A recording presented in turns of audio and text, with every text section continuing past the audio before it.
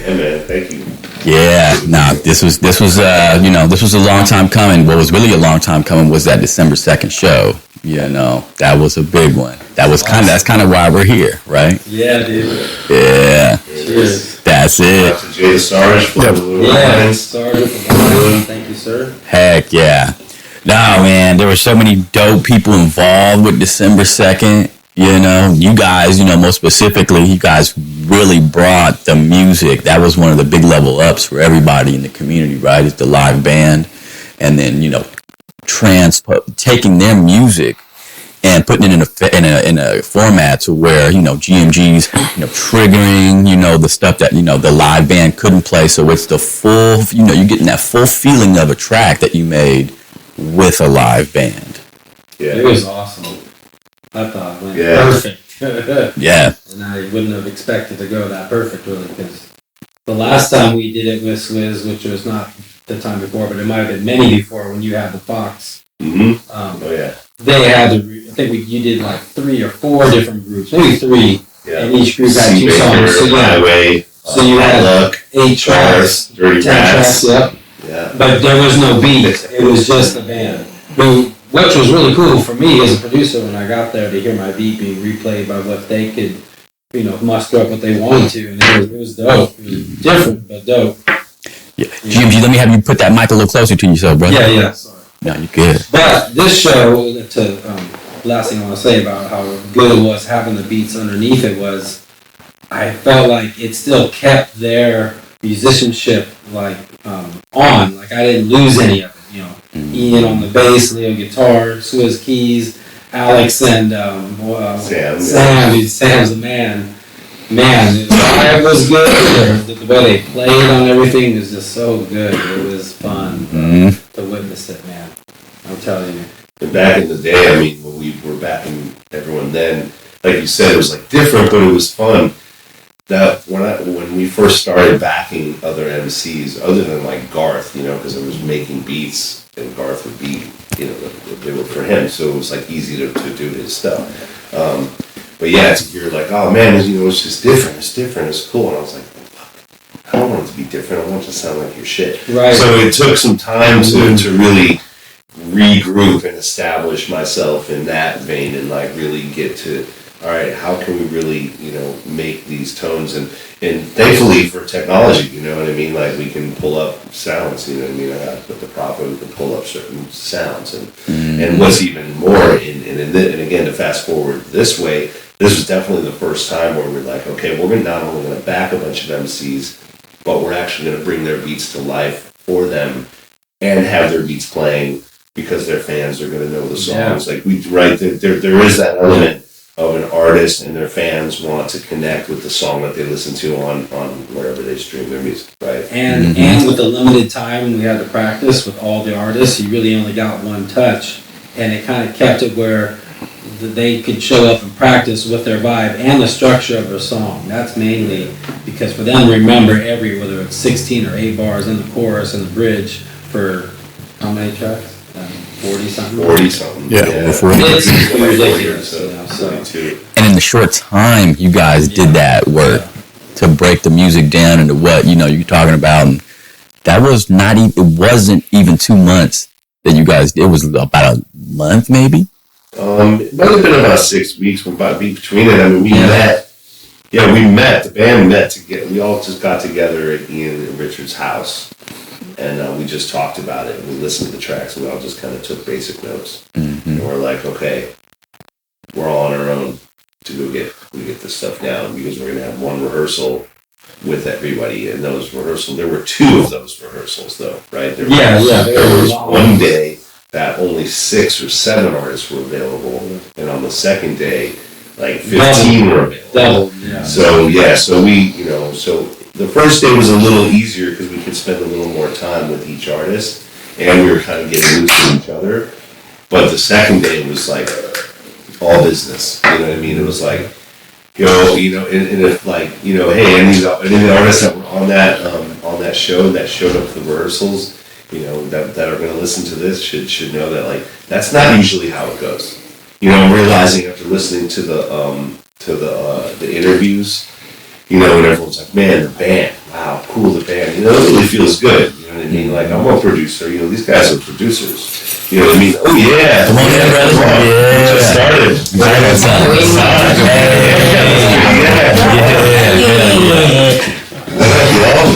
What's up, man? How you doing? Hey, you okay? Sorry, y'all. Sorry for that. Hey, good to see you. So yeah, catch me up. Oh yeah, so as producers, I guess I lost my train of thought a little bit. But really just to bring it back around that, like, having the band play with everyone and hearing everyone be like, oh, that was dope, and then us actually being able to pull off the tracks. It was just like, as a producer, it's fun to see that happen. And it was the first time that we, as a band, put the tracks together and still learn the parts. Where for example, Nap One, and I worked with him for a long time. There's a lot of keyboarding and stuff. So when I was like, well, I got that part down, and I love that he was like, hey man, fuck the part, man. Let's bring this shit up. And it really just reminded me. And he was like, right, what's the point? So I feel you. I just, you all got to tell us what you want us to play. So until further notice, we're going to do the shit the best we can. Until half the artists are like, oh yeah, but that thing you were doing was really dope. So it allows us to become the orchestra. So not only do you have a full track, but then you have these extra musicians on top of it that can really bring it to life in a different way, but still sound like the track. And that's the evolution. When you guys came in, GMG was saying how back in the day we did this with like 7 or 8 groups, and he was like, yeah man, it was really different, it was really different, but it was fun. And I'm like, nah, we weren't going for different, we were trying to learn your tracks, but back in the day we didn't have the tones, it wasn't as easy to just bring those tones. These days we could do almost anything. So that's what you guys came on, is like how back in the day it was like the mission became, oh man, no, that's not going to be different but fun. Like, I want people to be like, yo man, Swiz and this group. That's last night. So I spent many years working on that game. That was the key, is having the structure there. That way when you got together, you just run the song. Instead of having to, hey guys, it's like the chorus is going to be up this many bars. And everybody go through 2 songs of that. It'd just be Hey, let me have y'all slide in on the audio side if y'all are willing to have those 2 wireless mics right there. If y'all turn them on, and then I'm gonna that's it. And we're gonna do this too though. We're gonna have a little change up on the video too, so that way we got this like this. Yeah. Hey, It's cool. you perfect for this pod, brother. I smoked as much as I could before we started. Yeah, man, because gotta have like blazing high conversations, you know what I mean? That's it. When we're all here, we were, our generations, like, this is necessary. Always one, huh? There we go. Hey, I really appreciate y'all coming through though, for real. Because both of y'all performed at this December 2nd show. Yeah.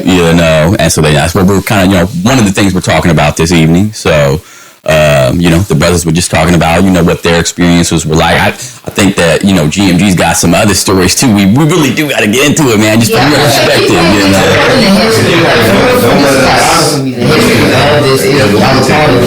So keep going. I was just saying, is like, I was on the stage most times, so I kind of caught the show in my vibe. But I saw all of you having a good time, running around, I was in the background. I want to hear from you guys what went down. But I know the performances wise were so fucking perfect, bro.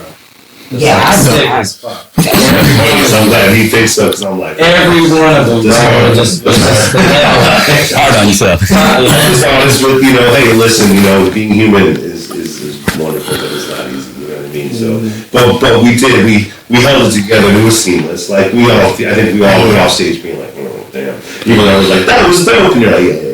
I missed that one line or something, I came on stage happy as fuck. Like a kid candy store. I love every part of it, you know what I mean? And I love because it was like, essentially it was extra raw for us because, we got to do the sound check, but we got to meet together finally right before the show. And so it was amazing. I don't know. I enjoyed it. You know what I'm saying? Like, and not just me, but every performance. And I liked how, like, the beginning, like how it started. It was more like you said, you telling a story through it, and I felt that vibe. How it started off like this, like a roller coaster. You know what I mean? Going up, and then the second round of it, that shit went ham. Like it just. It did. Yeah, I thought it had all the elements, baby. So I had a ball. Yeah, I think that the show was extremely fantastic. You know, like of course during the rehearsals, you know, what I mean, I had my struggles. You know, what I mean, because again, performing with a live band and hearing the things and having to match up and stuff, I don't have much experience with. But I will say the whole show to me was the biggest fucking tease that, you know what I mean? Because now I want a live band here all the time. Yeah, it changes I can't do a regular show now. So thank you for saying, you know what I mean? Give me that, you know, it's like a big ass titty in my face. You just put that back in your bra. So thank you for that. I want to say this. I want to say this real quick. I was front and center watching most all of the acts perform, and there was a certain point where one of the old school homies came in the building, so I had to go up and holler at him for a minute. And when this man came on stage, it stopped me from talking. And I was like, God damn, this dude is killing it right now. And I had to just, you know what I mean? Like I told you at the show that night when I seen you, I was like, bro, it was nice. You know what I'm saying? But I just want to reiterate it tonight. Like it stopped me in my tracks. It was nice.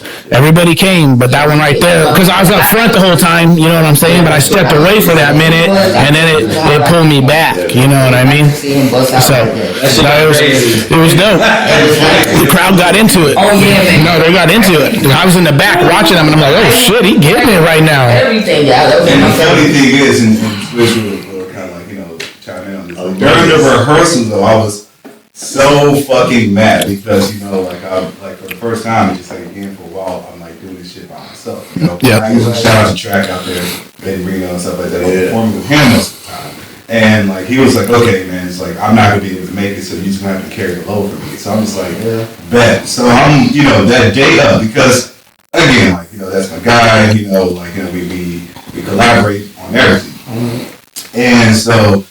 During the rehearsals, I'm fucking up. I'm like, you know what I mean? Like, I'm driving myself crazy, but just like when I did that first track, where I did the Copacabana, and I just like smooth that one right there, I'm like, in my mind, I'm like, oh fuck, I'm about to destroy my So when I hopped on stage and I heard that shit, I'm like, oh, goosebumps. I'm like, yeah. I cracked my neck. I'm like, yeah, I'm about to fuck this up. But then I'm like, I'm not too big to admit when I'm wrong. And then Wrong as fuck. Let me tell you something. when I was there in that first set, I'm like, okay, all right, cool, he got it. I low key no hate and wish you would have listened to him because it's very rare. I already be nervous on my own, but I was right after this motherfucker. Right? Motherfucker. You know what I mean? Like I say that for real. I humbly say this. It's very rare on the second set. Oh shit. It's very rare when I'm like, you know what I mean, worried about like the person before, like yeah. But I seen the way he did this shit, and I was like, this motherfucker, bitch. But what did it make you do? What did it make you do? You know what I mean? You kept the energy. You had to keep the energy. Excuse me. Like honestly, when you go harder, it was keep the energy flowing because he set such a vibe with it, literally a vibe with it. All I can do is keep it going. And to the audience out there, please listen to Vibe. It's on Spotify, Apple Music, everywhere. Root Music Entertainment. You know what's funny about that is if I was to take both songs, and I've only been acquainted with your music for a short amount of time now, but I would say Vibe was my favorite. But let me tell you something. The Copacabana one, right? I'm talking weeks after that shit. I'd be in my car going and the horn and the fucking way you slide and that shit. It was coming in my head somehow. So even though I would put the other ones my more favorite, that one was grabbing. It was just grabbing you whether you wanted it or not. It's gonna get you. Hey man, I put the bottom of my heart, man. Like, no, we have to do that shit again. Yes, yeah, for real. Yeah, I mean, I feel the same. The holiday one has got to be a year, an annual annual show, right? We know that, and I definitely, I mean, what's come of it so far is that a whole bunch of heads are starting to work together. I got to watch, like, especially early on, because most of the night I was on the stage and all that, but early on, you know, it was just like, I was just watching, like, man, I never even really met that dude before. Oh, man, shit, man, I've been really waiting. I've been listening to this dude's like, I saw that happening. And from my perspective, you know, from the elder of the group, you know what I mean? I'm just sitting there like, yeah, man, this is what this is all about. For me, you know, selfishly, it's like, they're like, the thing about our history and the thing that I've always done with a group of other people, of course, but like was putting on jam nights, you know, the get down. That would happen at the jam all the time. That thing goes all the way back. Pete Ciotti, long before he owned the jam, he was a drummer. We did PC trios at the Muddy Waters Coffee Company, which was where Surge's spot is now. You know what I mean? And that was Muddy Waters, and you could do live shows there. I had the Hip Hop Lounge, and we were a hip hop group that had no MCs. And the MCs were always like, yo, man, when you see the mic, like, I don't really have a mic. Like, we got horn players. It's like, well, I'm not telling them to give you their mic because they're trying to blow their horns. Like, so what? I'm like, so this isn't hip hop because you're not on stage. And it was like, but I was in a hip hop group, and I do obviously, you know what I mean, super down. But I was like, nah, man, I'm building this band thing.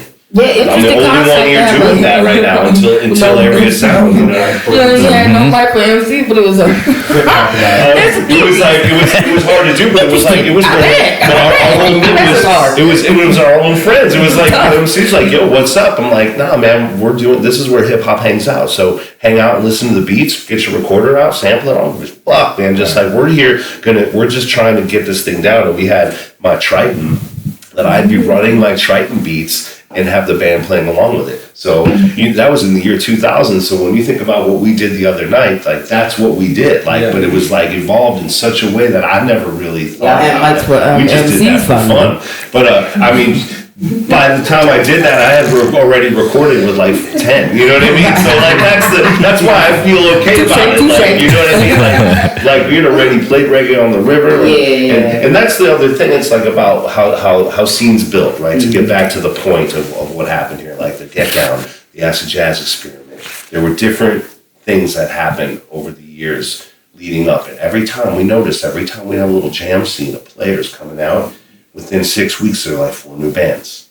And we were like, there weren't a lot of us. Like, again, we go way back to the book, you know what I mean? And think about like what Potluck, like Baby J had mixtapes in the mid-90s, and it was before I moved here. You know what I mean? So Underrated, Potluck, those guys were like, they were starting to become something. And, you know, so I was in this group, the Freestyle Kings, and we were just like, there wasn't really that many people out there doing anything. We were just recording as much as possible. We started crossing paths. We were like, oh, by 2003, 4, you know, and these guys before that actually, Case and that crew with the Freestyle King days through Oli. And it was like, there was a whole beginning that I jumped into that was just kind of starting. And it was like, whoa, after we started doing these jam nights, it started to evolve. And every time we did it, within 6 weeks to 2 months later, there were a bunch of groups started. Right. Fast forward to the holiday show, it was like, after the third or fourth person was like, yo, man, I've been waiting to meet that dude. Oh, then, you know, maybe we'll do a track. So that's happening too. And there's a lot more of happening. And I think people have been like, oh,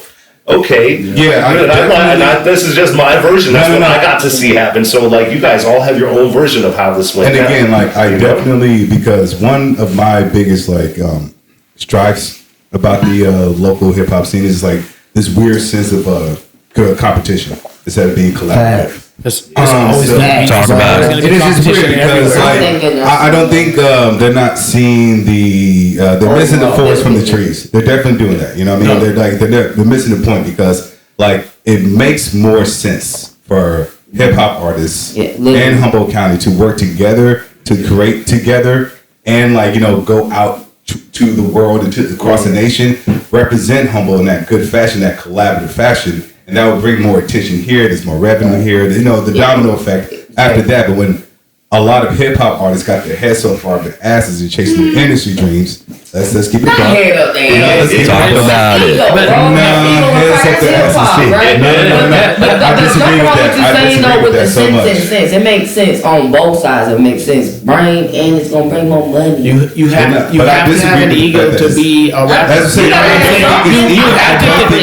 But you have to believe you the best. You know what I'm saying? To be a rapper, you for real. You stand there. You're gonna judge everybody that you work with. Healthy camaraderie. That's like healthy competition. Like I want in basketball. I want to be the best point guard and shooting guard, right? I get what you guys are saying, but like you guys are misconstruing what I'm saying too. When I say head up asses, head is up asses. Alright, okay.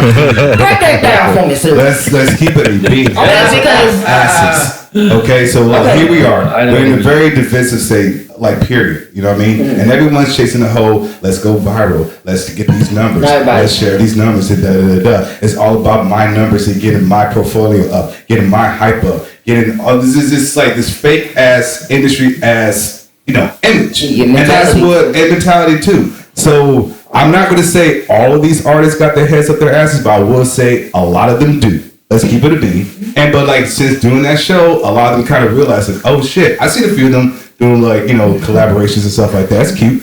So just like let's keep it going. But it's important. So let's keep it going. Let's keep it going. But it's like I feel like I'm on my Cat Williams shit right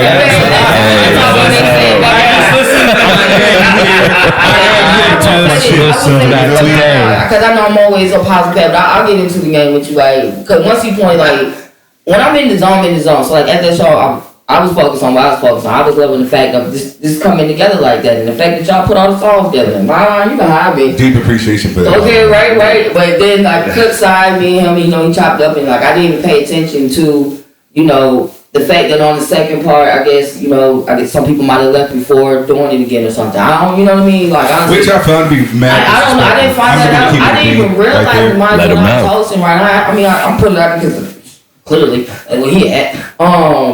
Like, I didn't even realize it because I was just in the moment of it. But then, like, on the flip side of things, y'all did take the time to put all that work in. It was a flow, and like you really sat there and said how. You curated this shit. That's not easy. My God, you spent hours on and that. And so once he said that, it was like, I mean, the real is the real, is the truth is the truth, and it's little shit like that. And that, ladies and gentlemen, is not ego. That is heads up asses. Well, here's I'm always gonna be solution based, so I'm glad we're. That's how here's the way I see it. We got two patties here. Nah. First of all, right. But I'm a positive pimping, and he's always. Now this isn't really positive or negative. This is more like for real. Because we all have feelings that are valid. We all have views that are valid based on our experiences and how we were raised and everything we believe in and what we see. And we all have our own version of that as individuals. So when this happens, it's like what really stuck out to me was that Humboldt, less competition. Now the competition is good, it's healthy. You got rap groups, you got MCs, you got artists, you got DJs. Everyone's doing their shit. Absolutely, everyone deserves to have their pillar. But each pillar is part of a foundation in an area that nobody fucking knows. There's only a couple of groups that have ever come out of Humboldt. And one of them is broken up, each doing their own thing, right? But they're out there, they're working, you know what I mean? And there aren't that many groups out there, and I've been doing Humboldt hip hop for like 20-something years, and none of the groups I've worked with have really blown the fuck up. So, in my opinion, it's like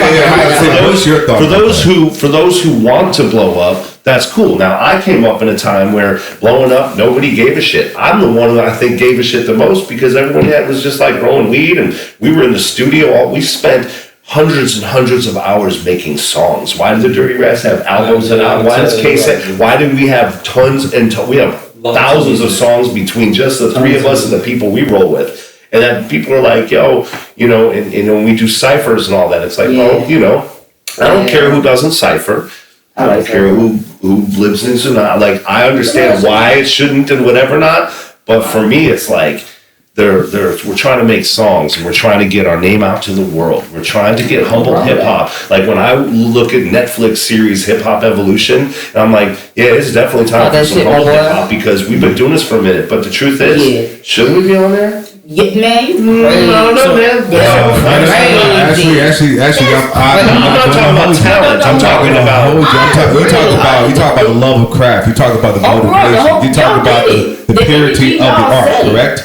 Is that what you're talking about? I'm talking about definitely. I mean, to make It's a hip-hop scene, making a song is definitely. definitely about the art. Like It's not a song, I'm the hearing that fan tonight. has to be the. You know, Rick Rubin will say, you'll hear it over and over again. The fan, and this is no disrespect to people who love music. I love being a fan. Right. The fans are the most important thing about a career, really, because they're the ones buying your shit.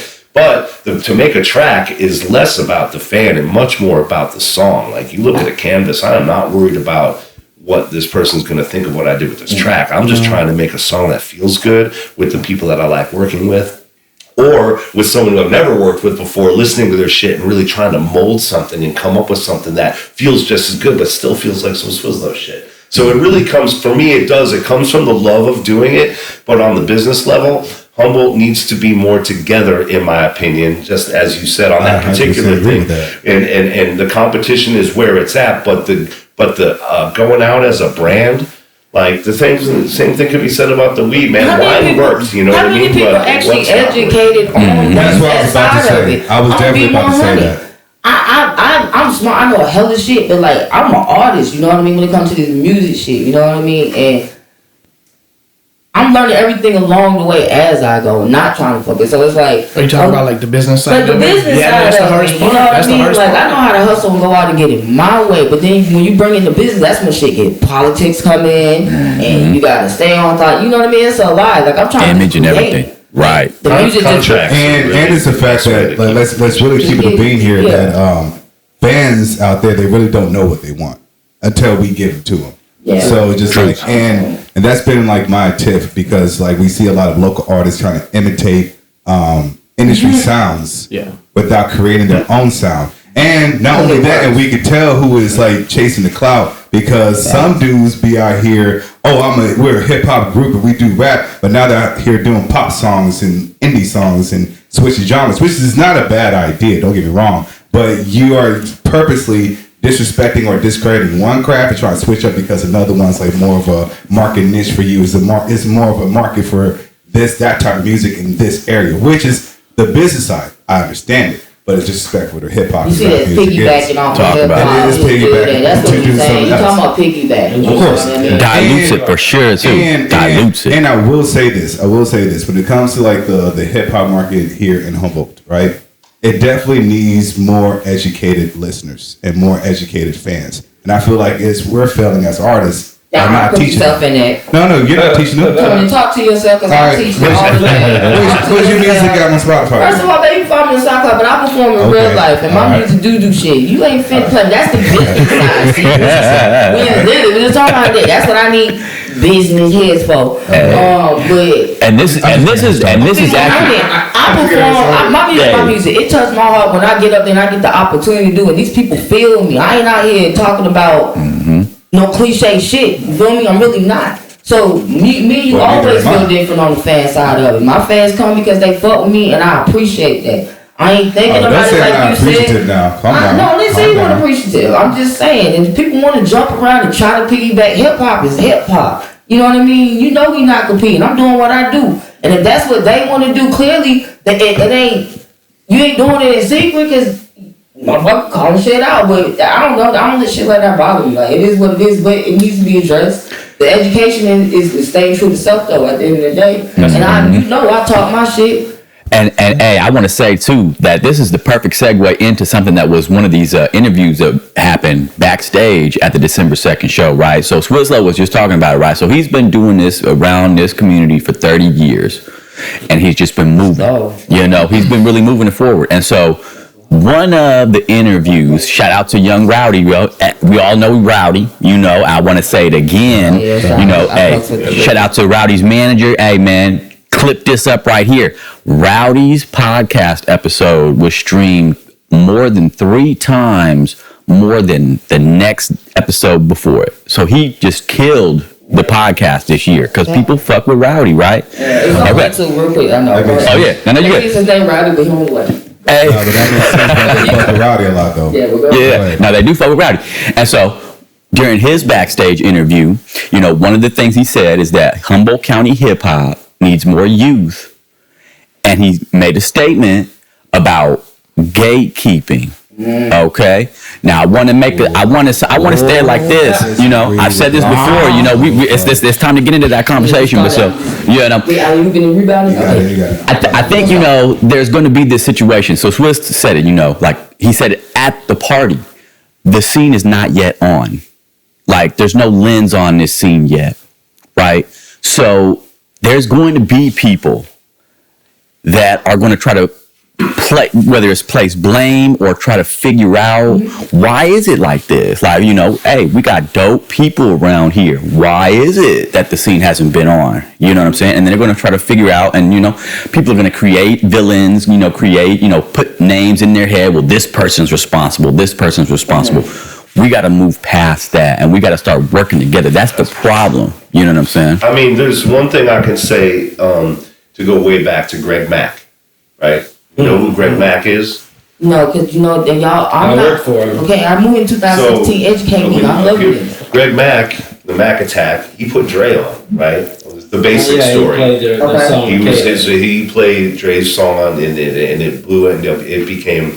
Now, when you say Dre, because I am from the East Coast. Greg Mack. K-Day was a station in LA back in late 90s, 80s, 90s, but he was the one that first played like Eazy-E's single when it came out. Here's Wasn't Afraid, right? So when you say Dre, talking about Mac. But my point is, Dre was from the there's a lot of Dre's and Mac. There's Mac Malls. There's a lot of Macs. I don't know. Dre's. No, I totally understand. You're very young. You understand. You're very young. And this was back in the day. Yeah. So, all right, so check it. My point is that Greg Mack started a radio station in Humboldt.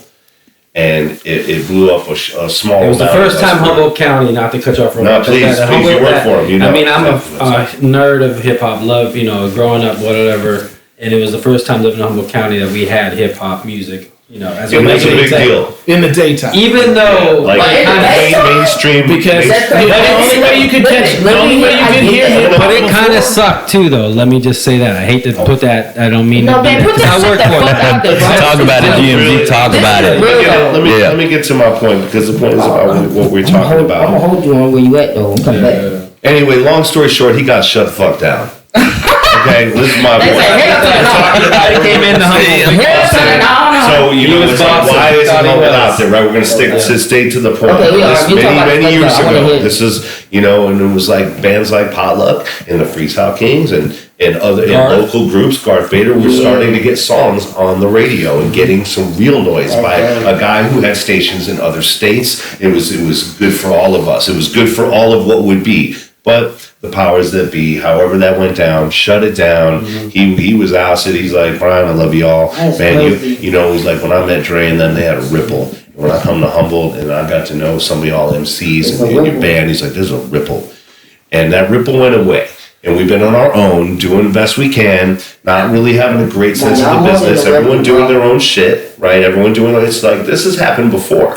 You know what I mean? So, go ahead. I just wanted to bring some history back about. I was about to spaz out real quick. That's okay. I'm glad they gave me context. Because I found that to be a crock of shit, to be honest with you. That's my antagonist. I don't like, because who's keeping the gate? Like, let's like who are these gatekeepers? What's the gate that they're keeping? First of all, is there a gate here? I have and he's talking about there's not enough youth in the scene. That's further from the truth. Because there's a lot of young MCs out there who are not putting in the work.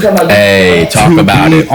Talk about it. I'm not going to name names, but there's opportunities and they're not coming out. They're not networking. They're not supported. They're not paying their dues. They're not paying respects. Mm-hmm. So, is there gatekeepers, or then they're not just being motivated and they're not playing the game on? I wonder who they're talking about. I wonder who he's talking about too, because I'm protective. I'm hip hop, right? I'm not protective in a way of like, oh, this is our shit. I'm proud of our shit, but for I'm just interested in getting more generations of hip hop getting out there and putting more tracks out. Now I got a question. When he said gatekeeping, maybe he was saying how it's not more shows or platforms for our scene. You know what I mean? Like, think about it. Could be. The only time we do have our scene is when certain people throw certain shows or we get on. But he has been on quite a few flyers. Exactly. So and that's what I'm saying. quite a few flyers. I mean, we didn't put old boy on like in our show like last year and stuff like that. So just like.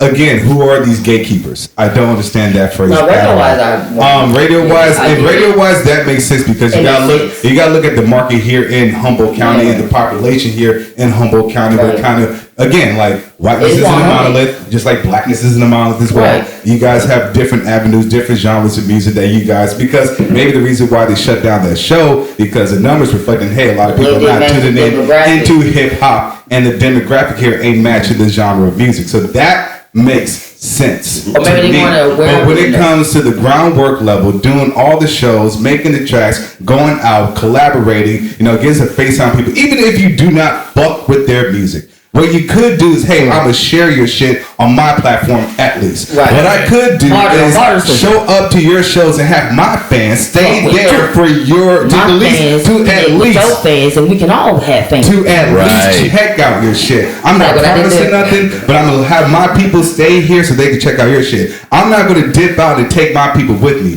Yeah. So, again, who the fuck are these gatekeepers? I don't know. So, much due respect, but I highly disagree with that take. Hey, talk about it. Hey, real quick too. Hype, the homie Hype got bars. He said it on his podcast too. There's nobody stopping anybody out here from doing anything. Right. So I do think that certain shows occur in like the opening act sometimes don't. It's like some shows I see that where it should be certain opening acts format they don't have. It's like who's ever the most popular, I guess, at the time gets that slot. But instead of it making sense for the artists they're opening for, for the vibe of it, like. Well, I've always had this thing about bands opening up. You have local promoters and they put on their homies. It's not always the best choice. For me, I owned a venue. I've done every position in a bar. This is not going to be me wearing a badge. I've done all of this shit. I've set up stages. I've been a stage manager. I've been a booking agency. I've counted the money. I've opened. I've done security. I've worked in the kitchen. I know what the fuck I'm talking about. Now, have I made millions of dollars for people? Where you from again? But I'm from Chicago. But it's like, I've always had the gripe with and I'm friends with promoters and the promoters I work with really work hard on trying to get people who fill the motherfucking room. If you want a venue to exist, then the venue needs to be packed early. And how are you going to pack a show early? You're going to have to put people on that actually bring 50 people to the room at 9:00. Like, when Object Heavy has to go on at 9:30, we are not going like, oh man, this is whack, we're on in front of no one. We don't. We go out there and play like it's midnight and not give a fuck. Yeah, and that's why people show up to our shows. And back in the day when we were doing hip hop, it was all this, we just went out, fucking get the fuck out of our way, right? We've all been like that, dirty rats, and we just go out and just scream it because it was less about who was in the room. So it's really important to take a gig when your support, you know what I mean? And whoever's not getting those support gigs. Yeah, because I was about to touch on that. Because there's a lot of people like out here. My burn fan. Go ahead. I know you got like a lot of fans of people that come right here and fuck with you. But to your point when you say like, I'm gonna start a show at like, when I'm on at 9:30, someone got to open up for me. The support for local hip hop here when it comes to the community is not favorable. Can we agree on that? For about 10 years. So I've been out here for like 12 years. I've been rapping my fucking I've been rapping my fucking ass off since 2017, right? I'm like, I'm doing a show. I got maybe 100 people in my face that, I fuck with your music when we come to your show. I do a show, 10, 15 shows up. It's so that's yeah, is that the scene or is that me? Let's ask a real question. It's both. You know what I'm saying? Yeah, break it out to me. No, it's because it's a lot of FOMO, a lot of fear of missing out. So motherfuckers don't want to come out because they think something better going to jump off. So they don't go out. But it's Humboldt County. We all know what the scene is out here. There's nothing. everything be I'm the not same. saying You just it's all the same bullshit. You can literally hit every fucking spot in And one night. In one night. You know what I'm saying? So it's number 3 or 4. Everybody's always gonna say, yeah, I'm coming out because they don't want to look like a fucking asshole and say I'm not gonna come. You know what I'm saying? And just be real with you, like, yo, I got my kids, or I gotta work in the morning, or But, like, I'm just not feeling like dealing with people. But as you can tell, that my story is a lot of artists out here, maybe not swag because everyone loves swag. And That's like no chemistry, bitch. Don't be mad at it. So exclude yourself out of this, but a lot of artists out here struggle with bringing people in. Even though we have people telling us to our faces, yeah, we fuck with you, we love your music, we're gonna come out and support. You know what I mean? Lip service. I hear that. You know what I'm saying? Yeah. So just like. So and again, the artists get faulted for that. Like, don't fault me. I got 100 people in my face telling me that they fuck with It's me. not for black. No, I feel you. I feel you on that. I said the same thing. So just touch on that part, if you will. Like, that's it. Yep. I mean, at the end of the day, I mean, I guess this is a hard one for me because I don't have the same experience. Yeah, I know. You know what I mean? Me too. I ain't gonna lie. Me I too. feel real special, I know, like, me too, and that's but, not because I'll never say that. It's like but it's you let's be real here. You do like in a month. How many times you hit the stage in a month? And your brand, 1 month. How many times? and your brand is on recognized average? outside of Humboldt too. Yeah. You gotta understand that too. Yeah. Your brand is back in the recognized day. outside Back of in the day, we got lucky because there weren't. I mean, shit. There was. it wasn't as saturated. There wasn't. It was. It was. And I can admit that. That's the only reason my crew was able to do what we did is because because we were from Eureka. There wasn't a lot of hip hop in Humboldt at that time. People were literally like blown away that you were even able to do it, but we could still get 100 people to come out to the show. You know what I mean? Because there was like the homies. Now I was younger, so of course I had 5, 6, 7 people in my group. You know what I'm saying? He got 5 friends. He got 5 friends. He got 5 friends. They got 5 friends. They got 5 friends. They got 5 friends. Ain't shit else going on. Like you said earlier, it's a fucking party when we throw it. You know what I'm saying? Because we just getting down.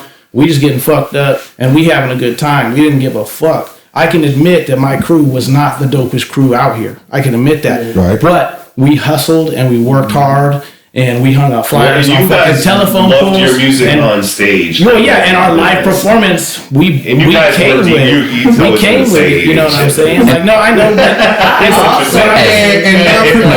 like, we're talking live performances. If we're talking me here, like, let's keep it a beat. You ain't gonna pull out for a motherfucker that's. Now, I'm not even the best motherfucker out here though. Like, I've seen a lot of dudes out here who are dope as fuck. I've been to almost every single show this year for the local artists. Like a lot of the big shows, I don't really go to because I don't feel I need to go pay to see Riff Raff. Riff Raff going to bring people. You know what I'm saying? So, and I know what it is. It's entertaining. You know, it's entertainment. You know what I'm saying? I'm gonna go to the Talib Kweli show because I fuck with it. That's real shit. You know what I'm saying? I fuck with it. I fuck with trash. I fuck with some trash sometimes. I fuck with the good shit. I fuck with it all. You know what I mean? If I vibe to it, I vibe to it. So let me say this. Hold on, let me finish. Okay, so there's only been one other person that I've seen at the shows regularly, and that's David. You know what I'm saying? Yeah. So I see David come out at the show. Yeah. David see me and contest and say that I have been out at the shows.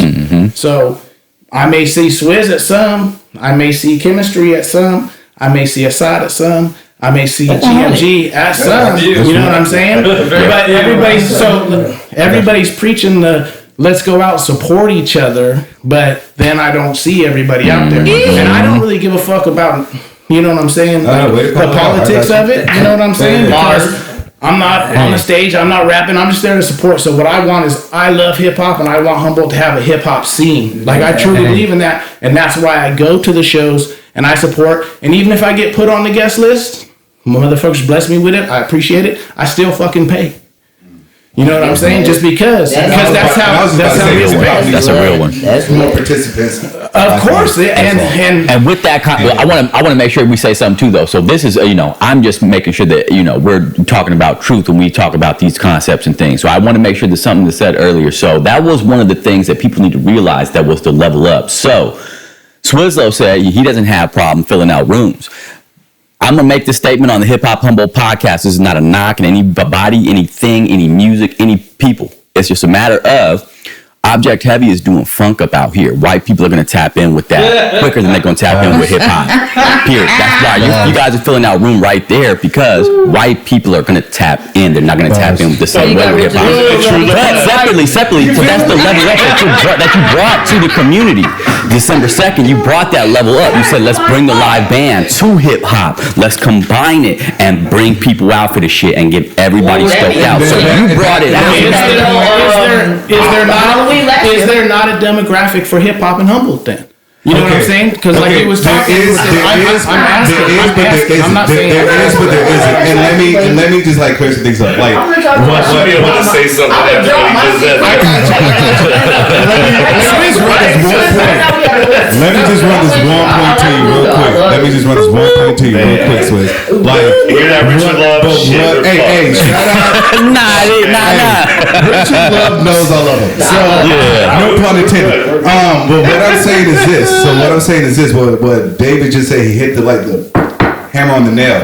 If you could combine the act. So what you just did, I was like, yo, you could do a lot more shows. Like, if you're doing the shows that brings in the funk crowd or just like that, to kind of diversify, kind of open their minds up just a little bit.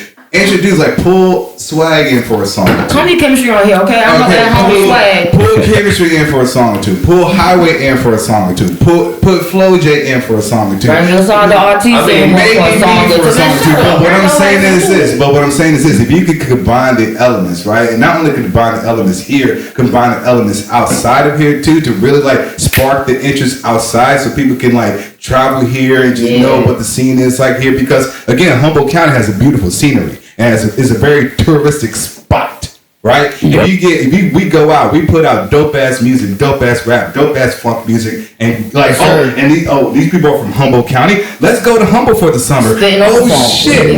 Oh my God! So they're doing a show out there. We're in town. We're fans of Object Heavy. We're fans. They brought those rappers out. We're just gonna go out and check them out and support. That's it. That's if I could say, so I guess I should just stand up for my history. There were a good 2-3 years that nobody came to see Object Heavy. I'm just going to put this out there. Every band has a beginning, and it is up to an artist to blow yourself up. That's why the fans are everything, but they're nothing if you ain't getting them. So you know what I mean? So it starts there. It starts with us, and I'm not saying we ain't talented. That's definitely not what the conversation is. There is branding. There is stuff that comes with it. It isn't money. Like money. Ain't nobody getting that conversation. Ain't no one's pocket watching. No, what I'm saying though is like, so on that is like, the reason Object Heavy pops is because I've made myself relevant somehow in a college town for 20 something years. I don't go to the college parties. I mean, college kids are like would be my kids' age. You know what I mean? That's not where I'm hanging out, but somehow we stay relevant. On the level of bringing MCs out, there is almost zero shows that Object Heavy or any band I've ever been in the last 25 years has not had an MC on. We'll make that happen. Part of this was to try to, it was in response and in like, there's a scene brewing here. Was that an audition? And then, I spoke that shit. I should definitely be on the action.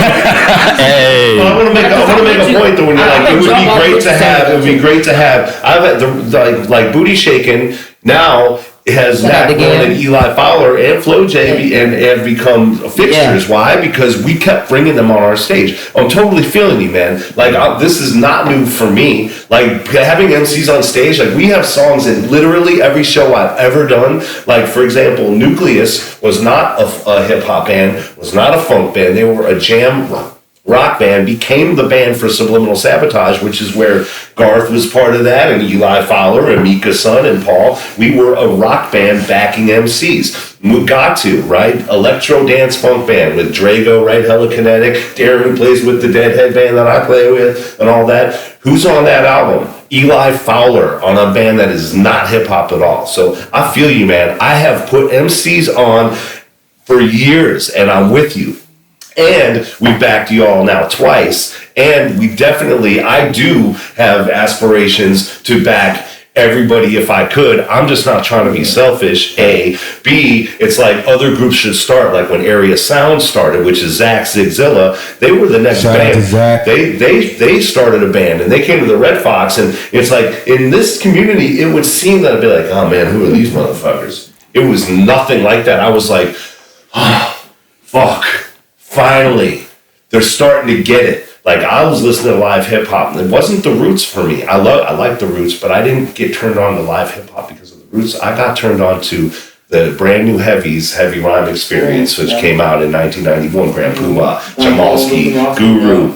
You know what I mean? Far Side, Soulflower came from that. That was a live band from England backing MCs, and I was like 19 years old, and I got a hold of this CD, and the cover is this band and a whole bunch of MCs in a room. When I was 19, I was born in 1970 to put it all together. I was like the kid with a cardboard, you know, like hanging out with my friends, making little mixtapes off of cassettes so they could breakdance, because I wasn't that good at it. I mean, I could do some shit, but I can't. Anyway, so producing. So as far as like putting on MCs, like it is like a core of my existence in Humboldt County to do that, and so this. And I genuinely feel like when at the point, you know, you've talked about again and again, when Object Heavy gets to a certain level at what you guys want to do, like you're not leaving the rest of the community behind, and you said that multiple times. You're not just going like hey fuck y'all, I'm out and I'm going big and we going. Like, no, that's not what you're doing. You've been supporting the community year after year after year.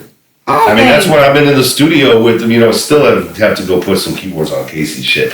But I've been, you know, currently I've got 6 to 8 beats with it, Flo J's house. I got like 10 beats over at Nat One's. I got like 6 or 7 over at Lance's. I got a handful in his thing. I got Jay the Sarge's. I got like 30, 40. Just One, I've got hundreds of beats with Just One. I mean, I'm telling you, I've got hundreds of beats with almost everyone I've worked with. You know, Casey and I are like one of the few that haven't really worked together, but your style is a bit different. So it's never. You know what I'm saying? It's whack.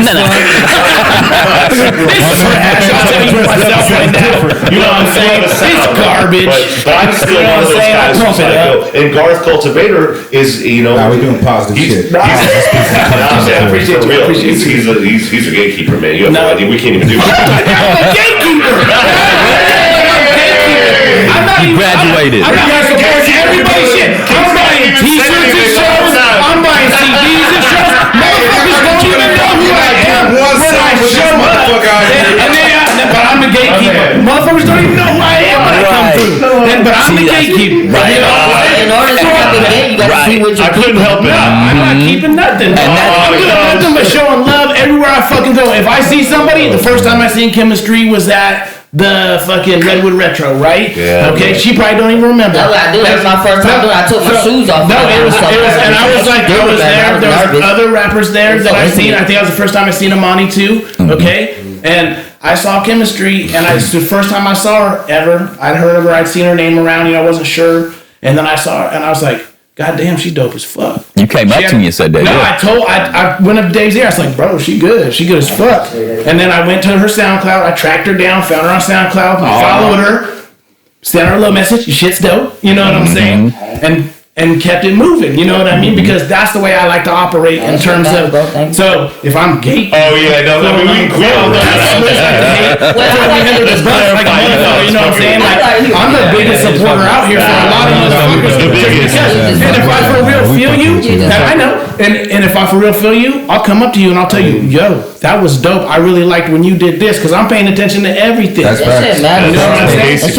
Because I'm a fan first in this shit. You know what I'm saying? Like, I for real was at the fucking show, sitting front and center, watching everybody, taking it all in, and it was dope. And I was happy to see everybody coming together and the scene good, and everybody was smiling, and everybody was having a good time. You know what I'm saying? And that's the vibe. That's the Humboldt vibe. Once again, shout out to everybody who stayed throughout the whole show. Can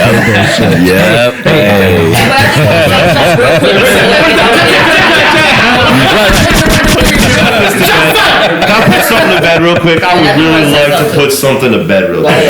I get all that. But at the end of the day, I'm not upset at how the show went. I'm not upset at who left. I'm not upset. I know why some people left. I didn't even know they fucking left. There's experiences that are happening, but there's also there's some real shit. It actually and it's worked out pretty good. It worked out good for us. By the time the end of that shit, everyone else's tracks, you were keeping it moving. He was like, walking on, and he was like, keep it going, keep it going. I do know that there was a real reason in that case. So I just do want to say that I understand there's history. And I don't even want to the people who do got real life shit. Respect, but there is a pattern on some of those guys. That's just yeah. See, because I got shit too. I could have left too. You know what I mean? But and I'm just in a place. I guess I'm not trying to be. I'm not a politician, and I'm not a yes man. But I am an elder, right? We've been doing this a long time, so I feel that it's important for me to. I have my opinions. I have my opinions and I have my experiences, and I've been fucked over by all kinds of people who are making money off of tracks that I made that I'll never see. I can go on for days and days and days and days, and at the end of the day, it's like, what you said earlier, it's like there's certain stuff that we can pay attention to, we can see what's happening, we can work where it feels good to work and keep it moving. Yeah. As cases, keep it moving. It's like that. All of these things that we're talking about are valid and absolutely. And at the end of the day, they're mirrors of self-reflection. They're things that we can learn about ourselves and each other along the way. Sure. And at the end of the day, all of those things are worthy of conversation. But it's also important everyone's got their path. And I mean, some of the MCs I've worked with, I'm like, man, we talk about the Freestyle the Freestyle King album comes out, and there's a Jewish star and a swastika, and it's like, I'm like, wait, what? It's like Together and all this stuff, and it's like, man, that's some shit. Like, you know how many albums? And this was not.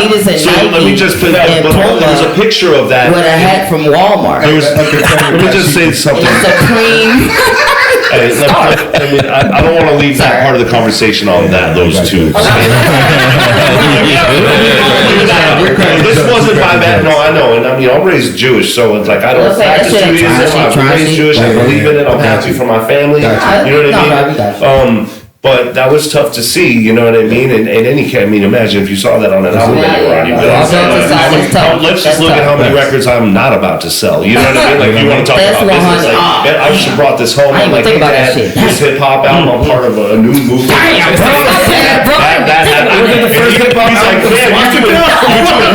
He opens it up and he sees that in the little corner. It wasn't real prominent, but it was these two guys. One was an MC in our group, and another guy was a guy who got held down in prison, and he didn't have a choice, whatever. But it's hard to see. It should have been on the record. It got there, and it really deterred our sales, and it kind of deterred the whole thing. It was like, it's like when people are like, how would you let that on there? I'm like, I don't know. I was fucking raised Jewish. You think I'm trying to have that type of shit? Like, I'm like, I was. But you didn't bankroll it. You didn't fucking. I had nothing to do with it. You didn't do the final CD and make sure. You know what I'm saying? It didn't ruin the band, and nobody looked at us like any which way. Yeah, absolutely. But what do you think it was gonna be like? So shocking that people was like, I gotta see what this is. Yeah, but the idea was like, the idea was that we were trying, I was in the band. I got you. There's a we. Don't speak French though. And that felt that it was a good look to try to heal and try to move forward. We bring people, right? Maybe you should show them the picture to get. No, bro.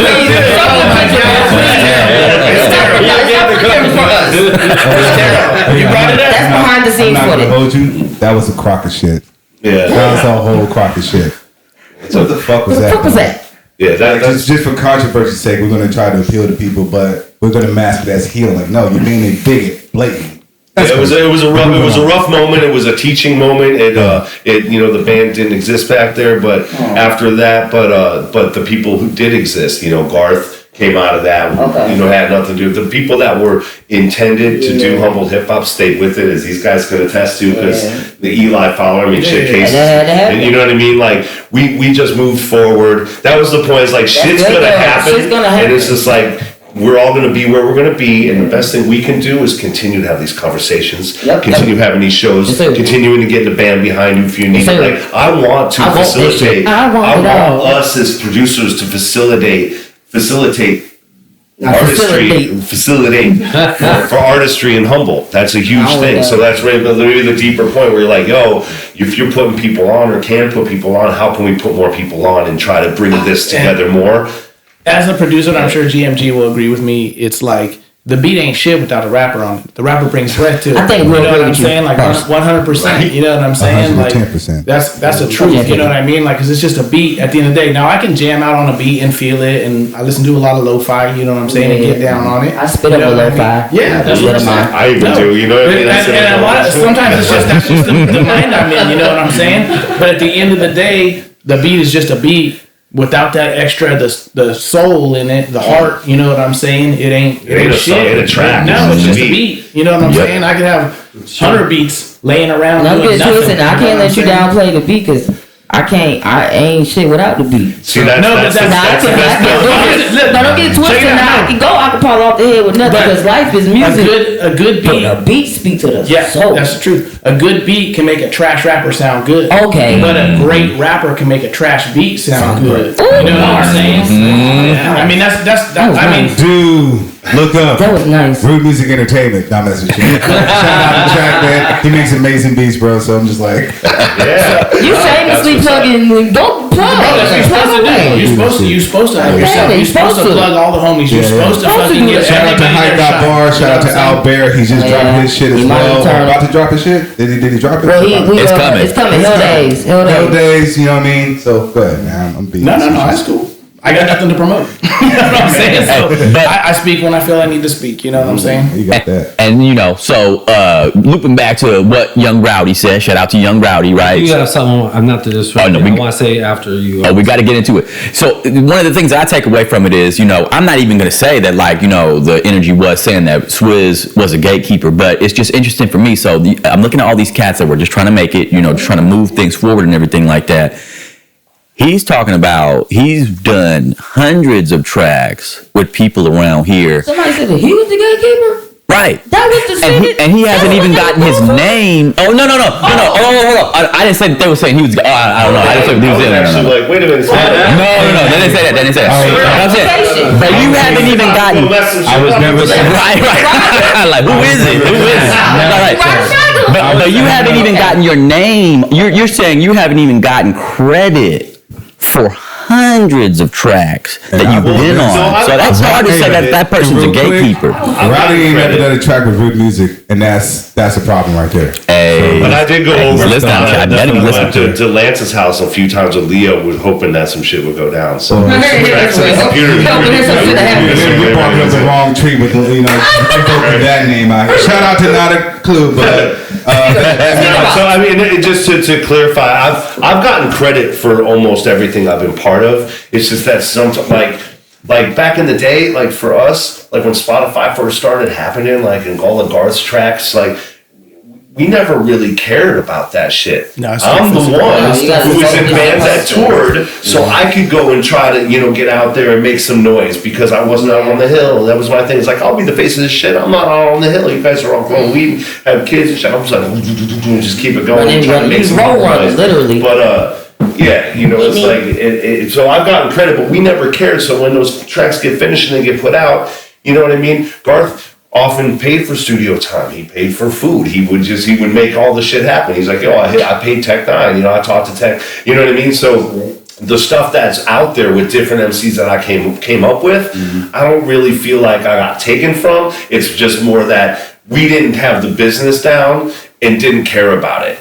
You know what I mean? Like Eli, like once Eli, right? Eli Fowler, he's like, you know, one day he was like, you know, I just got to look at all my albums. I'm going to dial it in. It was like, as we grow up, right, we start to get more into the business, right? It's like this kind of a thing we were touching on. It's like, one day we were all feeling the same way. You know, we're like, you know, and Eli was like, hey, and ever since then, a little bit of pennies have been showing up in my account. You know what I mean? Because all the ASCAP has been set up. It matters. Yep, it's all set up now with all these cats, and so we all get our little bits of royalties. You know, there are songs that Garth put on his record that I put on the Humboldt shit. Nice. And he makes his money off of those, but I make the money off of the ones that are played on mine. And I still somehow have 1,400 to 4,000 people listening to East Winslow every month, and I only have one record on there with Humboldt Hip Hop. That shit hard, clearly. So it's like it's on the. So anyway, Man, that beats my 13. so yeah, so I feel bad about myself, Swiz. It's all right. It's all right. you know how many I've It's a new year. I'm gonna keep it real.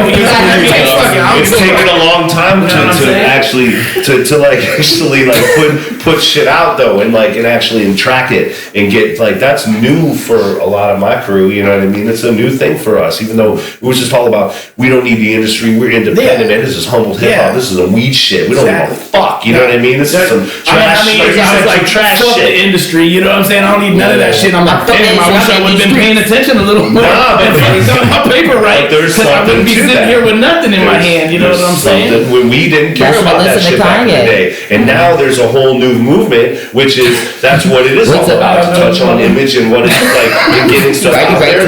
For now, with Object Heavy, just as the example of someone with a label who has music videos, we're doing metadata of the tracking of everything, and we look at our artist page and we see the streams and what cities are playing us, and that has helped me really get a really good understanding of what the future looks like. You know what I mean? And so anyway. Okay. Hey, leading the way. No, and then folks got to, follow in those footsteps. But again, there's also, there's moving it forward. And I feel like Object Heavy stays true to you got to stay true to your souls. You got to stay true to the music. That's Object Heavy, period. But there's that fine line where you got to make the right moves, but you also want to stay true to yourself, your music, and not go like Case was talking about that industry. Just this is what's popping, this is what's good. You can't do that. Building your own sound. I always just did whatever the fuck I felt. I didn't care if motherfuckers felt it, they felt it. If they didn't feel it, they didn't feel it. And to me, that is the truth of hip hop. And I said that when I talked to you on the podcast. Is it can be some goofy ass shit. If you being yourself, that's truth. That's hip hop to me. I might not fuck with it. I might not gravitate toward it. I'm not gonna throw it in and fucking oh shit, it's my shit. You know what I mean? But if you being true to you and you doing you, that's all that matters at the end of the day. Because I'd rather have 5 people that really feel me than 1,000 people that kind of feel me. And you know what I'm saying? JJ Fish. Hey, Ice JJ Fish, yeah. That's no. I know. He's staying true to him, though. No, but that's real. So when you performed, I could tell you was being true to yourself. You know what I'm saying? I've seen you perform 2-3 times now, including the show. That was the first time I'd ever experienced you. Was that show? I had heard of your name, but I hadn't been able to catch you live. I should be on more shows so people can feel me a lot more. Hey. Just saying. So let them know. I don't want to, you know what I'm saying? There was a show that you was on, but you didn't come out and perform. Oh, shot fired. This is shot fired. I mean, we're going to keep it 100, you know what I'm saying? That's the truth. Is that a truth? Hey, you ain't lying. No, you didn't lie. That's a fucking truth. I didn't miss I know what you're talking about. Shut the hell up. Which show? It was the one y'all had in Blue Lake. You talking about Blue Lake? Yeah. In Blue Lake. The Halloween show. The Halloween show, bro. Oh, hey. That was shot fired. It was shot fired.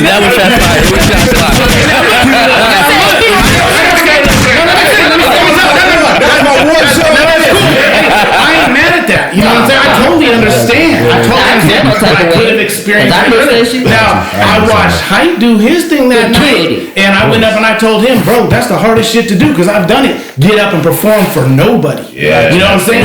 Just the sound man. It's way harder to do that than it is to get up and perform for 2,500 people plus. Because I've done both. You know what I'm saying? Got you. And it's way harder to stand up there and eat your pride and fucking rap for 3 people, but still bring the heart. And that's what I saw her do that night at the Retro. There was a handful of people in that motherfucker, but she brought it.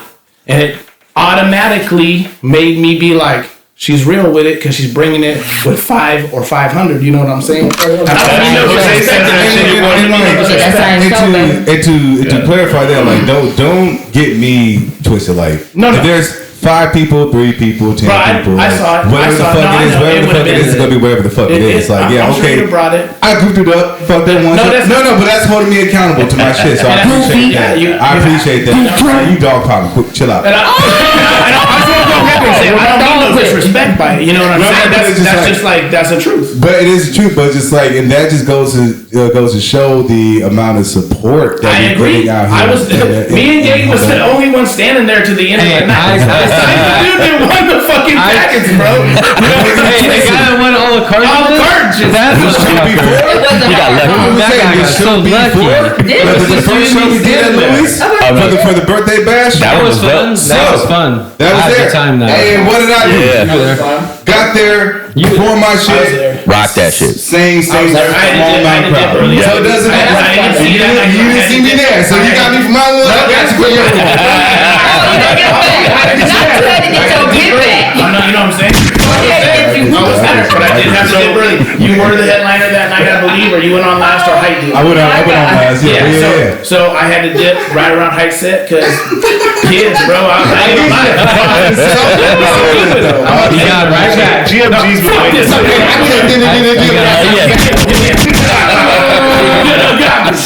That was funny. I want to hear what GMG has to say. He's been Before I holding on lose my to thought, something. because we talk about gatekeeping, I thought about this before I even came here because we talked about this a little bit, and we talk who it is, whatever. And my spin on it is, I can relate to Rowdy a little bit because, let's say, Dirty Rats back in the days when these guys were really hitting it with Freestyle Kings and Potluck and all that. We weren't, nobody. We were from Fortuna. Nobody was hearing our shit. We weren't really getting on shit. I was hearing it, GMG. And I remember feeling that way a little bit, like the gatekeeping. And I wasn't meaning like Swiz, No, it was different. but it was promoters then. Promoters had, there was, even who I have much love for that does the Humboldt Storms that created.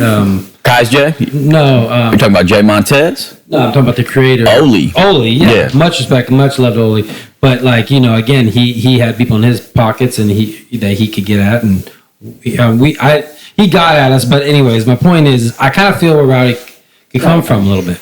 However, now I'm 10 years later, I know where it came from though.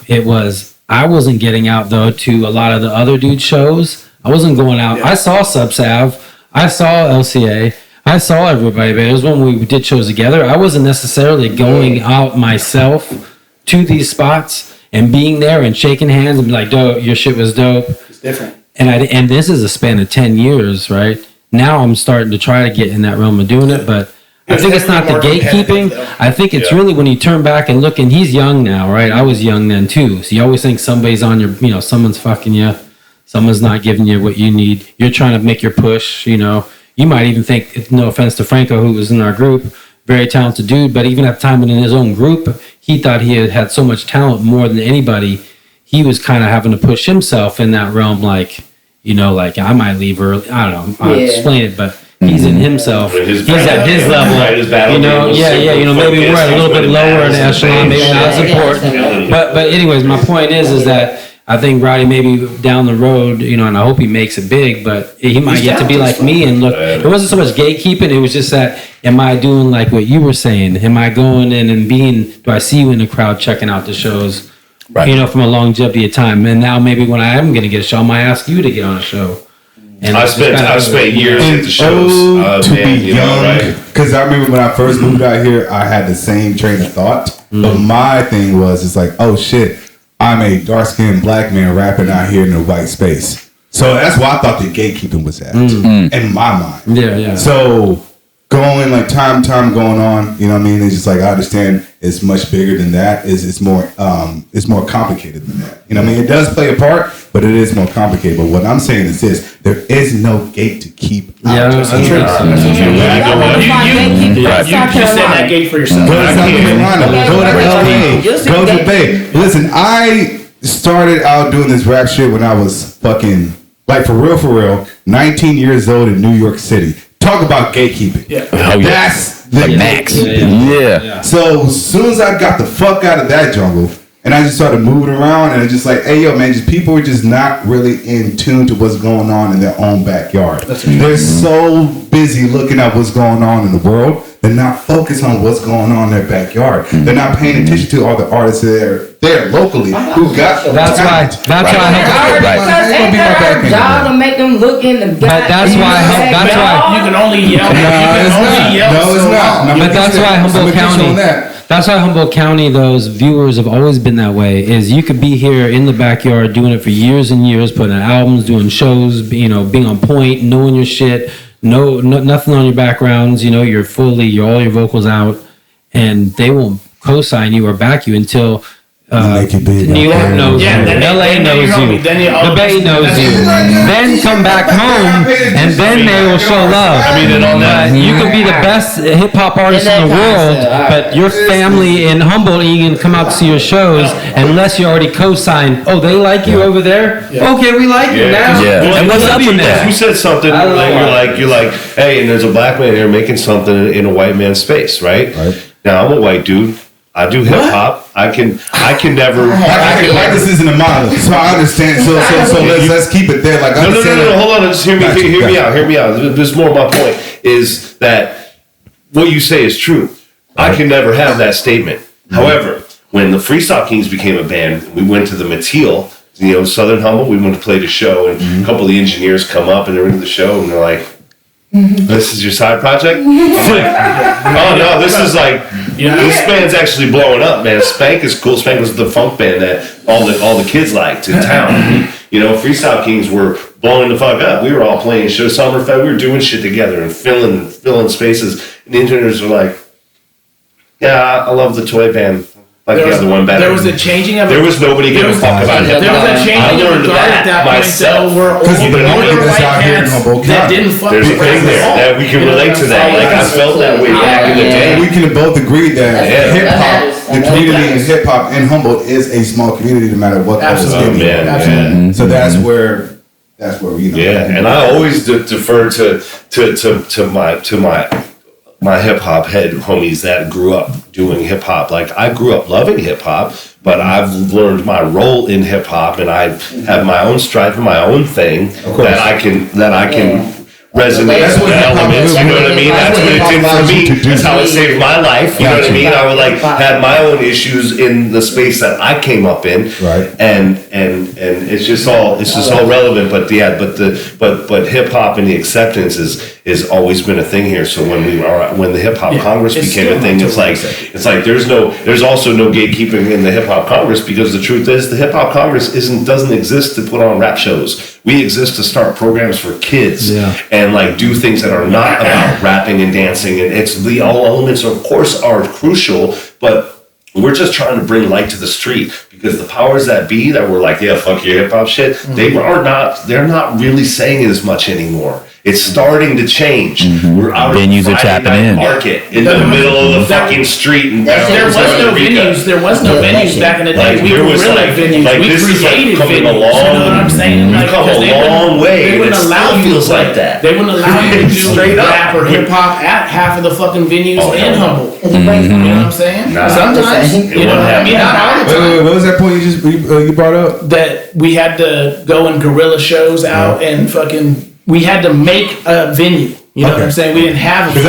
Because I was about to spaz out. No. Because a lot of especially when it comes to hip hop here in Humboldt and throwing shows out and shit, right? I talked to a lot of people who throw shows in different genres of music, couple of production companies, and they was like, oh shit, every time we do a hip hop show, it's violence. Yeah, you know what I mean? Sometimes They're trying to say that. I've been at the bar. I've been at the bar. There's violence. You know what I'm saying? I've been. No, I'm not saying it is hip hop. What I'm saying is people are going to do what the fuck they want to do regardless. To villainize a genre of music out here is irresponsible as fuck. Let's say that. It has a little hint of racism. Let's call it what it is. Because it's just you're being nice by calling it a hint too. I'm being super nice. I am being super nice, but I got you. I'm working on practicing grace. I'm trying to get a little more graceful in 2024. Grace has its place. But I don't know. Amazing. I might get that shit the fuck out the window. We'll see what happens. But what I'm saying is this, you know what I mean? It's just like if we, and like venue owners and like, you know, people who throw these events who do have who could draw a bigger crowd to hip hop should get out of that mentality that, oh, just because I'm throwing the show here, people are gonna act out and act a fool. That shit's gonna happen fucked up regardless. Yeah, but I ain't gonna hold you. More fucked up shit happen to shows that's not related to hip hop. Right. Every time there is a show that's related to hip hop, it be smooth as. I put on tons of hip hop shows over the years. There are never any fights ever. Period. Yep. Whoever's listening, we don't have that problem. That problem doesn't exist. If that problem ever existed, it was dudes who were trying to cause strife because maybe they were racist and decided to start some shit to fuck the show. Yep, It didn't I have saw the that. inside of it. It didn't have We the don't have that issue. So whoever's saying that, whatever they did to make that happen, or whatever they didn't do to protect their venue, that's on them. Right. They didn't do their I research. have that experience. I'm proud of that. The thing Are you is, kidding me? Nothing happened at that holiday show. nothing happened at that. So sometimes Yeah, in a small area yeah. like Humboldt is, okay? Humboldt's a very small area, right? Right. And so you can have people that are beefing, they just beefing wherever they at. You know what I'm saying? And now they That's all right. come into this one spot because it's popping or whatever. But I see who's on site. Yeah, I mean, you know, but that can happen anywhere. Exactly, it just happens to be at the hip hop show because of whatever reason, or like I said, or it's at the bar, or it's at the casino, or it's at fucking Winco. You And know then what I'm check the saying? stats. Check the stats. This shit has not happened in a lot of hip hop shows lately. Not Facts. Fuck what you talking about. Yep. We never had an issue at any of our shows when we did stuff. I mean, even back in the day, the Red Fox shows, like, we had all You might that. have a fist fight Right. out front. Nah, that you know was what I'm usually saying? two homies. Yeah, but that's usually what it is. Guys that already know each other, they already beat. So can all the people in this room can agree with that statement being a crock of shit? It's egregious. 100%. It's egregious. And I want to take it a step. SAT I want to word. take it a step further. And I'm not, hey, it is what it is. But Arcata is a college town. The Arcata Theater Lounge is, I think, probably the venue that's closest walking distance to the school. So there's going to be things that happen there. You know what I'm saying? Period. Arcata needs to handle that. They need to do what they need to do. But they can't continue like you said, they cannot continue racist tropes that say that hip hop shows are violent around here. No. Because I've been doing shows around here. Albert's been doing shows around here the last year. We have had no Crew did a problems. couple shows out here. Bam. Not a crew did some I shows perform out a here. lot. So perform. No Chemistree's out problem. here. Been, Yep. You know what I'm saying? There's a lot of hip hop artists. Highway been doing shows out here. 10-9 been doing shows out here. We even had young fucking Buck out here at Blue Lake and nobody popped off. So shut the fuck up about hip hop inciting violence for these venues and let us artists out here shine and do our shit and try to build our fucking fan base. You guys are putting a crush on us for no reason. So Carry on. are they, And we smell what it are is. they gatekeeping the venues? That is a gatekeeper to venues, but we talk about the scene. No. We talk about the That's scene, not right? great. It just. It is You know what I'm saying? I'm though. That is the issue. But that gatekeeper the venues, that has nothing to do with the artists. It has nothing to do I with agree. the participants, like dudes trying to spearhead the hip hop scene out here. That comes to these old ideological fucking owners and their bullshit. That is a form of gatekeeping, and that's who the young gentleman should directed that comment towards to. I feel that. Yep. That's how I gotta say. And I'm always taking it to the next level. That's how I do, right? But so with those venues that are out there, there's going to be the venues out there that actually, I'm not saying any names. There's going to be venues out there that actually don't tap in with hip hop, but they will have a hip hop show there because it's going to bring them bar money. Of course. That's where it's at. So it's That's all we give a capitalism. fuck about. That's all we operate under. It is America, dog. Yeah. Capitalism just rules the fucking world. Let's keep That's it how it buck, works. man. That's why this shit's Exactly. happening across seas where it is. Pure capitalism. So you know what I mean? Like that's a moot point. But that's again why you're not trying to make no money, and you're trying to shut down these events, Right. And try to disclose yourself to a whole market. You're about the bottom line, right? You're about your dollars, right? I'm a hip hop artist. I could bring more hip hop artists. We could bring heads in and make your business some money, right? What's up? Right.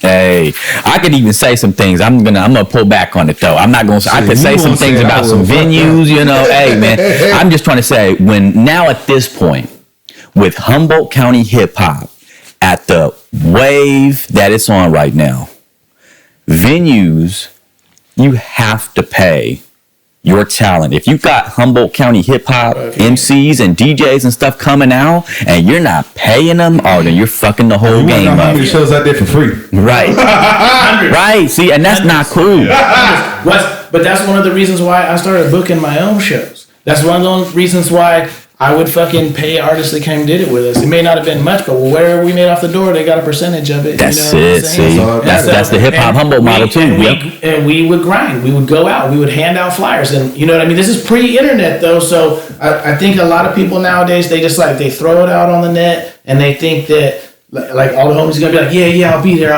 You gotta put flyers up still. No, you still gotta put flyers up. Because I ain't gonna hold you. Last year, me and my guy Track and Highway, we collaborated to do a show at the ATL called Main Street. We busted our ass for months. We put out flyers. We was constantly on social media. We was constantly being out on fucking streets, whispering all up in people's faces. The day of the show. That's a tough venue to fill though. But it is a tough venue. But I'm just saying, what I'm saying is like sometimes the groundwork is not going to do everything. Here's what I can say about that. The best thing that this is just one solution, right? One thing that we can do as artists to go put on shows is just go to find the smallest spot in town. True. That's a guarantee. You're not spending money. Yep. You find someone who'll give you the door, or you $3 a head. You can charge. That's when you can charge people what they can afford. Like when we're mad that people don't pay $15, man. People are not going to pay $15. Still are not. You have to be. $5. You have to be something. It really starts like this. You go to the $7. You go to the small room. So they give you 10 like keep the change. You go to the small room and you keep showing up to that small room and you don't play every week, right? And you do everything every 6 weeks, maybe every couple of months, maybe a monthly, get in on something, do a track, wait till you do 3 or 4 of those shows and you sell that room out and then do it again and sell the room out again. Because once you sell the room out again, once you go to, let's just use the 3, this is how I've always rolled. Let's just use the Jam, Homebrews, Arcade at Theater, right? Let's just use 3 very different size. You got the 150, you got the 300, you got the 700, right? You got the small room. Like I've played at the Jam with every band, like talking about Object Heavy, when we did not fill the room. And every other band I've been in that did not fill the room. Every band I've been in this town did not fill the room. It's not just because I'm whatever. It's because we worked our motherfucking asses off and we showed up and we filled the smallest room possible. We kept showing up and we played the free shows and we did all this shit.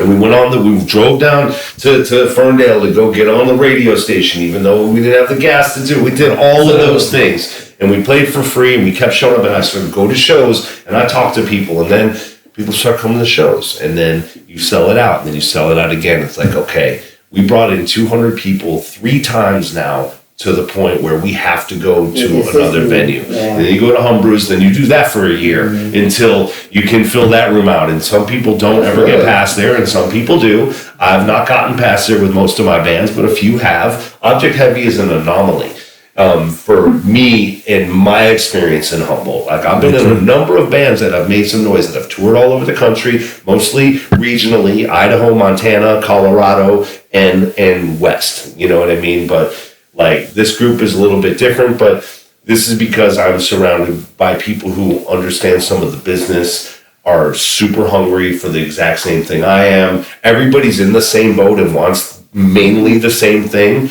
So we've turned it into a business. That's an anomaly. We got one guy takes care of the website and the van. One guy does the content and deals with all the sponsored posts. I deal with the general management. I'm the manager. I deal with the booking guy. We have a sound guy who can't always go with us, but deals with all the advances. Like we have a team, and it's taken years. The Object Heavy's been a band for 10 years. I've lost 15, 16 band members have been in Object Heavy. So when you think about like, you know, we didn't just blow up overnight. Like this was 10 years of working. The old heads. That's what it. The old heads. Today, old parts that shit. understand that it's going to be a continuous grind. Like I said, I've been out here for 12 years. You work hard, man. So I'm just saying. Like we understand it's going to be a grind. Nothing's going to happen overnight. So like what I'm saying is like no one's like trying to throw out the fact that you guys are so big right now, blowing the spot. Going back to the first original point, you have to pay your dues. And it's like a lot of people, and like, you know what I'm saying? Like, I'm hate to backtrack, but a lot of young folks want to jump on, and it's going to quit. Right. I ain't never done a show ever. Why am I opening? You know what I'm saying? Shit's not going to be quick. And that loops back to what Rowdy said in that interview. So I love Rowdy. This is, you know, we're just making observations. Right. That's not what it is. But he said, he's like, hey, I didn't even know that there was a hip hop scene around here until I was 18. Okay, so check it out. There you go. But there was never a platform like you're providing right now. You know what I'm saying? I'm gonna give you your kudos on this. Like you are kind of a glue, you're kind of a hub right now, and you're the spoke. Like I would have probably never met this man before tonight, other than at shows. I'd have tapped him up and been like, yo, it's dope. I would have never met GMG probably if he wasn't doing shows. He's been out here doing this as long as I am. He's local like me. He's been around. We've done shows together. Back in the day it was different though. Everybody was standoffish. You know what I'm saying? It's like fucking. It's that different today. People still standoffish. And it's always going to be like that though. Everybody's not always going to fuck with everybody. That's just a truth, you know what I'm saying? But you can, and the problem today is now is that motherfuckers are less apt to tell you, I ain't fucking with you. Right. You know what I'm saying? You tell let's see you in the next one. And then get behind your back and be like, I hate that motherfucker. You know what I'm saying? Bro, that's the truth. This is a passive aggressive town as well though. So, I mean, it can be. It can be. I believe that's everywhere now because of like, you gotta like everything. You know what I'm saying? Everybody put out, just like you were saying before, you got 40 motherfuckers telling you, yeah, bro, we gonna show up. And then 10 cats show out. Yeah, they're living human life as if we're on Facebook or on Instagram. Virtually. They're liking all the shit to support, but they don't really support. Like if someone's like, yo, man, you didn't like my shit. It's like, yeah, but you know that I do like your shit. I'm like, I've been on like 11 of your tracks. I didn't share a story. Suddenly I'm an asshole. Like, I actually like you in real life. Like, actually texted and emailed 27 rappers by myself to try to work with every single one of you motherfuckers. Like, what do you mean we're not liking your shit and pretending to like your shit? Like, it's the social media has created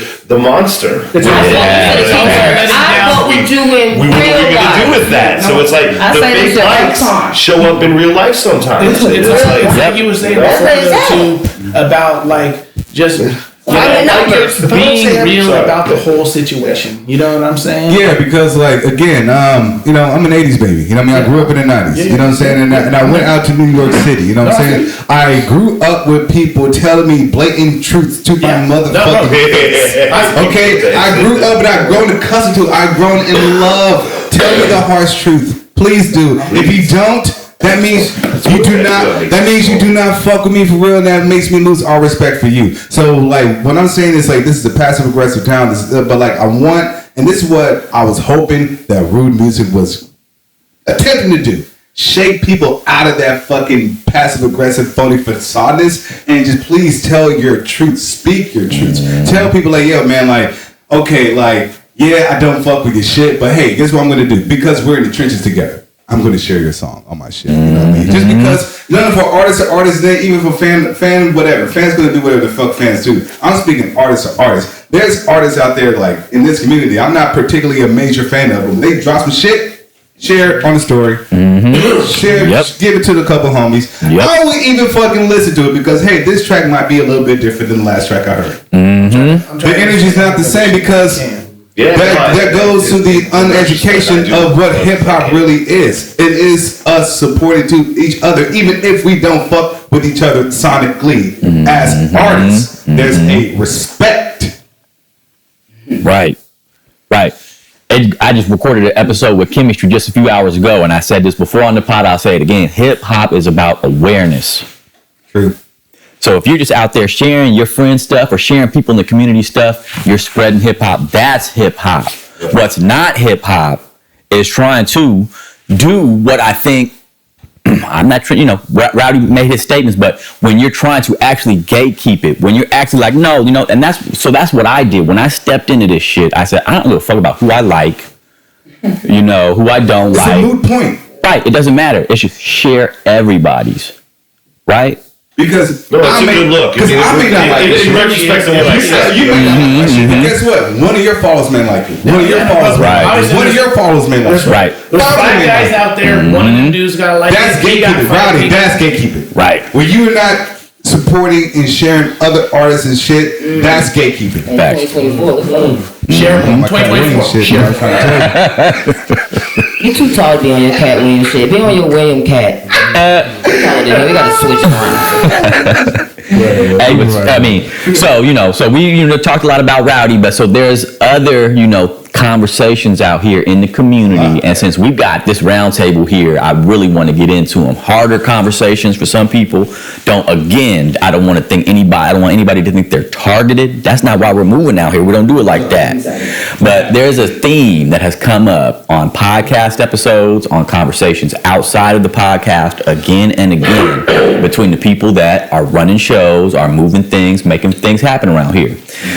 So there is a constant conversation in Humboldt County about the idea of lip syncing during your shows, right? I'll let y'all cook. I'm gonna cook last. Go ahead. Hey, no, there's a lot of things to say about it, No, go ahead, Chris. I got it. You know what I'm saying? So I'm an old head. You know what I'm saying? I'm born in the 70s. You know what I'm saying? So I came up late 80s, early 90s. You know what I mean? So I'm from the golden era of hip hop. You know what I mean? So my heart really goes in that direction with it. The first time I started to see that kind of thing was in the mid 2000s. And I would see a cat that I loved, respected, and was like, oh my God, I need to see so-and-so. You know what I'm saying? And then they would get up and they would just go over the top of their shit. And I felt, cheated in some way, shape, or form. I understand having your backups on it. I understand having the chorus in there. I understand if you I did this track 20 years ago. I lost the instrumental, but I still got the vocals, but I love it, and I'm going to play it for y'all tonight. You know what I'm saying? And I'm going to do it over the top just because that's all I got. Why are you doing songs for 20 years? I'm just saying. No, that's real. So if you feeling it, you feeling it. You know what I'm saying? That's it. Classic. So I personally, when I watch a rapper rap, if I see them go over their entire song, even if they bringing it, it still takes away from it for me personally as a hip hop fan. And I'm not shitting on nobody, and I'm not saying nobody shouldn't do it, because I understand that the bigs do it, you know what I mean? But this ain't no stadium. Nigga, you're not that big. Right. And also because this is what I hear too. But it's fucking industry standard, dog. There was a show that they wanted us to do that in the industry. That's right. Thank you. What are we talking about? Thank you. My point of view on that is, I get it. All right, so first of all, I'm gonna start with this. You got artists that only sound good in the studio. That's true. And then when they get on stage, it's not the same. Then you got artists that sound great on stage. When they get in the studio, they don't sound good. Then you got artists like me who do both. And kill it. And humbly too. Honestly though, right? I'm usually not this confident. I'll tell you that.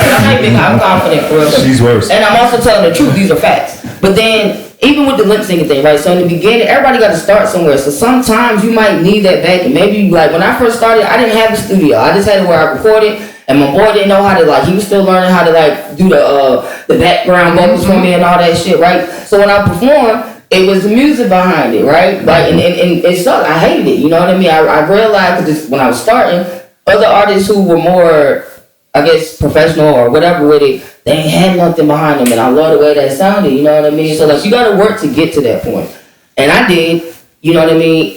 Everybody can't do that shit. Lip syncing is out there once you get to a point. Everybody got to start somewhere, but if that's your fallback the whole entire time, that's crazy. No, there's people I can that just out listen here. to your album. I don't need to pay to see you live. I think what the question is, though, there's people who've been out here for years and still doing this shit. Well, that's on them. It tells a lot. It's very telling. See, but here's the thing, though. Sometimes I don't even have background vocals. I can go the whole time. Here's the thing, though, is that if you go pay money or take your time to watch someone's live show, you want to have that moment. That's your moment, right? You're there, so I want to catch whatever version's coming out of you right now, the best that you can, right? That's it. Because if I want to hear your shit in the background, I could just listen to it at home before I even got there. So I really just want to catch what vibe you're throwing. Are you on one right now? Are you not? Are you low energy? You got real good energy, you know? I saw Too Short throw a show in Crescent City. I talked about this before, but, you know, huge crowd, no hype man, nothing.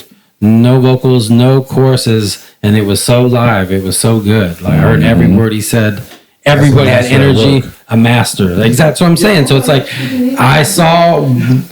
we opened up way earlier for him, so it was not. I didn't have to pay, but I stayed all night. I think he didn't even come on till like 1 a.m. We had been there since like 7, 6. Damn. But I'll tell you, all the other guys, a lot of people were burnt, you know. But man, by the time he got on, it was amazing. You know, to this day, I'll never forget. I mean, for me on the subject, again, you know, today an artist chooses to do hip hop the way they choose to do hip hop. I try my best to not get involved because that's not affecting my life in one way or another.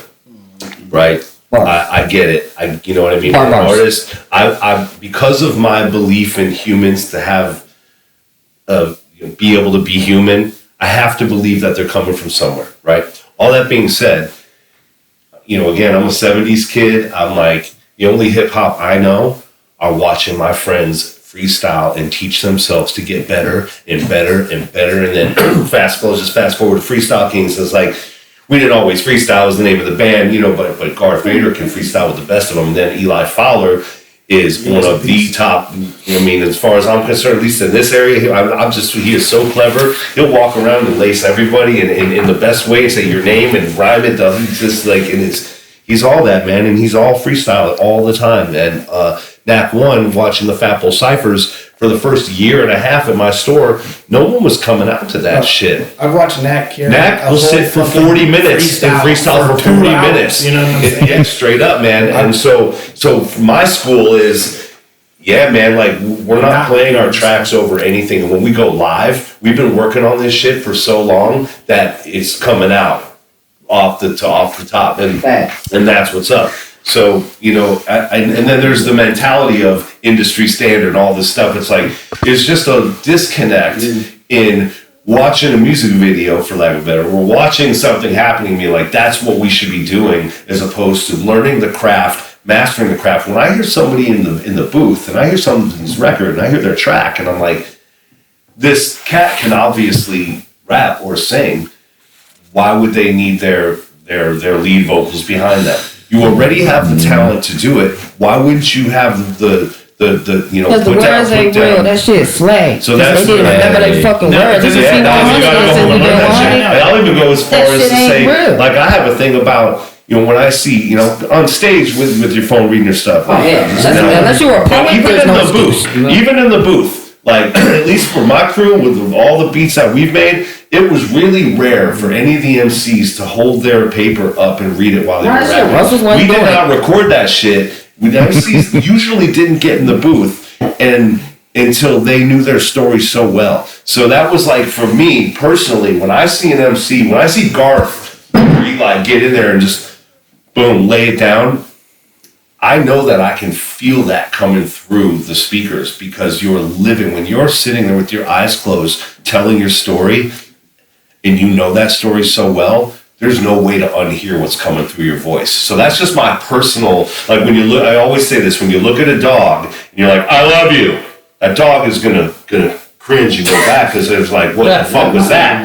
You know what I mean? So when an MC is just like, stronger than ever, I built a union so strong that these times will hold together and live forever, I'm living that moment, because I know that I know exactly how I felt when I wrote that, and that's the magic for me in the booth. So, I agree with you. So there's something about that to show from the show from the lip sync. Like, if you know your stuff so well, man, you just get that shit down then before you go perform it, because people can feel that. And if you want 100 people coming to your show, like when people come off this, whenever I play, and this is not to brag, but this happens to me every day now, and I'm learning to say thank you, and like, okay, I put in work, I put 10,000 hours times 3, you know what I mean? And when people are like, yo, man, you looking like you're having such a good time up there, man, I can't wait to see you play. And my girl and other people have been like, yeah, you know, you got Swizlo fans. And I'm like, nah, they don't want to hear Richard sing. It's like, no, I saw this dude who was at your dead band in your hip hop show coming to this one. It's like, because I am seriously having the time of my motherfucking life. Like, this is going to be my last moment every time I play. And that, like, the 5 to 5,000 thing, man, it all comes back to that. So lip syncing, when someone chooses to do it, I can't really say nothing about it. But if you're feeling your shit, and you're in there, all the way in there, man, then you're not going to need any of that. You know what I mean? So that to me is my old school, like, hey, you know, and I also agree with the, you know, hey, if you have backing tracks or you have someone who sang a chorus and you don't sing, you gotta have that shit. Like, I'm on that team. I don't care if a cat does it. That's on them. You know what I'm saying? At the end of the day, but as the fan in me is always going to be like, yeah. You know what I mean? It's just, it's not for me. Yep, no, 100%. For me as a person that they might be dope as fuck on CD. You know what I'm saying? Like I said, I've seen dudes where I'm like, this dude is raw, and then watch him live, and he's just over the top of his shit. And you're like, what happened? Yeah, and I'm like, it literally just like takes the wind out my sails. Let like, you down. No, 100%. Everybody's perspective. I don't mean to cut you off there, Dave. I want to hear Okay, Dave's perspective. Actually, go ahead. All I was gonna say was really echoing what Case just said too, though, is that, you know, like when I bring my friends out to shows and there's lip syncing at these shows, like I get comments from my friends and people will not want to come back. They'll be like, oh, I'm not going to see those people again. So that correlates to my point. Listen, it takes away from okay, so I clearly I just grew up differently than a lot of people. Like, again, to your point, at the end of the day, I don't give a fuck. Like, what you do is what you do. But as someone who been through the things that I've been through, poured like a lot of mental and spiritual energy to my pen and pad, right? Of course, the chorus and the background, the ad-libs, go ahead. But when it comes to your verses, I want to hear your voice box. I want to hear the words that's coming from your brain, your lungs, your diaphragm. Yeah. You feel me? I want to feel like the chorus. That's fine, because the chorus is what brings everybody in and get everybody to know what the fuck the song is. Especially if you don't have an MC with you. That is fine. Catch your breath. But when it comes to your verse is something that you really put energy into. And if you don't feel your energy enough, or you don't know your shit enough to say, yo, take that verse out, leave the ad-libs or whatever, but take that shit the fuck out. They gotta hear what the fuck I'm saying word for word. It sharpens your skill mentally. It sharpens your tongue skills. You know what I mean? Pause. But you know what I mean? It sharpens that. It adds into your craft and who you are. You feel what I'm saying? So like, when you're lip syncing your verse, you're a fresh 5-pack of ass to me. And I don't want to hear your shit at all. I'm turned off by you, because that means you're doing the whole industry thing. You're in it for the clout. You're not authentic. And you need to find a different genre. That's not hip hop. That's not hip hop. No. Yep. So like, I'm totally on board with the chorus and the background shit. But when it comes to your verse, respectfully, anybody out there, know your shit to your core, so you can perform your shit, so you can draw people into your shit. I always said if you're watching the stage and you see a dude doing his verse, and you can see him getting, uneasy, or maybe he's missing some shit, or you've taken me out of your presentation of what you're giving me now. Now I'm thinking like, is he on beat? Is he off beat? Is he okay? Is he gonna be all right? Like, I feel bad for him right now. Is he got enough breath going on? Right. And instead of just taking in the performance of being like, this guy's style is sick, and this is just, really dope. And it's really, to me, it's disrespectful to yourself to do that, because, that's what people are coming out for. They want to see you tap in with yourself and your own. 20 years ago. Right. You get booed the fuck out. Oh yeah, you wouldn't even get a stage. You wouldn't get a stage. You know what I'm saying? Right. Again, I was rapping in 19. No, I know. I would not even be on the fucking stage, bro. I got booed off by literally doing my shit. But at least I got booed off doing my shit. At least I got booed off. Y'all hearing me. What I'm not going to, with the L, I'm not going to take is y'all booing me off while my record is playing. Right. That's like a double sting right there. I mean, back in the day, it was a reggae on the river, and I think it was Mr. Vegas. I rarely called anyone out. I don't really even give a shit, but Mr. Vegas showed up, didn't have his band, whatever not. He got on the stage, like, who's got my CD? He was looking for someone.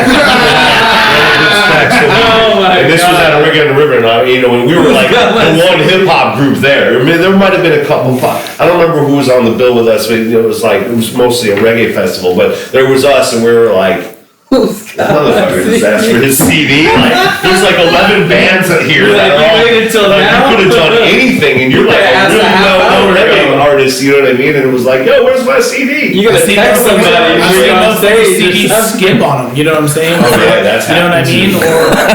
And it's like you just see it on their face, you know what I mean? And they don't know what the fuck to do. They catch it because the vocals are still there, so they can jump right back into where they was, but. So I think that's about that topic is you wouldn't want to see a guitar player throw on his CD and then sit there and sing. Right. You want to see a guitar player doing this, doing the air guitar, Right? and No. their fucking strings. You want a drummer doing this, No, and I not don't banging see the that. fucking drum, Right. you I jump. don't see So that. why you as an Why MC you? hopping on the fucking stage, grabbing the mic, and you're singing your shit over fucking recorded as vocals? You're cheating the art. karaoke for that. You're cheating Okay, the rock art. band. You're That's cheating it. yourself and you're cheating the You're art. cheating the art. Yep. And that makes you Disrespecting the art, inauthentic to you know what I'm hip-hop. saying? And that's the direction that people have started to take this, because I see, so this is an important conversation.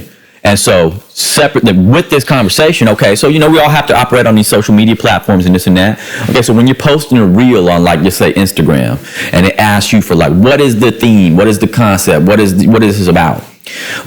There's no options for hip hop or anything like that, but there's an option for lip syncing. Get out of here. That's trash. No cap. That's why. So it's why What is is that? right? The age we It's live in. karaoke age. Because, and hey, this goes back to something that Dr. Oop said on the podcast, right? Shout out to Dr. Oop. It used to be, he knows. And so he came on the pod and said, hey, it used to be like this. You used to have to get the cosign from the community before you get on the stage, before you have that opportunity. Yep. And it's no longer like that. The playing field has been leveled, so it's so easy to hop in. Leveled or That's lowered? the gatekeeper conversation. Has the playing field I hear been you. leveled or lowered? You know what I'm saying? Facts. Because everybody got access to it. Back in the day, you had to find a studio. think You had to lowered. know a I think producer. lowered. You know what I'm saying? You had to Definitely really. I'm not taking nothing from nobody that's doing it now. Yeah, You know what I'm saying? But you can record a whole album on your fucking phone. Yep. You know what I'm Yeah, saying? we did not have those options back then. It was a big deal to hit a Big Daddy, studio. where James still can't Sarge do that. had a CD making machine. I don't know if you guys did. Eventually we're like, Yeah, hey, well, the CD burner. let's just Yeah. get a burner because it's the only way. And Jay the Sarge was like, well, I'll just start making labels. We just that's all we sonically- really do. And sonically, things are different than it was back in the day. Yeah, So, yeah. the advancement of technology and stuff like that, and now we got AI into the mix as well. That's it, see. This is going to be drastically different. But again, I'm a Nobody watch. I'm a '90s kid, so I grew up in the boombox era. You know what I'm saying? So just with that, with just hearing the mix of old songs today, I'm like, oh damn, we've come far. But with that advancement, it's a double-edged sword because we have to deal with a lot of fuck shit. There's a lot of saturation. There's just so much effort. Oversaturation. Oh yeah, I guarantee there's fucking 100 rappers in a 3 mile radius of Eureka, quote unquote. You know what I'm saying? Emphasis on that. No, I am. Because motherfuckers just think that he record one song and you a rapper. You know what I'm saying? Yo, put me on. I got this one song. You've never been to a show. You don't know anybody else out here. You got no fucking. And the song be ass. So I don't give a fuck. You know what? Your song can be ass if you hustling and you grinding and you get people to fucking get behind But your it's shit. but There's a lot of you're not trash. doing all that shit No. and your song. It's an American Idol mentality. For me, I just didn't come up in that way at all. When you say you know what I mean? I came up. It's you went out and had to go get fans. We did You had to go everything do we shows. could. You had to go put up the flyers. You had to go to the radio station. You had to go find someone to help you. You had to we did it all ourselves. Yes. And we kept showing up. And we had to go to parties Yes. and do house parties because that's the only way you could get fans. For us, back in the day, we could only go and fuck with those kids from Southern Humboldt because they could afford to put on parties. And we'd get put on these parties. And we'd get taken out to these hills. And we'd go and play some shit. And then, all right, then suddenly we're like, well, hey, I think we're going to have a club date. Anyone want to come to the Jambalaya and watch our hip hop group? Boom, next thing you know, you got 100 people who were at that party yo, we're going up north, we're going to go catch these cats. So it really takes, Gotta put the even work today, in. the American, I said the American Idol thing, it's you can't just be okay, hey, mentaLCAse, I'm gonna rap for you. What do you think? Can you put me on? It's like, well, I don't know. I mean, I'd like to put you on, but if nobody knows you and you haven't done any work and you have no tour history and you have no, it's like, it's really difficult. You could be the dopest MC on the planet, but you gotta bring something in the form of work. You gotta bring the back to memory when I first moved out here. That's why I was doing that shit. Freestyle at house parties, man. Yeah, man. Hey, no, and that's there's something has to be said too. So I'm that guy. I'm gonna bring this part of the conversation in. We got to recognize Humboldt County for what it is. Hey, I'm gonna make this statement because I see these karaoke shows that go on in Humboldt County, and I'm gonna say this: like, if you go to like the karaoke show that happens at like the Goat or the Jam, hey, I'm gonna say it like this, bro. People out here will tap in with karaoke before they will tap in with hip hop. That's why I go to karaoke. And it fucks it up. Promote our show. There you go. Why they fuck with karaoke? Because we having fun. That's true, 100%. 100%. They go to have fun. So if the hip hop show isn't fun, you know what I'm saying? Then why the fuck I'm gonna go? Right. You know what I hear that. And I'm not putting no shows down. I'm just saying that's a real thing. Like, you know what I mean? Like, you can't just expect motherfuckers like, yo, this is hip hop, support us. Right. You know what I'm saying? I'm local, support me. You gotta fucking garner some respect. You are right. You are right with that. And then, like, with that being said, like with these karaoke shows and stuff like that. And what's the age bracket in the karaoke show? Is it fucking and it's the young bucks that we're talking about earlier. And it's like a mixture of crowd. It's like a really mixed crowd. I've never been to one. I only been to a couple. You should go. It is a good thing. What I'm saying is, like, I take these karaoke shows as a learning experience because it's like this. People are having fun because you got to think about sonically. They're related to music they already heard before it's popularized. What's the karaoke supposed to be fun? They're laughing at other people. They get to be a part. So when that being said, when it comes to the hip hop, and I'm not throwing no shade or nothing like that, but it's just like I feel like a lot of artists needs to find a sound that would draw in the fun vibes. You know what I mean? So like just drink, you know what I mean? Just like do like a little bait and switch.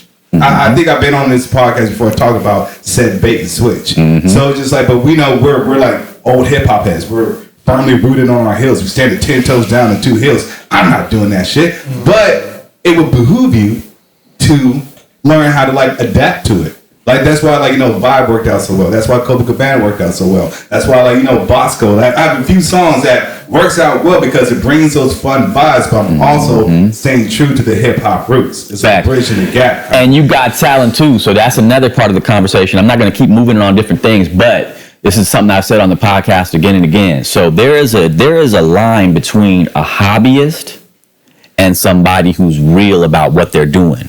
Shout out to Hype. Shout out to that's my fucking guy right there. Hey, he's professional. Yeah, it's either you or it's not. You know what I'm saying? Like even when I didn't try to do it, I still had to do it. Even when I wasn't out in the scene and being as active as I should have been, I still sat at home. I still made beats for no one. I still got involved as much as I could in listening to and find. I'm trying to find new hip hop every fucking day in my life just because that's how much I love it.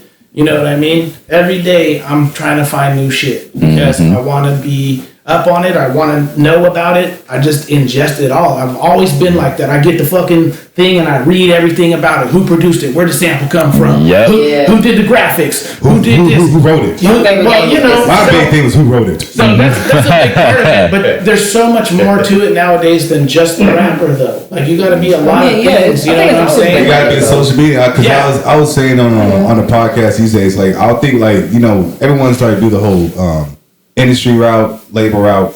They're signing social media influencers. Yeah, they're not really signing artists. Because your image. That's my perception. Back in the day, your image was part of it, but it wasn't as much of a part of it as now. That's why you have cats like. That's why you have cats like Riff Raff that are successful because he's a character. You know what I'm saying? And I'm not taking nothing from Riff Raff. You know what I mean? Because I respect. I'm taking a lot away from him. But go ahead. I know. I mean, I respect.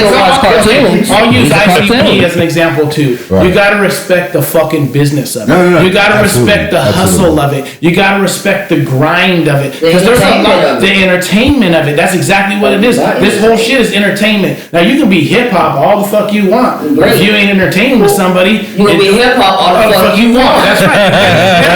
And I respect the fuck out of that because I love hip hop. So a lot of times I'm gravitating towards the shit that not all the people are listening to because I'm like, damn, he's coming real with it. He's coming from the heart. He's coming from fucking the nuts, you know what I'm saying? Or they, what the fuck ever, you know what I'm saying? I just don't like that hip hop is now more pop than hip hop. I mean, That's what's going to be. No, it is. No, it is. It's been pop since probably 2010 for me. Yeah, I mean, even the single Canadian never wasn't pop. But y'all gotta remember that hip hop under 50 years old. In order for hip hop to even get in these venues, we had to do collabs with pop. Mariah Carey, ODB, you know what I mean? Like that shit had to happen. But it's a collaboration, you know what I mean, to get in the venues that you normally wouldn't get in as a hip hop person, you know what I mean? So what's happening, when you think about that, it's like there's followers and there's cats. Different groups that I've played with have played in, especially in the last, I guess this Object Heavy would be the main one, but we've done a number of shows where, the group coming on after us, or the group they're like, oh, they have 187,000 followers, blah, blah, blah, blah, blah. And it's like, man, the show had 36 people at it. It's like, well, if you have 100,000 followers in 17 different cities that are not anywhere near where you're playing, that's not going to fill your room. That doesn't. 100,000 followers ain't shit. It don't mean nothing in Think real about how many fucking people live in San Francisco. People say that about Fatbull, right? Fatbull are like, man, I looked at your Instagram. You guys got 5,200 followers. However many. It's like, well, what it is that all of those people actually like followers. Like Fatbull, we don't buy likes and we don't do any of that shit. We've never promoted to get likes. We've been around for 15 years. We only be like, man, you guys should have 800,000 followers by now. It's like, no, actually, most of the followers who like Fatbull actually have bought something from us. Exactly. Like, I'm much more interested in building a foundation. You have to build a foundation. It all starts at home. If you're not making anything at home, you can push anywhere you want. If your record blows up in Europe and you want to go tour Europe because you blew up in Europe, yes, you should totally do that. If you're blowing up in other cities, you should go to those cities and play. Not to go live. I'm just saying, you go there and go where your fans are. And that doesn't mean that we aren't loved by our community, but we just don't have a large enough market to be filling all the rooms up. You know what I mean? And it's just like on New Year's Eve, Object Heavy did not sell out our show. Should we have? Maybe. But Diggin' Dirt had 400. The Eagle House had 400. Blue Lake had 300. The Rampart had 400. But New Year's Eve was on a Sunday, so. But still, regardless, it's just like you can only do so much at home. Whatever day of the week it is. If there are 2 reggae shows happening at the Arcade Theater in Homebrew, they're both going to suffer.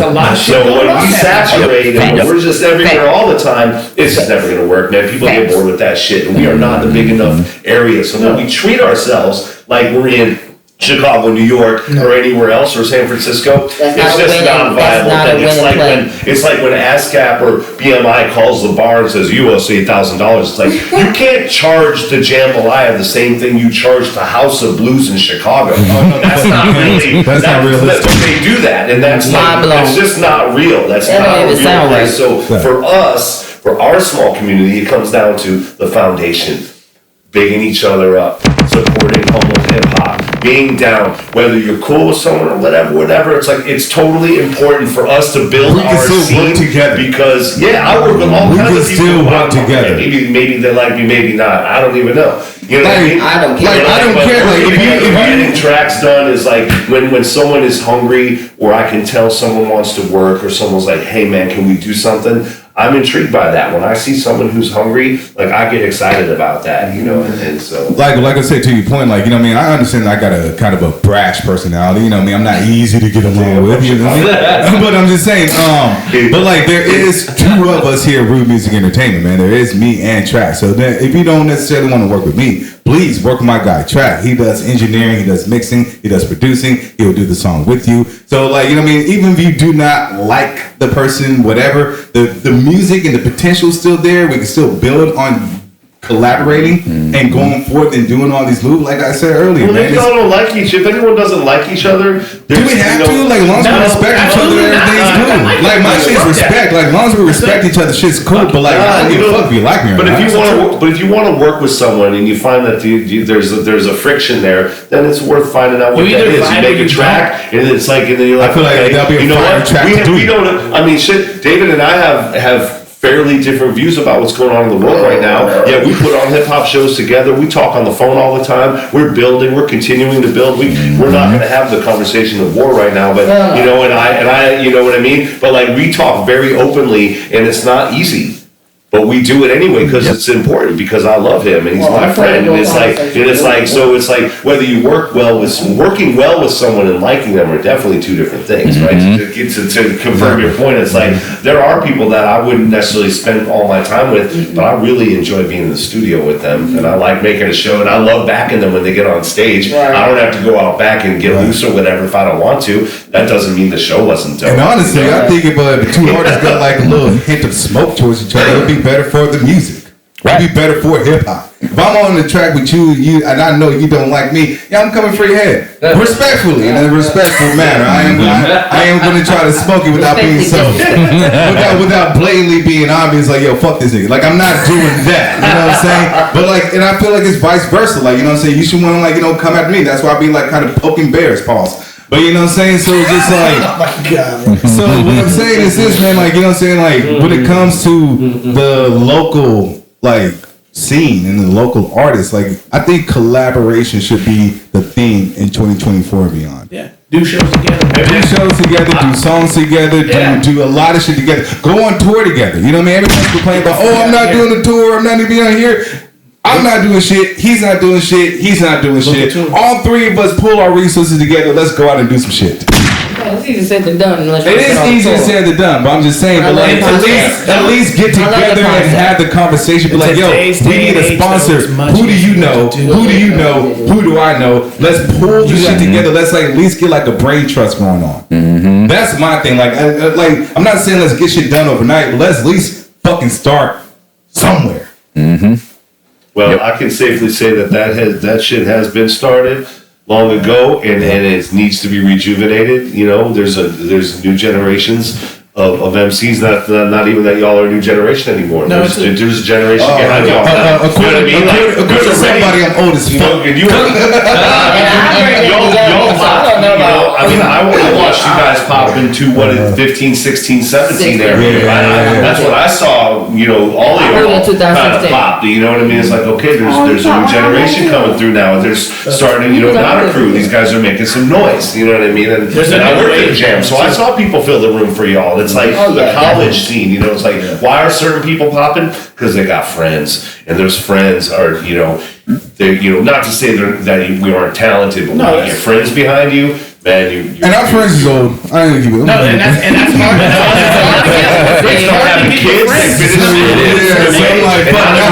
Now I gotta pull to like the fucking college kids one time. Hey, I'm fucking 4, so I'm like, God damn, there's a disconnect. That's why it's a disconnect right there. Don't be 100. It don't even matter dropping anything about how old I am. Because let me tell you why. He said 86. Let me tell you why. Because you instantly disconnected yourself from the youth by saying that statement. You know why I bring in a young crowd? Because I fucks with them. I'm out here in these streets. I'm out here. I bring in a young crowd, an old crowd, in between crowd, because it's like you said, they can be on social media going hand with all the followers. But who gonna really come to your show? The people you touch in these streets. Hip hop is working. The street grass is easier said than done for you. Get your ass outside. Get outside. I'm not gonna show up to every show. Not everybody's. But what did I say? Y'all brought up the karaoke scene. If you know that's where the people at, why not take your black ass, white ass, yellow ass, who ass in there and interact with them? Go up there and do some karaoke. Just freestyle. Don't give a fuck. And then guess what? And then after they know you, because the karaoke scene is real tight knit. You know what I mean? I don't go every fucking night, but I've been enough that when I'm there, when I tell them I got a show, they coming. They know I spit. So when I come to karaoke, they like, you need to sing tonight. I'm like, oh. I mean, to speak of my show, Cypher. No, but I sing, and I better go come to my show, right? Fat Cypher is not a karaoke scenario, and honestly, like the Fat Cypher. Of course, we want people to get on the mic, but do you know how many MCs? Do you know how many MCs have come to the ciphers over and over again and never gotten on the mic? Cool with that. Every single one right here. This guy. I never touched a microphone at the cypher. never gonna see me on the That side. level of freestyling though, that one will tell you. I'm not really trying to like lie for the cipher. I'm just saying that showing up. I'm just confirming and agreeing. That's like, you know what? It's like showing up is really where it's at. Like when for me with the Hip Hop Lounge back in the day, the joke of having a band on stage and no MC is like we're just where hip hop hangs out. Yeah. So why don't we where hip hop hangs out? I feel like It's been showing built up on is that, 60% of the work. just hanging out. Like, I don't care if you get on the mic, but if you come out and you hang out and watch other MCs and you're just kind of hanging with the people who like hip hop, you're gonna gain fans just by being there and talking to someone. If you want to fill the room, it's okay to show up. And when you say on the level of but not everyone freestyles, then you don't have to freestyle. You spit your bars. Spit a verse. You know what I mean? That's if you want to get loose. No, don't get it twisted now. But the art of freestyle, I can't let you rock with that. I love you to death, but I can't let you rock with it. The art of freestyle is just that it's a gift. Everybody can't go off the dome. Okay, like you were talking about, and I can go around the room. I literally can do a popcorn effect around the room. That shit is a gift. Some motherfuckers come out with their pre-writtens and you can fucking tell. That's okay though. It's okay. It's cool, but that's not, but we can do that with freestyle. I mean, it is better than not coming out, but the art of freestyling is that it's a gift. Everybody can't do it, but so then everybody would.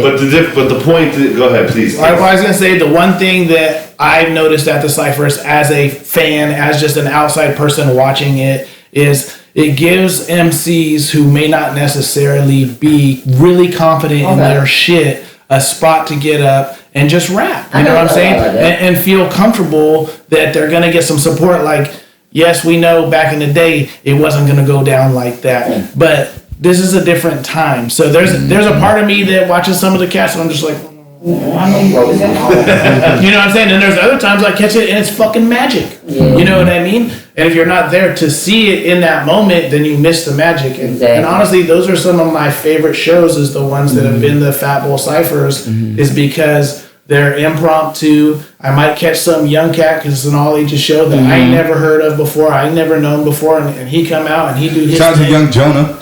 By the way, I can't remember the kid's name that was fucking dope as fuck. He's like a Christian rapper or some shit, but he You talking about Bobby Bo? He's dope too. No, Cameron Lightning. Okay, that's the next one. And he took me by fucking surprise. I was like, oh shit. And then I started listening to his shit and I was like, oh, okay, you really, have some heart in it. You know what I'm saying? You're not just a generic fucking cut and paste motherfucker. Right.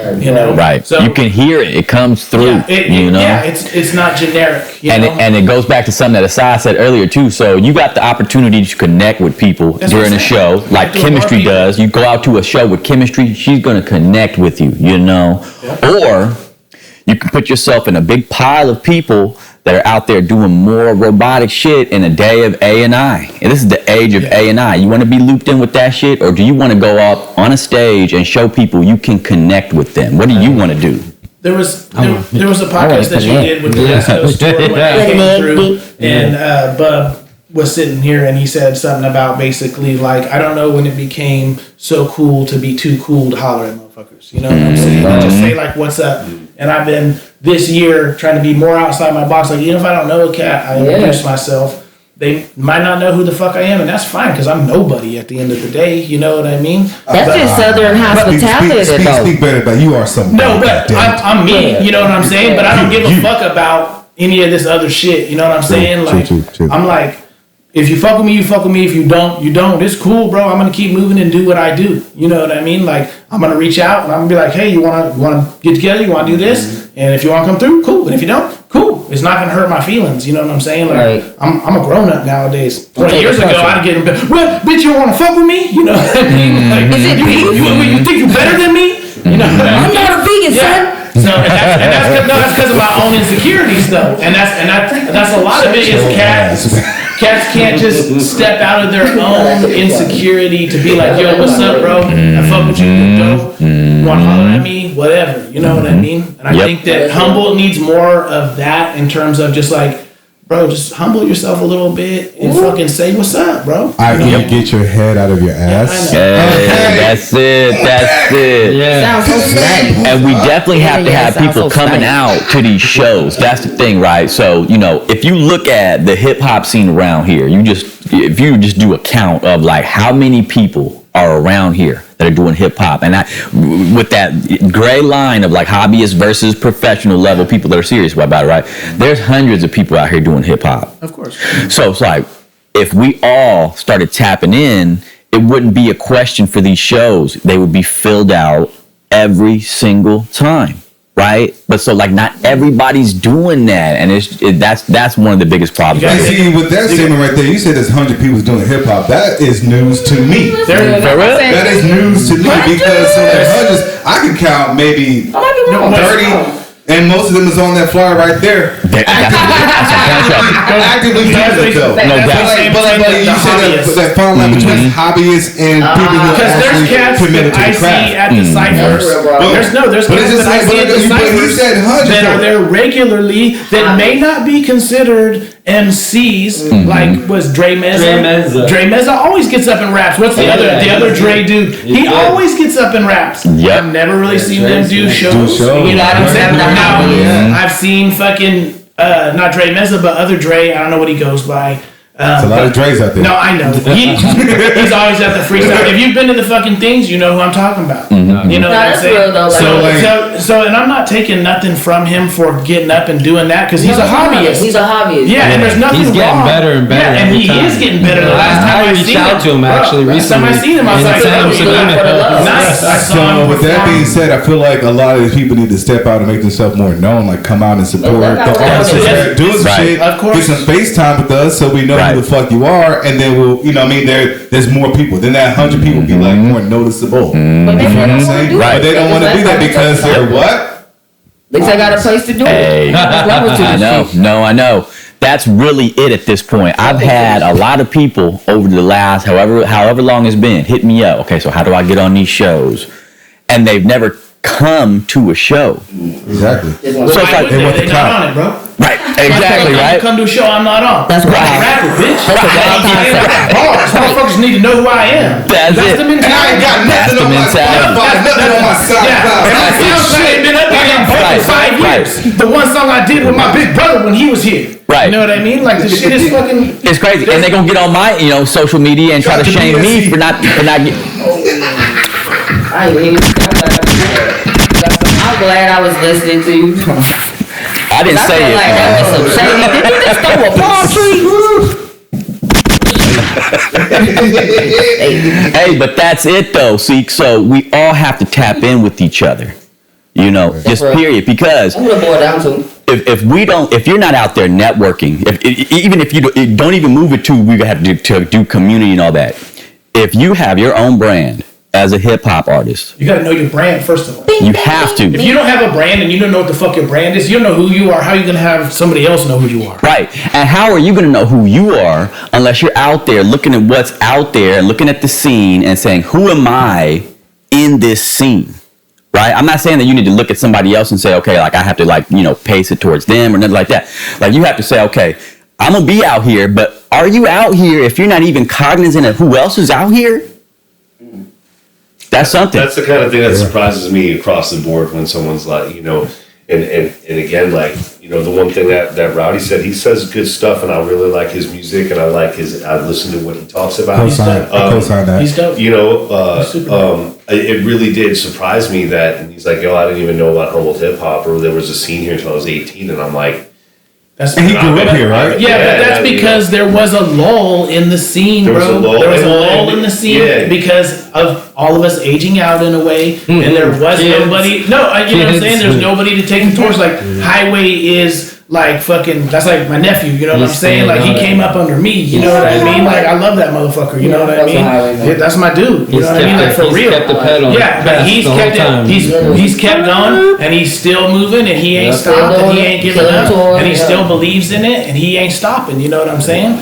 So he was the next generation when I was older. You know what I'm saying? Now anybody below that, I might have lost touch with because there wasn't a spot to see it at. And what you're providing with Hip Hop Humboldt is providing that for everybody to link, for everybody to be seen, for everybody to be known. And like you said, if you're not coming out to the show, then you're not going to be able to meet up with and link and help and continue to help the hip hop brand in Humboldt. And we got to see that not only at the show when we were backstage, and it was really fun to watch that vibe go down. I was like, okay, I think we did a little something here, man. This is cool. People having a good old time, you know what I mean? And you know, and what was even more fun was really at the rehearsal. When there was at the rehearsal, that was the best part. When there was like, that's the best part. nah, but it was like it was the thing that we're talking about. We got to see an example of when on the second day of the rehearsal, when there were like 13 groups, 13 MCs, and everyone who did their minutes stayed and they hung out. I got on, and people brought some snacks and some joint and some, blunts and a bottle, and it was like, and then the band, we were just all business the whole time. 20 minutes, get the fuck off stage. 20 minutes, get the fuck off stage. 20 minutes, bam, bam, bam, and we just got through the whole thing. And most of y'all stayed, and it was a vibe. It was a real vibe. It was like, yeah, see, this is the type of shit I remember. This is what was missing, and it really felt good to see everyone just like. There was no real ego, like everyone was working their shit out on stage in front of everyone, but everyone was just bigging each other up. Everyone was like, yeah, all right, cool. And it was like, that to me was like a real, like, there was like a little moment where I'm like, okay, this is dope. There people aren't sitting there vibing in the corner, being weird about nothing. There was none of that, from my perspective. It was just a bunch of heads hanging out, watching each other get on the mic, sit over in the corner, you know what I mean? Like, what was it, Sequoia, ATG and Ruffian? I think were there the entire time. They were like the first ones to show up and the last ones to leave, and they were just like super down. They just wanted to hang. It was just the coolest experience, man, and that is definitely what we need more of. It's like there's a real healthy vibe that can be, it's just a matter of people getting in the same room that without Instagram, you know what I mean? It's just like with a barbecue, you know what I mean? It's just like, hey, maybe there's something to that. Maybe there's a Humboldt hip hop hangout, you know what I mean? Where, the Deep Groove Society, the DJs have done that for years on Sundays. Sundays happened at the Jam, but Sundays was a ramp party where they go and have barbecues all the time, and that was where it's all built out of that. So, you know what I mean? There's a bunch of different ways, and I always believe in like, while we're all fighting and there's war and no one talks about it, this and that. Man, I'm having human conversations with people, and it's always the best way. So it's like, maybe there's something about that. Maybe it's like, I have to hear what you say about like, hey, how can my bandmates, or how can I always make sure there's a band that's available? Like, how can I figure that out? Right. Because I am starting to realize that, like, I was like, man, wouldn't it be cool, David, if all of a sudden, 10 of these MCs were like, yo, man, we wish we had a band, or hey, man, do you think we can be a band? Like, I'd be real busy real quickly, you know what I mean? Right. So, whether it's getting beats made with, I know that a lot of MCs are making their beats with YouTube and all that. That's all cool, but there's a whole bunch of producers here in Humboldt that you would be way better off with, because especially when it comes down to creating your own sound. You know what I mean? Like you mentioned that before, creating your sound. And like, to me, it's all about the Humboldt sound. What is the Humboldt sound? Hip-hop's kind of become saturated in that, though, where everybody wants to sound like each other. You know what I'm saying? Like, back in the day, you could tell when a cat was from Memphis. You could tell when a cat was from New York. You could tell when a cat was from Houston. You could tell when a cat was from L.A. You could tell when a cat was from the Bay. And sometimes even the different parts of the Bay, you could tell where a cat was from. You could tell when a cat was from Sacramento. You know what I'm saying? Just on the beat a lot of the time. You know what I mean? And everybody wants that same... Trap drum. Well, some of it, but there's nothing wrong with that, because which is cool. I love the sound that has come new. You know what I mean? Like, but it's very like everything. And that just comes with adaptability. Yeah, you know what I mean. So you're like, if you're a true like hip hop purist, you have to be adaptable. If you're like a good human being, you have to be adaptable to the times. Yeah, and especially if you're a musician, if you're just like a hip hop head, if you're a lyricist, and because I hear the state of hip hop is these days. I hear the simplicity of the lyrics, and it breaks my motherfucking soul. It hurts me. It irks me so much. But I've learned, okay, these are the fucking times. I can still do me, but again, that whole bait and switch. I'm gonna say some shit that you think I'm not really saying under, but if you listen close, you're like, oh fuck. Woo!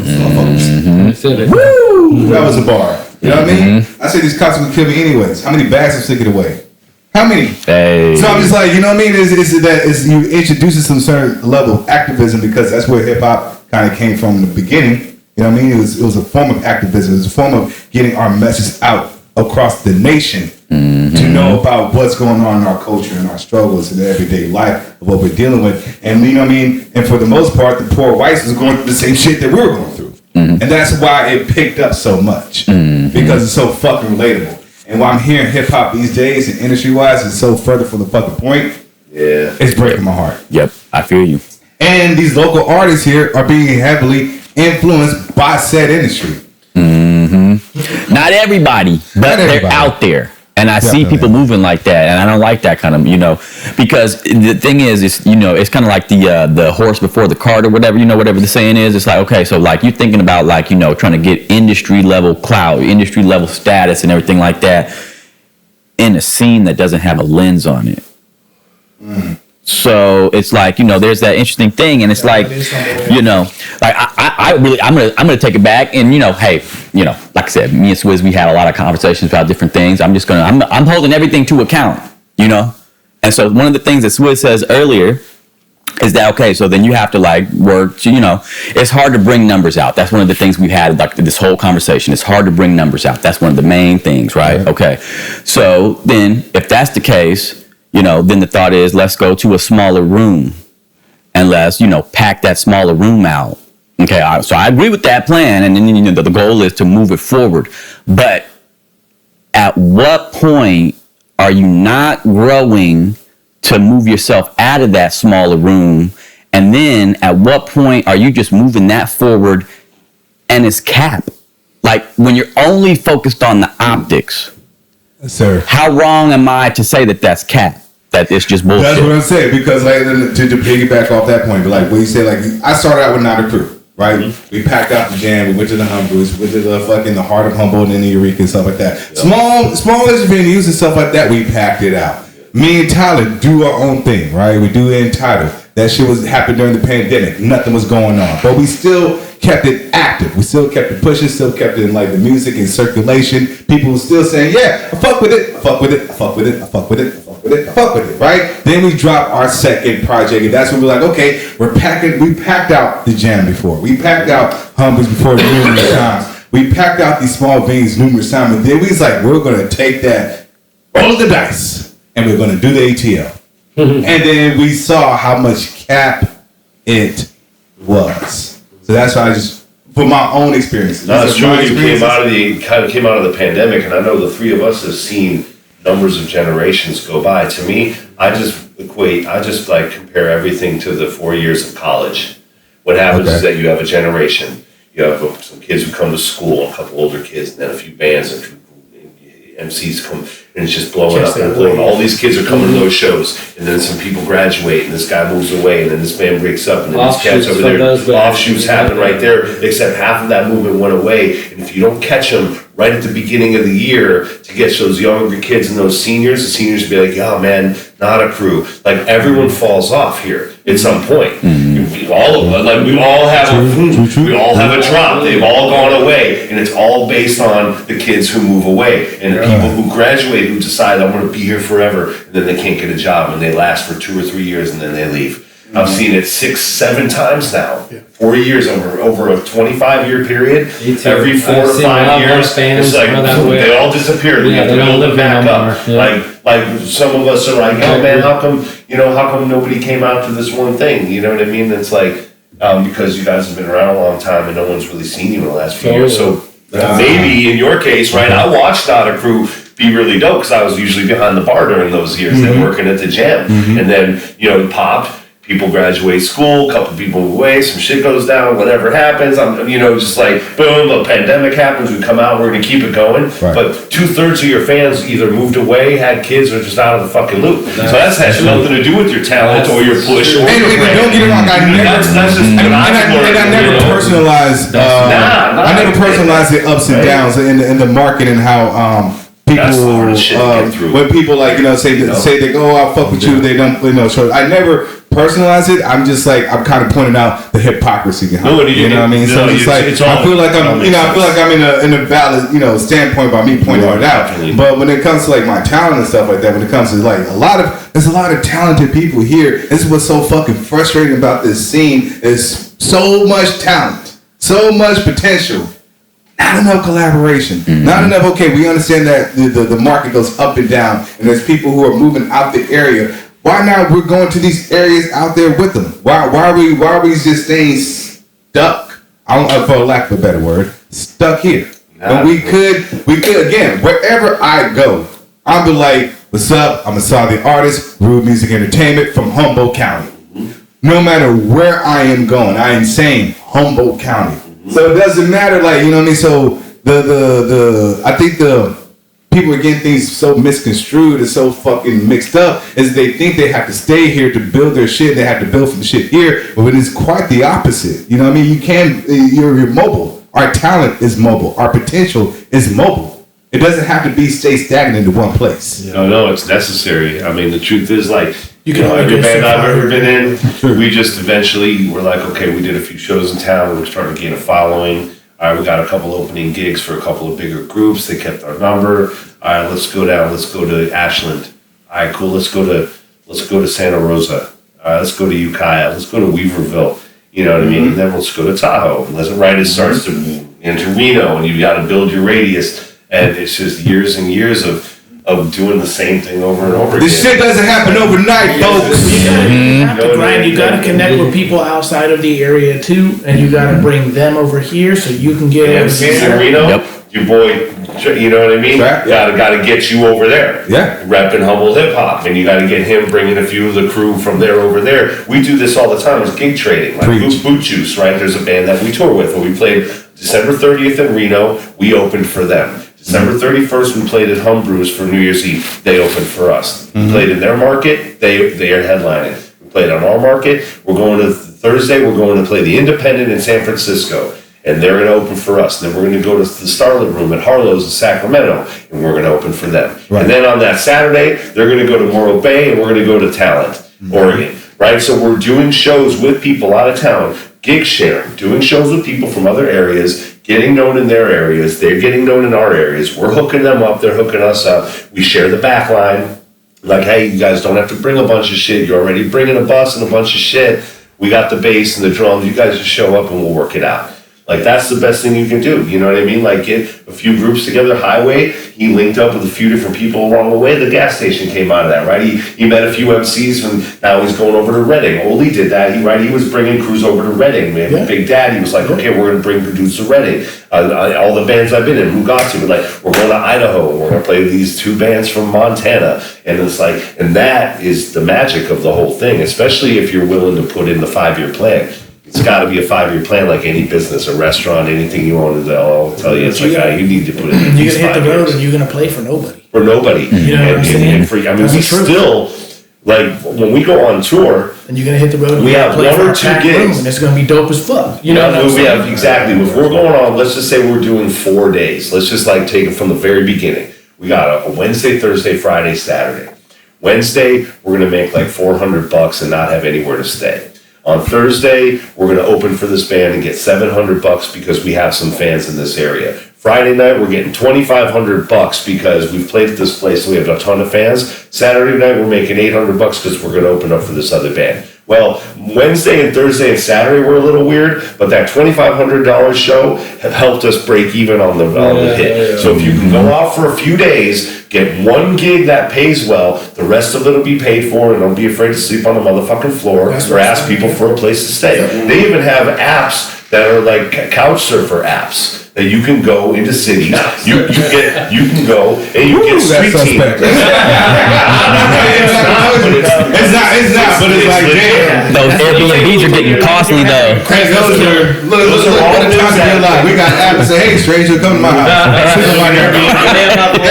Airbnb, they did it. Airbnb did it. You know what I mean? So there's a whole number of things that we should and could be doing.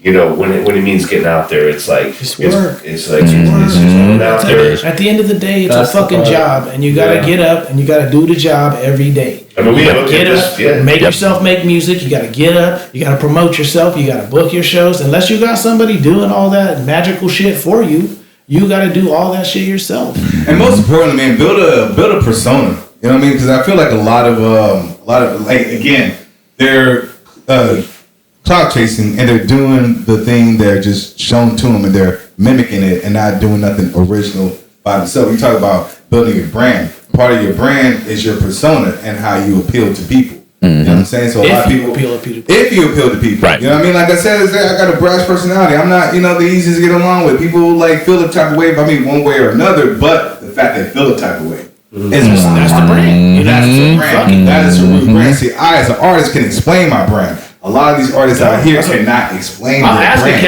I'll ask a cat. What's your brand? Who are you? What's your brand? And bigger question. What do you mean? Who are you? What do you mean? You know what I'm saying? What are you about? That shit's easy for me. Shit, at this point, it's easy for you. But you're a grown ass man. No, I'm just being the devil's advocate. I'm just like saying, like, these places are attainable because I don't make a ton of money and Fapple's a thing, but we're not rich. Yeah, you know what I mean? Like, we're not lucrative. It's, we're just doing it. No, of course, trust me. I'm the biggest, long game is where it's motherfuckers gotta accept that too. You might never succeed at this shit. You might fail and fall flat on your fucking face. Are you gonna pick yourself up and keep doing it? Or are you gonna tuck your tail between your legs and go the fuck home? And a lot of like hobbyists, and I feel like a lot of hobbyists and a lot of people who are like trying to do this hip hop shit, this rap shit for the clout, are really not accepting that reality. Shit, like, oh man, I'm gonna make it. I'm gonna make it by doing this. I'm gonna make it by like practicing shady, doing shady practices and stuff like that.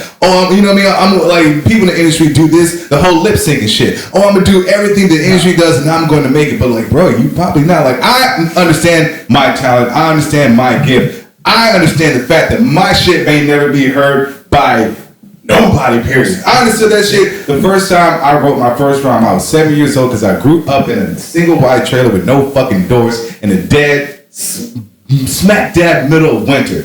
I'm fucking 7 years old and I wrote my first fucking rhymes, dog. And I realized, I made my mind at that moment, I don't give a fuck if I make it or not. This is my salvation. This is my heart, and I'm going to pour everything that I can into it. That's why I am where I am in this life. You feel what I'm saying? But a lot of these fucking hobbies and all these inauthentic hip-hop artists are trying to use this musical shit for a get-rich-quick scheme, and that pisses me the fuck off because, bro, you're not showing no homage to... I understand it's a business. I'm a grown-ass man. I got bills to pay. I got mouths to feed. I understand that, but however, I adhere the love of the craft above all. What is inauthentic hip hop? What is inauthentic hip hop? I just want to ask the question. Your industry plants. You feel what I'm saying? Your Sexy Reds, your Ice Spice. You know what I'm saying?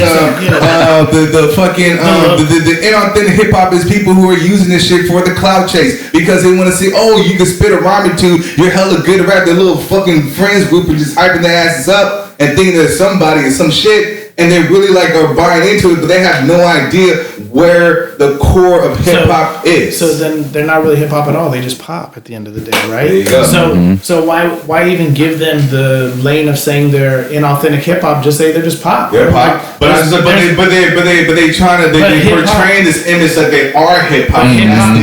So I think that there's a difference between what's going on nowadays. There's a difference between rap, hip hop, and pop. And they can all be in the same lane too, but they're all doing different things. Right. So I'm just saying that to just box everything to it's unauthentic hip hop, well fuck it then. You know what I'm saying? Like who the fuck cares if it's inauthentic hip hop? They doing pop. You know what I'm saying? I don't do pop. I'm anti-pop. You know what I mean? And just be true about it. If you are doing that, be straight up about it. Don't pull punches. And say that. Let's keep in mind here. Let's say you are a professional football player or a professional athlete in any sport, right? You dedicated your entire fucking life to this sport, perfecting every single aspect of said sport, right? And then in your journey, you're coming across a motherfucker who got some skill, who got some talent, you know what I mean? But they did not run the miles you do. They did not lift the weights you do. They did not study the film you did. And they're over here in your face saying, yo, I'm an athlete too. Just because they can shoot a bucket or they can throw a pass. I get that. But you can blow your knee out and never play fucking the game again. That's true. You know what I'm saying? You do all that shit. Right. Fall flat on your fucking face. That's true. You know what I mean? Like, it's just what it is.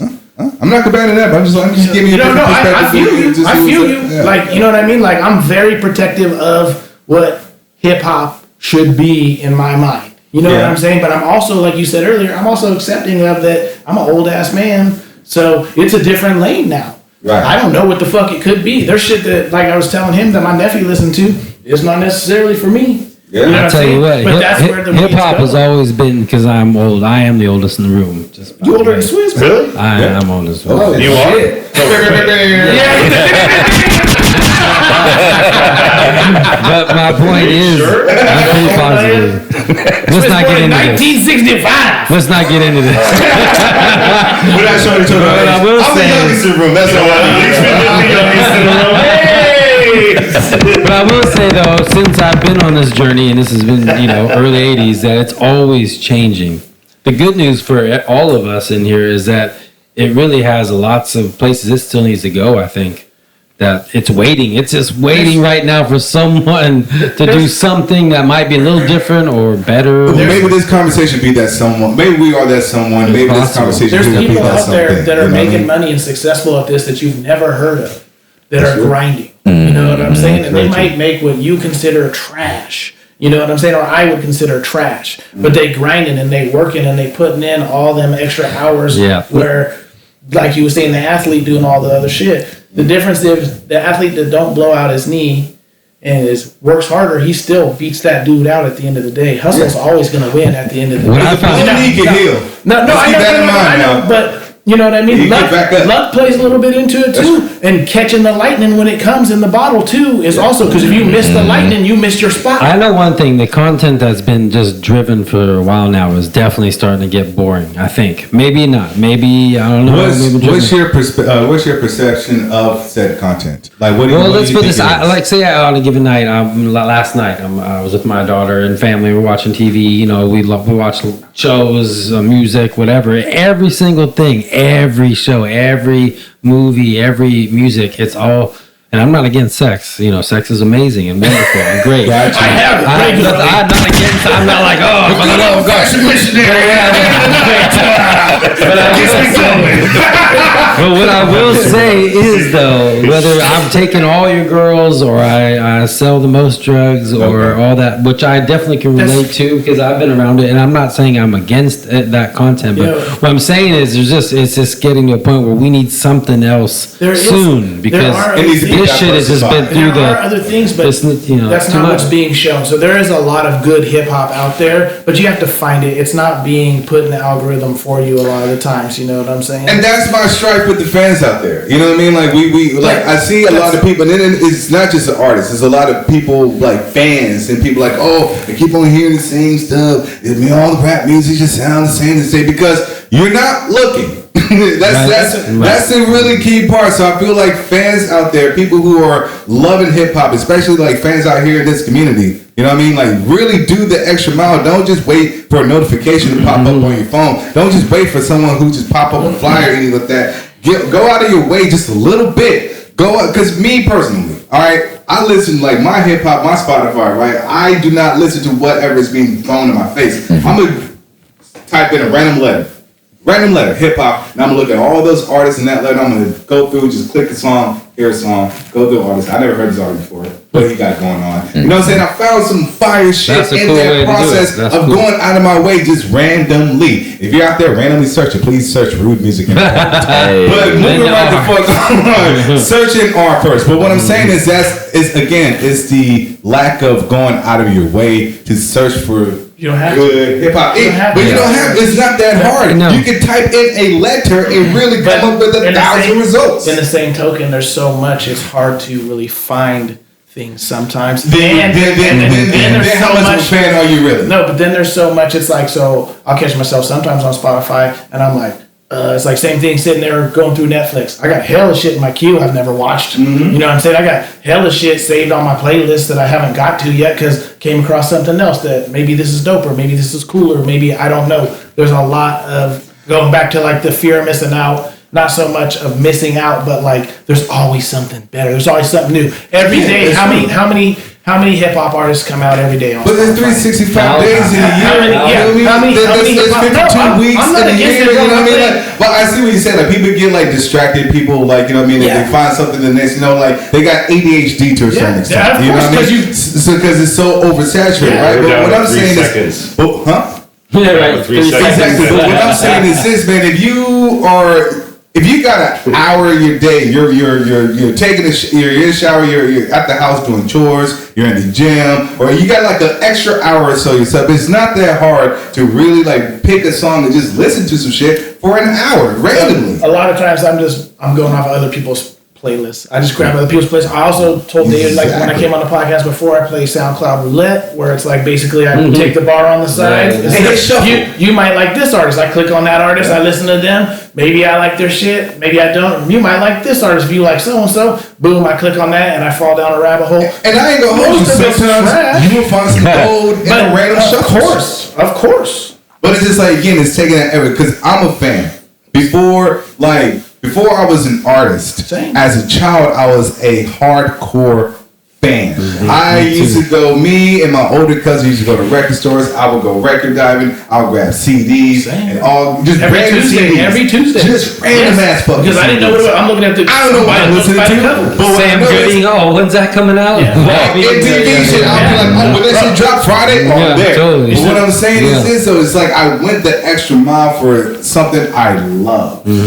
So just like that's and you why, might listen that's to why it. I need to like hold the fans out there accountable, who are fans of hip hop, accountable to some extent instead of just following the fucking algorithm. Go outside. It's hard because they can keep clicking and clicking and finding new people, and they don't have to pay for it. And here's who drives it is the youth. The youth drives it, and teenage angst never dies. So whatever the angst in the teenagers is what's gonna sell. Okay, that's the truth. I don't know that's true. I'm just laughing at the teenager because I don't think about where y'all so angry. I mean, I know, right?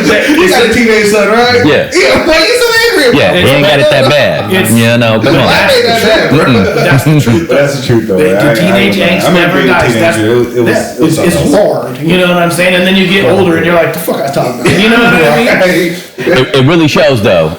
You know, if you want to be involved with hip hop, whether it's on the fan side of it or as an artist, it takes work and time. Yeah. True.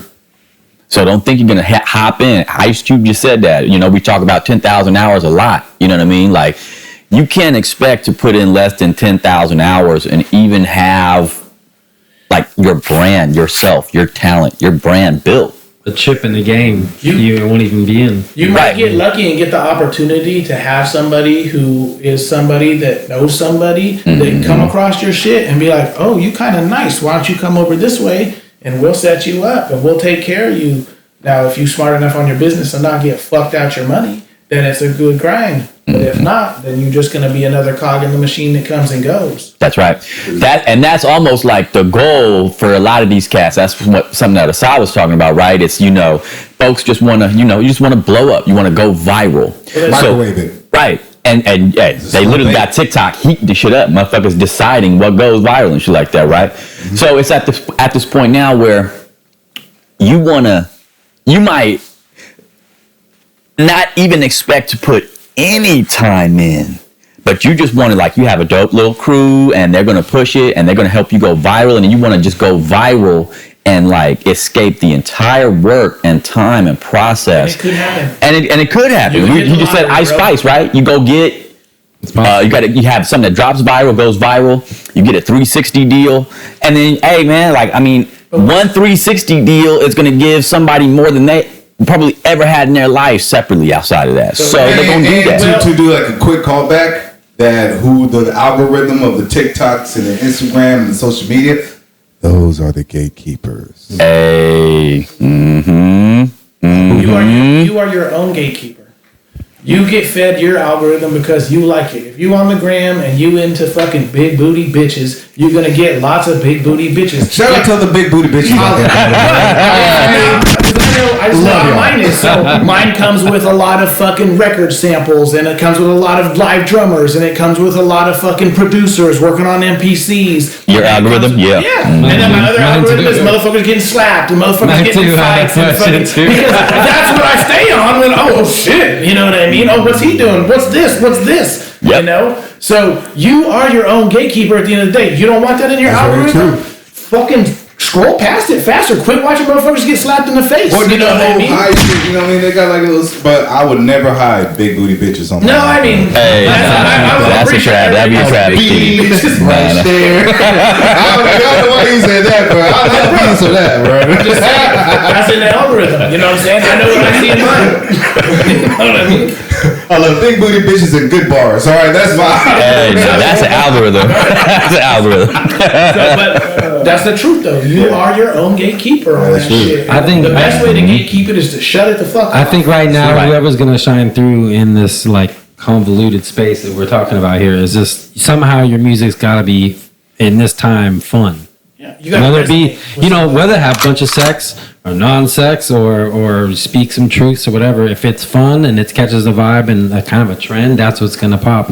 I mean, the truth is, go ahead. Like, I know we're in a room full of men, but like, I just want to just bring up a quick like question for you guys. When it comes to women in hip hop and the rap, because I grew up listening to MC Lyte, Missy Elliott, Queen Latifah. Yeah. You feel what I'm saying? Yeah. And now to the transition of what we're hearing on now, where I feel like again it's more industrial than it is ever, because I feel like, you know what I mean, we're promoting, and again, there's nothing wrong with it. Like, I'm all for it, but it's just like it gets to a point where it's oversaturated, it's over promoted.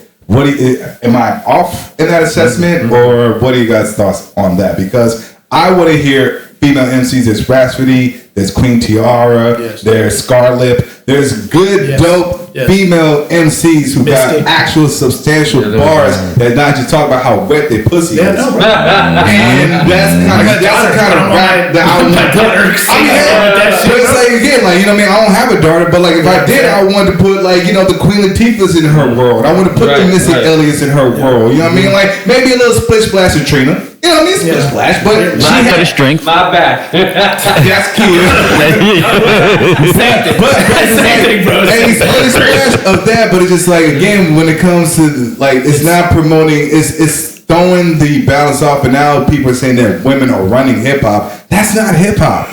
And so once again, agreed. It's pop, bro. You know what I'm saying? It's pop. You I mean, on the subject. No, because that's because I really feel there's a difference between what hip hop is and what pop is. Yeah, you know what I mean? And if like fucking, I don't think Nicki Minaj is hip hop. She's pop.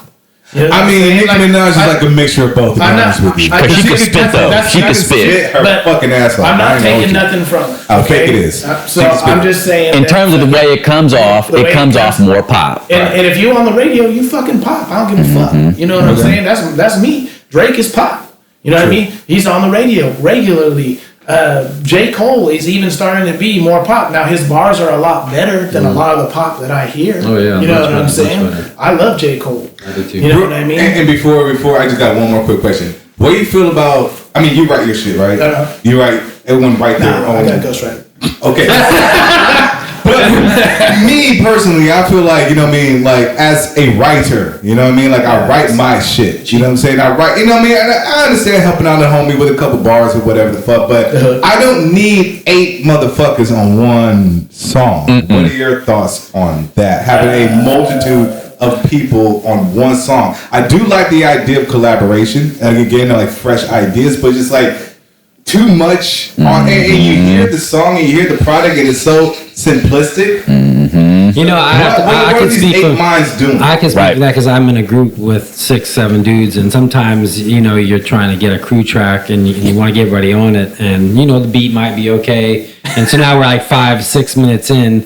And, you know, if you know everybody in my crew, you might listen to the whole track because you know everybody. Totally. You don't know probably anybody in my crew, so you might get the third verse and be like, okay, let's go. So It just because depends, it's you a know. link. Like the only I can link see where you're that's coming what I from, wanna you know. hear is from Too Short or Scarface. But I'm like, I don't You give a know what fuck. I We mean? spent a lot of time to make it, you know, and fuck, there's so much music out there anyways. You know, we just put it out. Because I am trying to open my mind to that just a little bit. Yeah, You know, I get where you're coming from, though. Like me being in so much because of that artist pride, that lyrics is pride that I have. Like, you know what I mean? Like, nah, I don't want to say nothing. No one else is writing for me. You know what I mean? But like now, I'm just like, okay, understanding how collaborations really work. You know what I mean? Now I'm just like, all right, I'm gonna be open. You know what I mean? Open my mind to just a little. Now, you really can't trust anything nowadays, and it's been that way for a while. Just for instance, so I'll take one of my favorite artists, B.O.B., right? He just did a concert a year and a half ago up here, whatever it was, at Mateel and everything like that. So I really fucked with him. I've tapped in with all of his albums over the years, right? And so at some point, he just went to everything is written and executive produced by B.O.B. And now I'm thinking in my head, I know what level of talent he's on, but I also believe that he's probably got, you know, some heads in his crew that are helping him write, you know, some of those. Maybe I'm wrong. I could be completely wrong. But I feel like that's this common thing nowadays, where you just have your crew and you just sitting there and, hey, you got a dope bar, like something that sounds dope, you know, it's really dope in this moment right now. Oh, we're going to put it on. And that is not your voice. That's like a crew. So whatever that is, that's a crew verse. That's a crew track. There's certain parts of hip hop that have become like how country music became, where the artist was no longer writing the song and somebody else is writing the songs, but this person can deliver the song and sell the song. Find a song for you. Yeah. Right, that's So, the mentality. and Find a I'm song for you. not saying who or what, you know what I'm saying, but I believe that there's a lot of that going down, and that's just the industry. That's going to happen in rock. That's going to happen in, I don't want to say reggae, but you know what I'm saying? In other genres, that's going to happen. And hip hop has just gotten to that level of money that you have to provide hits. You know what I mean? You have to keep the machine running, and that's what saddens it to me, because as I watched it come up, the machine was not quite there yet. It wasn't as sophisticated as it is today. And I'm not taking nothing from the sophistication of it either, because that's what keeps it alive, and that's what keeps it going, and that's what keeps it in the vein. But you still have... It is working against us, the purists. Yeah, no, I agree. But there's branches, like you said, of being able to find other dope artists like Arm & Hammer, that group out of fucking New York. Those dudes are dope as fuck. You know what I mean? And I randomly found them, and I was like, okay, there's still good shit out there where it's like... And their beats, they sometimes don't even have fucking drums. You know what I mean? And they're fucking just murderous, and the lyrics are just dope, and they're not even really speaking like so much. They're speaking so much fucking metaphor that you got to think on it a lot. And that's the type of shit that I like, is out the box, and you got to think on it. Everybody's not gonna like that. They're not gonna like that. And it's better when you find like talent, you find new music, and then like next you know you wait, and then it's like 6 months later, 8 months later, not everybody's on that shit. Like Brazil, I feel like I was one of the first motherfuckers who ever heard them niggas. Of course. But now everybody's like, oh, Conway's his Benny's sad. Like, oh, y'all now. That's because I found out about them. That's when I moved on to the next thing. Their talent shined through. Yeah, took a while. It takes a while. Their talent shined through. Their business was right. That's they made the moves like they needed to make. You know what I mean? Shout out to Big X Plug 2 down there in Texas, man. That's my guy right there. I've been checking his stuff out a lot more lately. Yeah, I know why. Because I actually, I told him in the last 2 months I checked out your podcast recently, and I heard you playing on there. So from that, recently I started seeing him on my Spotify. Well, let me check out the album and stuff. And so it's pretty good. On the writing and all that, I can only speak again the last few years of Object Heavy. I mean, I don't write anything lyrical with the MCs that I work with. On my local shit album, I wrote some choruses, I had some ideas. Object Heavy, I do some writing. Leo writes some stuff. Richard's been writing. Johnny Woods, our singer before Richard, wrote a bunch. We all kind of write together, and then Kelly Finnegan's our producer, and he came up with a chorus for something, and we're like, what's this word here? I don't know, we should put something there. The way we just work that out is that we try to write together when somebody takes the lead, and the way that it gets worked out is really just through the credits. You just put the credits on there and make sure everyone gets their credit, you know what I mean? And in some cases, we don't even care, you know what I mean? And then when it comes to lyrical content, it's like lyrical content, when like right now is the time to have fun. The one thing that's working for my band is that we don't really touch on anything religious. We don't touch on anything political. We don't touch on anything wisdom and fucking. We just sing about love and gravity. That's what's up. We just sing about, and this isn't just really, this is not by design necessarily. I mean, I'm heavily influenced by Stevie Wonder, specifically the song "As." Oh, I love that song. You know what I mean? It's like my favorite song. song. It's really is a really great version of what a great song is all about, and it really stands the test of time in a number of ways. Mostly because it's how many minutes long, and it's still a huge hit. So I think about stuff like that. But when you start to write, and this is again from people who are buying our records, people who are wanting to book us, they're like, yeah, everyone loves you guys. It's like, nah, I appreciate that. It's like, nah, you guys don't really cross anyone. We just write songs about real things happening to real humans, good, bad, or indifferent, love and gravity. Maybe it's for the better that we don't do this anymore, or maybe we're reflecting on something, or maybe we're going to take you home to mother. You know what I mean? Maybe, we're going to go get something, or maybe we're going to have a righteous walk. Those are the names of our songs, love and gravity. Or so this was not a plan necessarily. We just started writing songs, and these lyrics started coming up, and then we saw a theme go by it, and so I think that there's some success to that. It's like, we write our own stuff, but we help each other finish tracks. Gotcha. We help each other words. It doesn't necessarily mean I'm going to get a writing credit, although we sometimes we're like, oh man, did Swiz write the first part of that line? It's like, yeah, give him 2%. Let me just do it just because there's a business and we want to make sure our friendship stays intact. So it's like that on the side of the business. We're like, all right, let's just make sure all these bases are covered, so that way if this shit goes down, at least our friendship won't end because this shit got fucked up with our business, right? That's the best way to keep a friendship, is to just make sure. You know what I mean? It's like, because shit, you can attest. Eli and I didn't talk for like 4 or 5 years.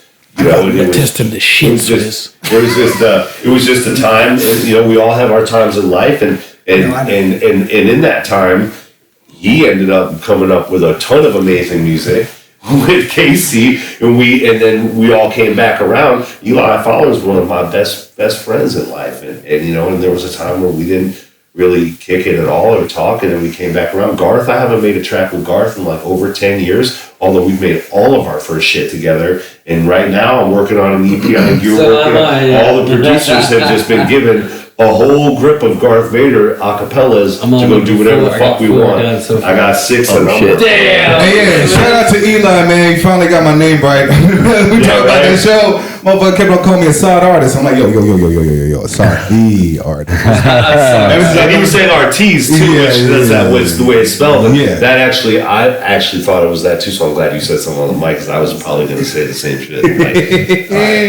But no, man, that's what God, man. Shout out to Eli though, for real. Yeah. One of the best performers around here. It's Yeah.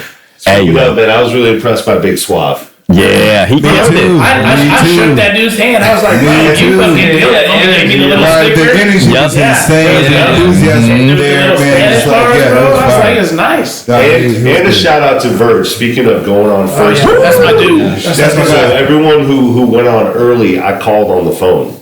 Right. And I talked to and said, listen, he killed. I'm not picking you because no one knows you. I'm not picking you because you're huge. I'm picking you because this song has to be the first song. You do it a cappella. You kind of the music. The band loves the music. We're gonna rock the music without the beat. And then as soon as you get on stage and we bring you up, the whole place is just gonna go silent, and we're just gonna be standing there. And that's exactly what happened. And the whole place got quiet. He has such Eagle Pain was like one of the greatest track I've heard last year. Like that in 2023. Was it the theme, the Asher's theme? Yeah. That song to me was like, man, Nas could have totally put that shit out. But did he do Eagle Pain at the show as well? He did both. Yeah. Yeah, that's the song I was like, that's the song that I'm like, he's got some you did that shit. Like, shout out to Verge. His emotions come through so well on the stage when he does his shit. Like one of the first times that I seen him freestyle, I was fucking blown away. No, like again, the Humboldt cipher. Like, you know what I mean? You put that shit on Instagram. Saw that one, saw Virgin spit on that shit. I'm like, yep. Who's this? Yep. Yeah. I tracked him down. I listened to all this shit. So I'm like, oh shit. So when I saw him at the rehearsal, I'm like, yo, man, You don't even need to introduce yourself to me, man. I already know who the fuck you are. So yeah, that's one of the good gems is doing shows like what we did. And his response when I talked to him, I said, "Listen, man." He just like He's a very humble cat. Too. I mean, not only was he humble about it, but he was like, that's an honor, man. You want me to go first? And I was like, and there you have it, a real motherfucker. Yeah, I mean, who was like he's a real one. honored to go first, didn't feel dissed. But it was perfect because that time of night, whoever was first, you had a good slot. Yeah, I mean that was the thing that's hard to do, and there were a handful of artists that were doing what we do, trying to we're politicking, we're trying to get our tracks right, we want to get our space right, we want to be on at the right time, we want to make sure certain DJs there. Like I'm into that. I'm all about it. It's not easy doing that with 21 MCs and all that at the same time after printing all the shit out. Right, once it gets to a point, and I still wanted to work it out and still did work a couple things out, which at the end of the day, when a couple of those artists were like, I really feel this way because of that, and it was more about like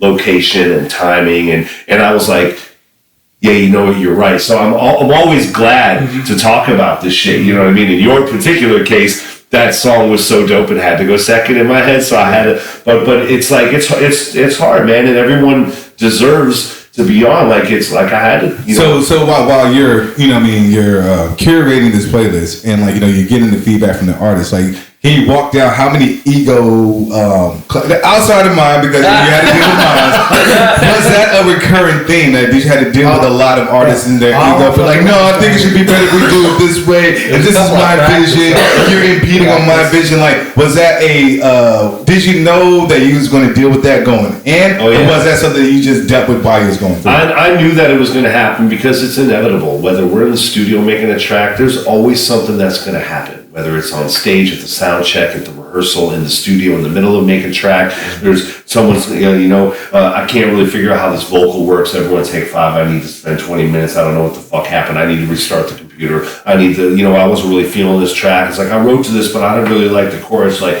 oh, you got another track? It's like, fuck. Like, I've been through this so many times that I definitely anticipated.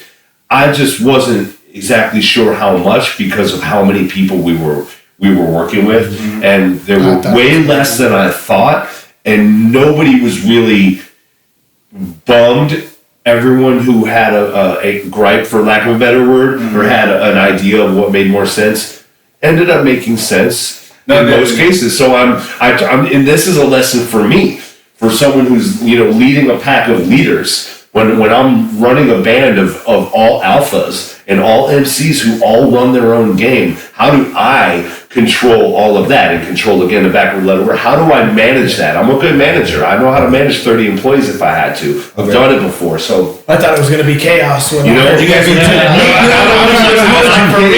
was like, I thought it was going to be chaotic. I don't know how you're going to fucking pull it off. I don't do chaos. Just watching it, as a fan, through the whole fucking thing, it was. You ever need a stage manager who doesn't get your show behind, you let me know. Right. I'm a I got worried towards the end. Anytime we got behind at all, I was like, all right, this song's ending. Hey, bro, just go right into the next one. Hey, Eli, you got to make sure they get on. Hey, Kemistree, can you grab? I was making sure the benefit of the songs playing themselves and me not having to play 3 parts the entire time allowed me to be an actual music director and actually make sure that stage management was happening from the stage. So we got, and I've been really good at, I'm good, again, at timing. I've worked in restaurants, I've worked in bars, I've seen 3-4 deep. I mean, at the Jam, I'm proud of that shit, man. No one can ever say, really, when I was on shift, that they waited that long for a drink, because I don't fuck around. I was like, hey, what, David? Got you, hang on, I'll be right there, pouring this drink. What are you having? All right, hang on, I got you. Pouring this drink, all right, got your money, all right, got your drink. What are you having? Okay, wait, I got his drink, got you. I'm good at that shit. So it was I knew that we wouldn't fall too far behind.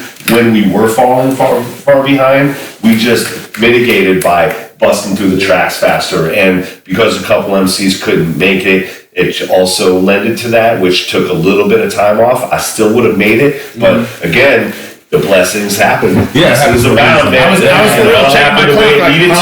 And I'm glad that we did most of the show. So the MCs that wanted other things that were happening. A couple MCs were like, I don't see this being a good idea at all. Those two cats were like, this was the best shit ever. So I'm like, you know, it's like, so every now and then. Like I said, I'm rarely wrong, and it's super rare that I admit that I was wrong. It takes a big man to do that. It takes a big man. I feel you 100%. I know I was late to the party, but like, what inspired this event for you? Was it like just to keep it continuing on from the previous shows, or like this many artists in one stage? Like, what inspired that? There was a number of factors.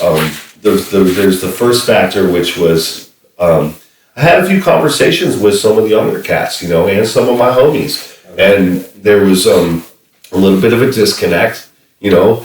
Folks weren't feeling heard, or maybe not getting on the show. This whole thing that you all feel that the younger generations have felt, that we've all felt at some point too, right? He could say it. We've all been there, you know what I mean? And whether it was us to Potluck or us to the Dirty Rats, like it was like we all had to jockey for our shit, you know what I mean? But what inspired me was that where we should have just been all getting on the shows together. Yeah, which and we all wanted that. Like, you know, when there was there was a beef between Eli and Franco, and it was like, actually there was no beef. It was just a bunch of all of their friends saying there was beef, and then when they got together, they were like, so they were both little short dudes, telephone game. Huh? So the inspiration came from a number of things.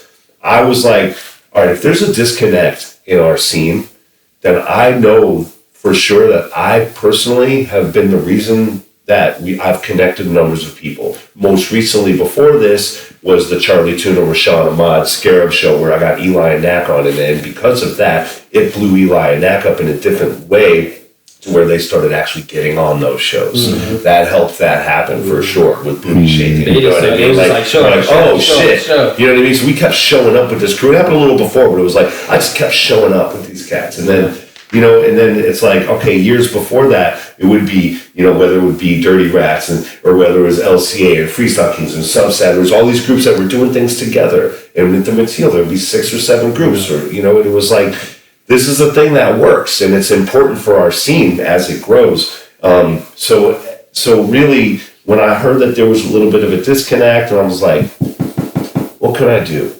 Like, Asaad and crew, Root and Highway were not really feeling what happened at the Arcada Theater. It was kind of a weird show. The turnout wasn't what it was. Yeah. I was there, you know what I mean? I saw that it wasn't a full room, and Highway's like, man, I'm actually like a really big name now. I'm actually blowing up outside the area, and it's really still hard to fill the room. Right. You know what I mean? You would think that he would bring 200 people, because he should, and you would think that he would, but he doesn't allow that in Humboldt County, man. It's hard to fill a room. So between all that, that's a hard venue to fill. So I was like, man, I feel like, and there were some things with the Hip Hop Congress. There was a disconnect on some personalities, and it was like, I need to fix this, man. I'm like, we worked really too hard to build a scene out of nothing. And we're still here all working really hard. In case you were in the bag, you didn't really show up until more recently-ish. And I was like, bro, I was done. Case showed up. I was like, you know, tired of being I put a lot of work in over the years, you know what I mean? And I walked the fuck away, bro.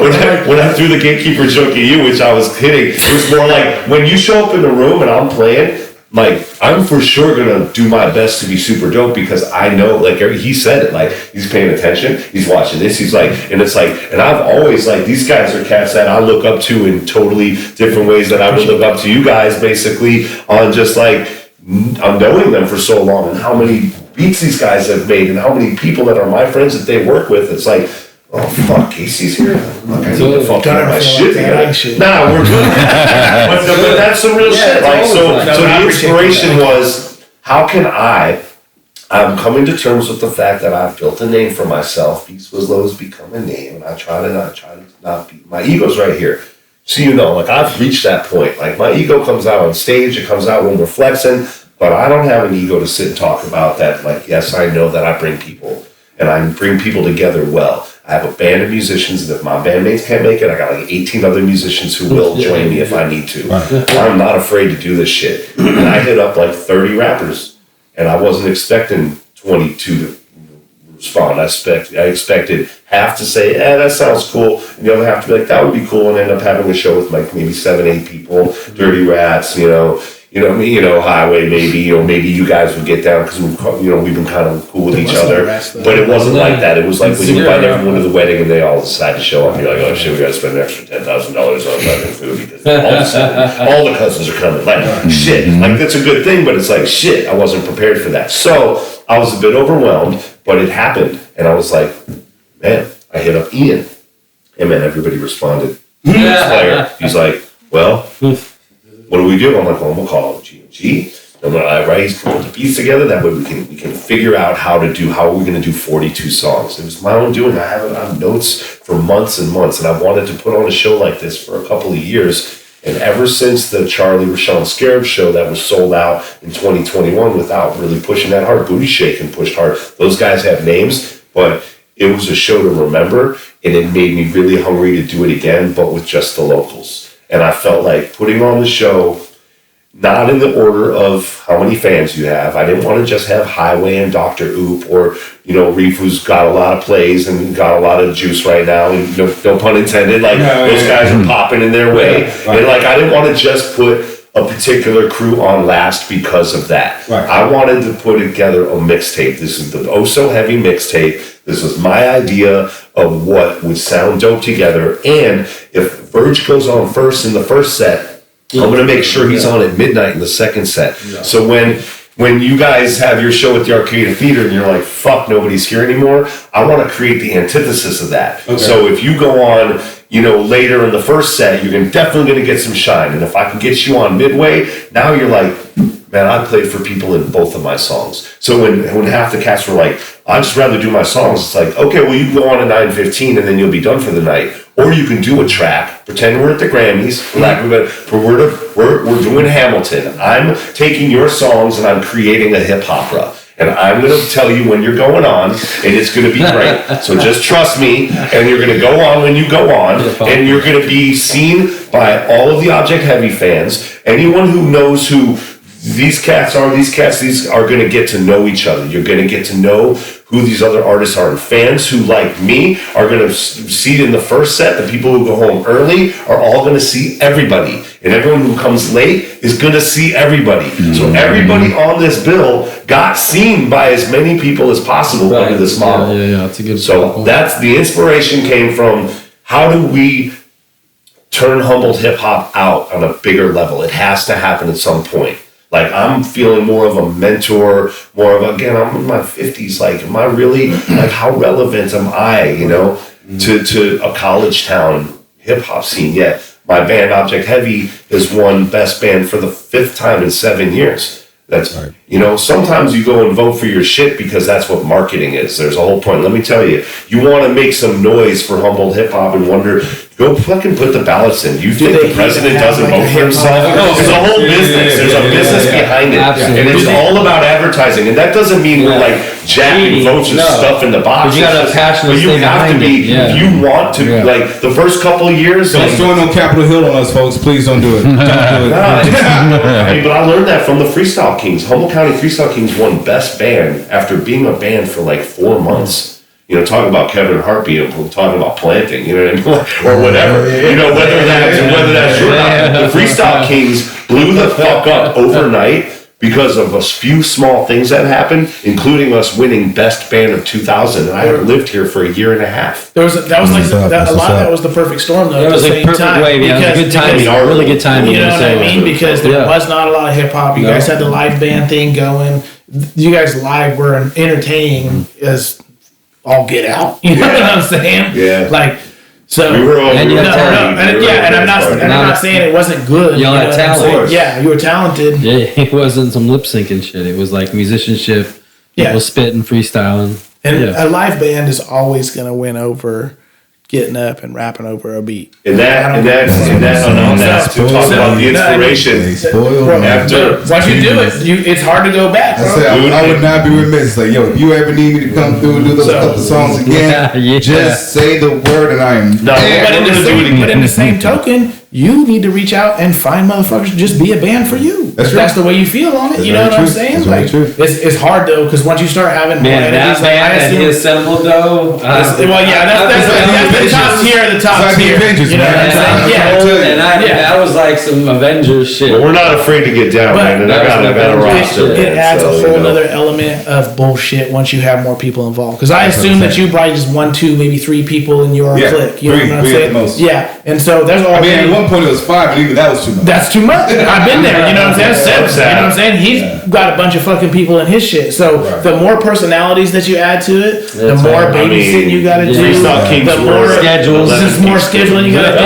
And either you're that dude and you're wrangling everybody in and making sure they staying on point, or you have a dude that's in there that's doing that. And what about subliminal sabotage? We had drums, percussion, bass, guitar, keyboards, horn, 8 cello, Mike Lee, forever. We have 9 musicians, 3 and 4 MCs. 4 MCs, 13 people. Damn, that's a think about that shit. So when people are like, "Oh, hey, Canada Band, you guys just like." It's a lot of stuff. Like I got like a whole bunch of alphas in the room. Like it's like, you know, and we all have to work together. And I don't always lead shit either. Like you notice, Leo, at any given moment, our guitar player is taking over the whole. Like, all right, this is what we're doing. At any given moment, Ian's like, wait a minute, hey, GMG or Alex for that matter, or Sam. Everyone like you know. So that's the professionalism in it, though. That's what has to happen. You have to have guys. They all just jive you. Nobody's getting their feelings hurt. Nobody's like, bro, why are you telling me to stop? Like, I don't really like that part. It's like, okay, cool. What should we do? Yeah. You know what I mean? It becomes the egos just go away, and it's just like, okay. And then when it comes to the band, it's like, as a producer, you guys can attest to this. Like, for me as a producer, or me as a band leader, like, I definitely don't want to give you my version of what you should be. I want to find out what it is you're trying to do and embellish the best of what your thing is, so that way, as a producer, we can make the best songs possible.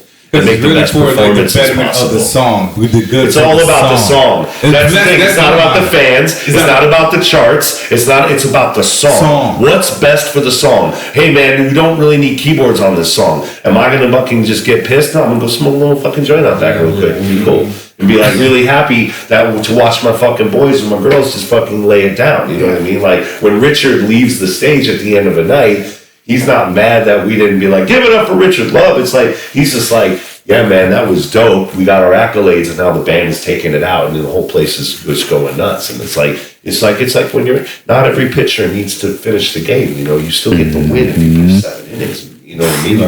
Like I look at it that way too. So the inspiration came from years and years of me and us and the whole collective, Potluck, Freestyle Kids, all the subsets, everything in between, Opti-Pop, Jay the Stars, Republican Duck Hunters, you name it. Any of these groups that came through are inspiring to know that they existed, and that Humboldt Hip Hop does have a movement here, but a little bit more unity and a little bit more, hey, we're not really well known as a unit yet, so it's okay if we're not all the same, but Humboldt Hip Hop together could be amazing. And so we have multi-angle video of the whole thing. I mean, as far, you know, I'm not going to just talk about the documentary, but this is filming. Did somebody we got multiple angle filming from multiple people. Sick. So we're getting a full thing. We'll go and interview everyone. Like that's part of it. Is like I really want to show the highlights of that show and put that out in a cohesive documentary, a mini doc that talks about Humboldt hip hop.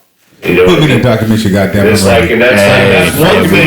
That's one thing that can come from this. It's like, what can come from this? I'm like, David, can you make sure we're filming? Can you call Humboldt Hot Air or whoever can do some interviews of people? Just one, are you down to get some things going? Lance is like, hey, I'll set up an extra camera. Leo's like, I'll bring an extra camera. We're like, all right, we got all this footy everywhere. We got a ton of artists. We got a few interviews. We've got a doc, the makings of a building of what this movement has grown to. And once we can interview the OGs, you know what I mean, of the movement, and which some of those have been all through the Humboldt Hip Hop Humboldt podcast. It's all by design. Oh man, this has been in the works for a long time, right? This is not a new concept. It's just, and you're bringing it to the table and being here now talking about it. Earlier, you're like, how are we going to get on? It's like, I think we're working on it, man. Like, and we're all down for this. Is the whole reason why we're spending real hours doing it. There's reasons why Casey's going to every show. Because I want to see, man. He wants to see what the fuck is going on in our community. I love a scene. I might not like every single fucking show that I've been to Cemetery Boys shows. Right? Anybody else been to a Cemetery Boys show? No, but I listen to their podcast. Yeah. You know what I'm saying? I've been to 2 Cemetery Boys shows. Okay, You went again. I went twice. So, and I would have gone to the Louis show with the people that he's networking with from out of town, but I was out of town that weekend. If I can go, I'm physically going to the show.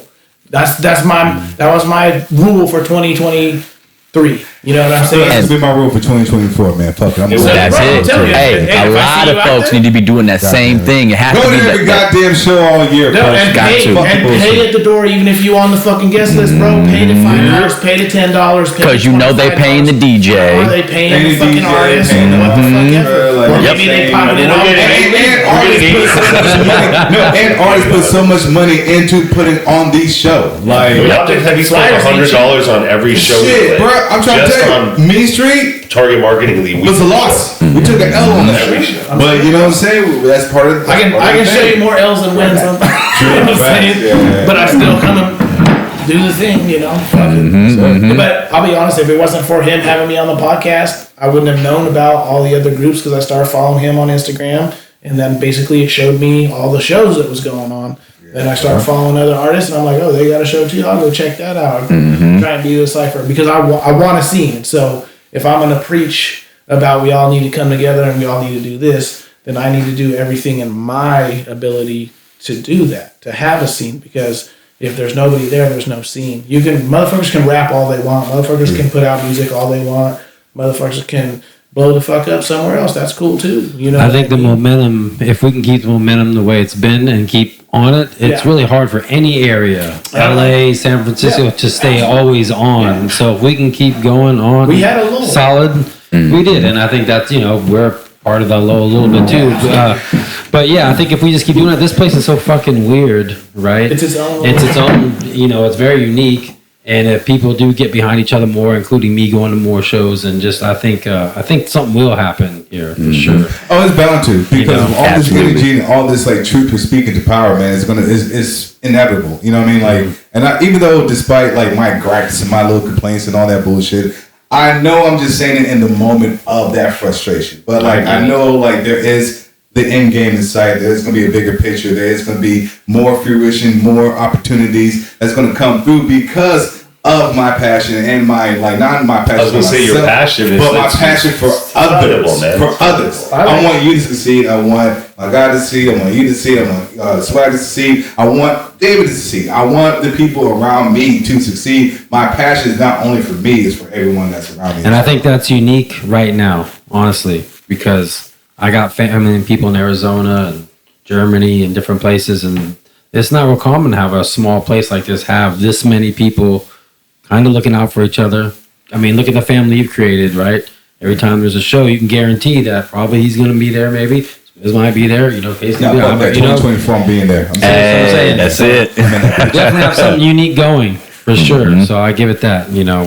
We have something. I like that you switching up too, and you getting the Planet Asia thing going because that's smart. You stepping up the game. Now you're bringing in the bigger names. But if you fail at that, not saying that you will, you know what I'm saying? Knock on wood, because motherfuckers don't come out and support and don't go buy tickets or want to be on the list or be like, oh come on, dog, I'm the homie. Yeah, I don't like that entitlement that local people have. No,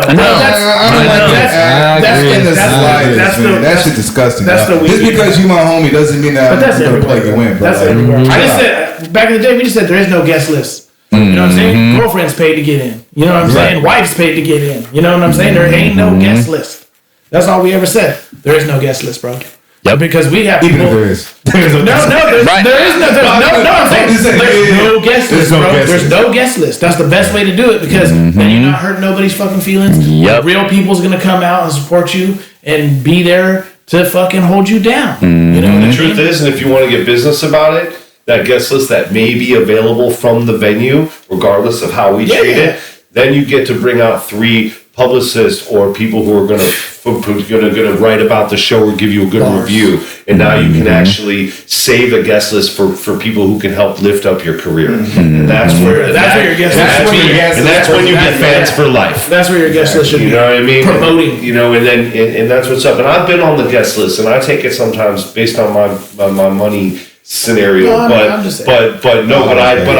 But going to the show and supporting is the only way we can keep doing it. There's times that Dave did shows and he's like, we're not charging tonight, don't worry. Straight up. Yeah. Okay, bro, if you ain't charging tonight, you know what I'm saying? Yeah. No, but that's some real shit. It's like, I remember back in the day, I think at the Red Fox, I have vivid memories of being like, yo, you got any guests? Like, ain't no guest list. Like, no guest list, bro. We don't. All right, guest list. Yeah. Richard, you know what I mean? Shit with Object Heavy, it's like, it's really rare for us to have guests at our shows. You got too many motherfuckers get their feelings hurt, bro. Yeah. They start, oh, bro, you put so-and-so on this year and put me on the list, and then it's like, okay. The whole crowd can't be on the guest list. It's like, especially the ones that pull out their lot of money. Yeah, you rolling right now. I just got back from campground. We needed salt, man. Why didn't you get me on the list, man? You can go to campground and salt, man. What the fuck you talking about? I made dinner at home and coffee at home real quick. So. Give me $10, motherfucker. I never even want to do that.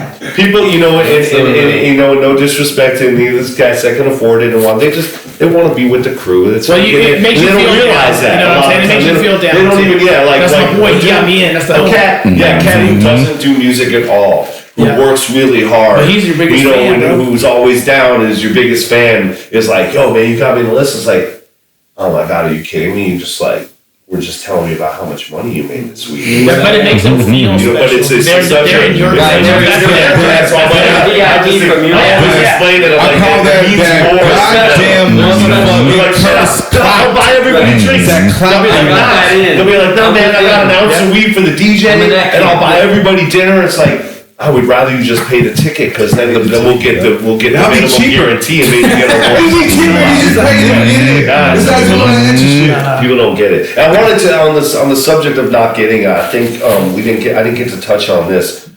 Some of the artists that have a certain way about what they're doing, I sometimes don't. I don't know if it's a planned attack or if it's maybe just a lack of knowledge, or just paying attention to TikTok or what's happening on video, or the instructions that they may be getting from Instagram and being like, that's industry standard, and so they're just doing that. And I just like, it hit me when you were saying that, and it wasn't super important to bring up really, but as we were talking about like intentions, it's like, I try really hard to recognize when someone's doing something based on the fact that or at least based on the opinion that they think they should be doing that. They don't even know better, and don't even know that they might be screwing someone over or acting a certain way, or screwing themselves over. And that's a tough one. That's like, I'm just trying to like be a devil's advocate for some of those cats that heard us talking and being like, oh man, I ain't trying to be whack. You know what I mean? Like sometimes it's not really meant to be that way. It's just a lack of knowledge. So I feel like these conversations, I feel like there's a place for that, and the more we collaborate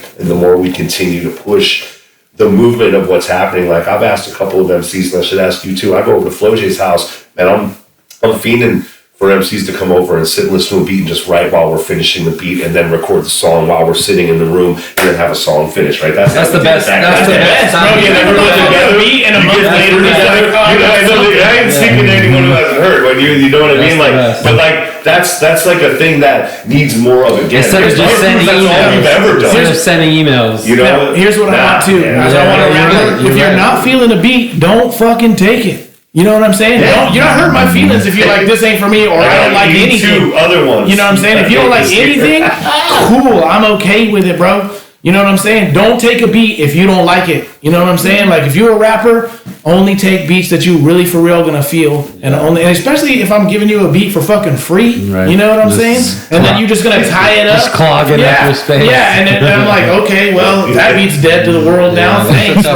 You know what I'm saying? I got my heart and soul in it. That's a tough one. You got to implement your own rules now. So and then I think sometimes maybe I'm cheating myself because I didn't make a motherfucker pay for a beat, and so now he feels like he don't have to write to it because he don't got no skin in it. You know what I'm saying? He's like, absolutely. He's like, oh well, I mean, dude just kind of gave me the beat, so I mean, I didn't even have to put nothing down on it, so it's not really that. But I'm back burner that. I'll get to it, and then he'll go pay some cat that's not even from here to lease a beat. You don't even have, Or just grab one from YouTube. or just steal one from YouTube and rap over it. You know what I'm saying? It's like, And those MCs, they're not gonna like that if, let's just say, they had a written verse out there, and they're putting verses out there, and they gave it to somebody and they just let it You sit. know how many verses I got that's in the tuck? I'll never see the fucking light of See, day. that's It's not the cool. best thing in the fucking world. So, but at the same I get what you're time, saying. it's part of it. You know what I'm saying? It's part of it. It is part But of it's the like, it's part of it. It's like, if you're gonna work with somebody, fucking work with them. Well, that's Not the them fire, dope, too, bro. bro. That's the producer too, because Hey. you gotta have a little bit of follow through. Sometimes you have to go to the artist every now and again and text them or email. I mean, Yo, it's sir. kind of takes some work sometimes. It's kind of like a relationship, you know. You gotta Yep. Still working massage on it that. sometimes. Just make sure you didn't forget. You know what I'm And saying? if you get too many signals where it ain't going nowhere, then Yeah. that's when you're like, oh, this beats up to the public again. Yeah.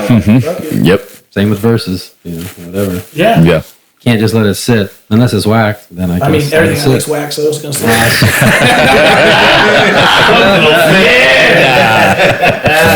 Shooting range, man. Someone's gonna hit. Yeah. Hey, all I know is I'm at the point now where, we're doing these shows. I'm doing shows, Albert's doing shows, and we got people tapping in. And it's just like, I honestly don't even, my base response to people is now, well, you got to come out, right? But I'm not even wanting to hear from artists. Like, I don't want to hear from you as an artist that you want to come out. Like, I want to hear from 5 or 10 people in the community that think you're dope. Right. That are like, no, you need to get him on the show. Right. Yeah. That's true. That's undeniable. Like I was, at least when we first started 15 years ago, I always thought, unless you lock down your area, undeniably, you don't even really need to go other places. However, we talked about tonight, you gotta kind of find what other places might like you and go to them. I get that too. So you have to get outside. yeah, You it's get both. stale. But still, though, I mean, if you really want to be undeniable, then your local people should be just like you said. They don't even make music, but they're like, dude, this guy. People will support you. Your real people are gonna support you regardless, even if it's just. Shout out to my 10, 15 people. You know what I'm saying? No, I mean that's for real, and those are the people ones. that you need Those are the ones. to coddle and focus on. Hey, man, I've been, You know what I'm saying? feed my baby verse. Yeah, that's all you can That do. You know what I 80-20 mean? model works, give Bro, 80% of your I had- love to 20% that love you back. Yeah. I had a homie back in the day. He passed away. Jason Jardine, R.I.P. Love him. He used to come to every fucking show. He would know my bars. He was like one of the only homies that would spit my bars back to me. Case I love when you say this right here, like this. You know what I'm saying? And he do a merch booth for us for nothing. You know what I'm saying? Bro, you need me to run the merch booth? I'll run the merch booth. No, I trust him with the money. All that shit. And fucking to this day, I love that more than anything. That the homie fucking supported me like that.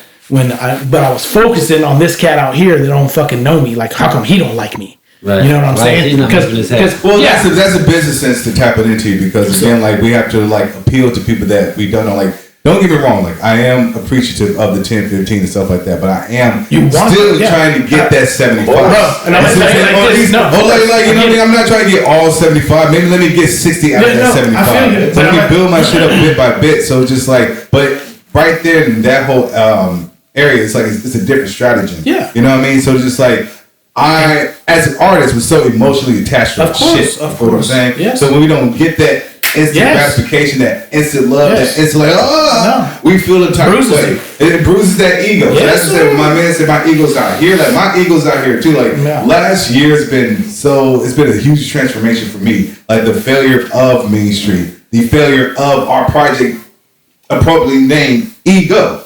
You know what I'm saying? So reviewing those is just okay, who am I as an artist? Who am I as a brand? It took me a lot of time. I had to step back and I had to rethink and re-examine myself. Mm-hmm. You know what I mean? Not even my brand, not even my persona, me. You know what I mean? So it took a lot of soul searching. Now my ego's out here. That's why when we had our little back and forth, I'm like, all right, I'm gonna be receptive to this. If you talk to me in 2022, 2021, I'll be like, no, Brian, you're wrong. You need to switch the shit up. It would have been more of a fight. It would have been more of a fight between us. But last year, probably been a little easier about it. right? But last year, it's just again, it took me okay, well, let me step back and let me review myself as a person. Then I can review myself as an artist. Then I can review myself as a businessman. So we're going through these cycles, right? So I feel going forward, that 75 out there that's not fucking with me, it's totally okay, because in due time you will. And that's not even me on some braggadocious shit. No, you want to be like that. You're summoning that. You're seeing it. You're feeling it. You know it. That's already part of my nature, but just like it comes from a sense of security of self. And I feel like if you're an artist, if you're a hip hop artist, you have to have that sense of security of yourself. Then all the shit, all the energy that you put out is gonna gravitate towards you, regardless. That's why some of the young people think that they just call themselves rapper and just get in the mix of making something. It's just gonna come to you. It's coming. I'll tell you now, I'm old and it should do not come to you. It does not come to you. If you can't take no fucking criticism, you can't take no criticism. And more you're the wrong shit, bro. You can't take no criticism. You can't have somebody tell you fucking you trash. Bro, you know how many times I bought a fresh 5-pack of ass? Bro, you know what I mean? Garbage. You know what I'm saying? Time. But I have not heard that lately. That's all That's all I need to know. You know what I'm saying? I mean, when you're recording someone, you got, an MC's got to be able to hear, oh man, I really feel like you could have done that better. That's not an insult, because you wouldn't even be in my booth if I had felt any which way. Absolutely. You have to be able to, it's like we're in the gym. Come on, give me 2 more reps. Like, you're going to get mad about that shit? Well, then you should for sure get the fuck out of my studio. You know what I mean? Like, if you can't do that, there's tiers to it too, though. You know what I'm saying? Like, some cats is fucking. I've had one guy, you know what I'm saying? Like, they're gonna be one take Jakes, and it's gonna be fucking lovely all day long. You know what I'm saying? And then there's other cats where you might do. You know what I'm saying? They gotta get it just right, and there might come a certain point where you're bars at a time. Well, sometimes, I've recorded cats like that. And that's used to be like that. That used to be my strife. Like back when I was recording with Lance, like now the crew days, I used to be like, I gotta be one take 10. Yeah, no, see, I used to be the same way.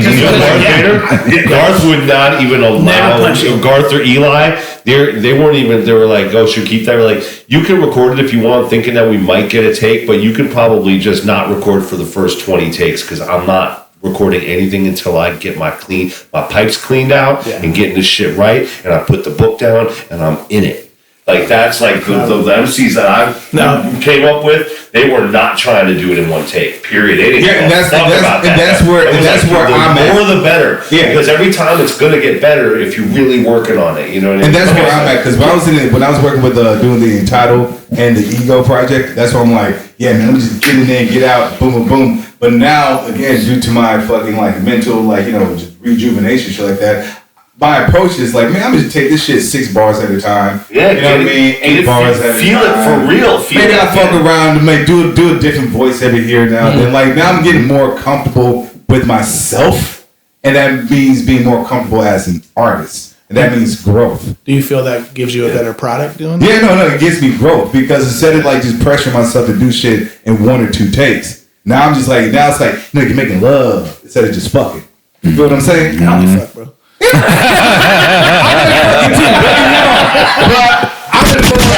I'm getting older, you know what I mean? Put a little more hip into it instead of just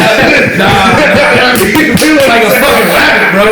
But it's just with this whole new take. But it has been translated very well as myself as an artist. It's like a little. No, the clean. Yeah, no. If it's clean, it's clean. If it flows, it flows. I mean, the truth is, I did a piano take, and I was like, all right, I'm gonna do it again. I'm gonna do it again. I did it again. After the 7th time, I'm like, dude. And it's like, hey man, listen to this one. Listen to it. I'm like, yeah, man, that was pretty good. He goes, all right, cool. That was the first one. You're done. Mm-hmm. So every now and then, right? I do have the mentality of record everything. Right. To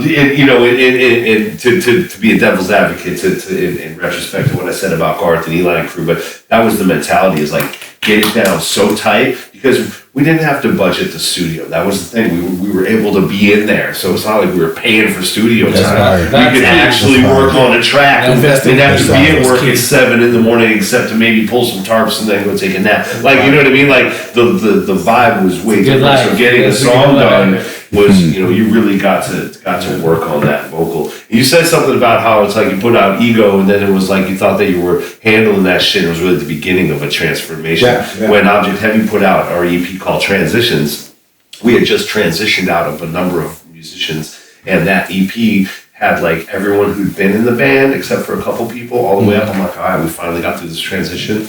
Well, that was the beginning of the entire transition. That was That was put out a year and a half before Richard joined the band. And from the time we put out Transitions, the whole thing just started going like this. Slowly. The notoriety was going like this. But the band was not, I mean, we had, kids, and, Johnny's wife got pregnant. Like, suddenly we're losing members of the band while we're trying to blow up. And it's like, yeah, that was the beginning of our transition. So you got to be careful when you're creating a reality, when you put your name on a song or you drop something, you're like, all right, I got that ego shit out of the way. And you're like, bam, there's your whole, they're like, oh, wait, I just called that shit in. Now I got to start. Now I got to look at my record and start dealing with my shit. Yeah, no, so that was just off the subject. Like when you mentioned the ego and how that affected you, that same exact thing happened. We put out an album and I was like, finally got through that shit. Yeah. Little did I know. Free, the beginning of that shit. I created that shit. Yeah. I'm like, damn, I just created a whole transition.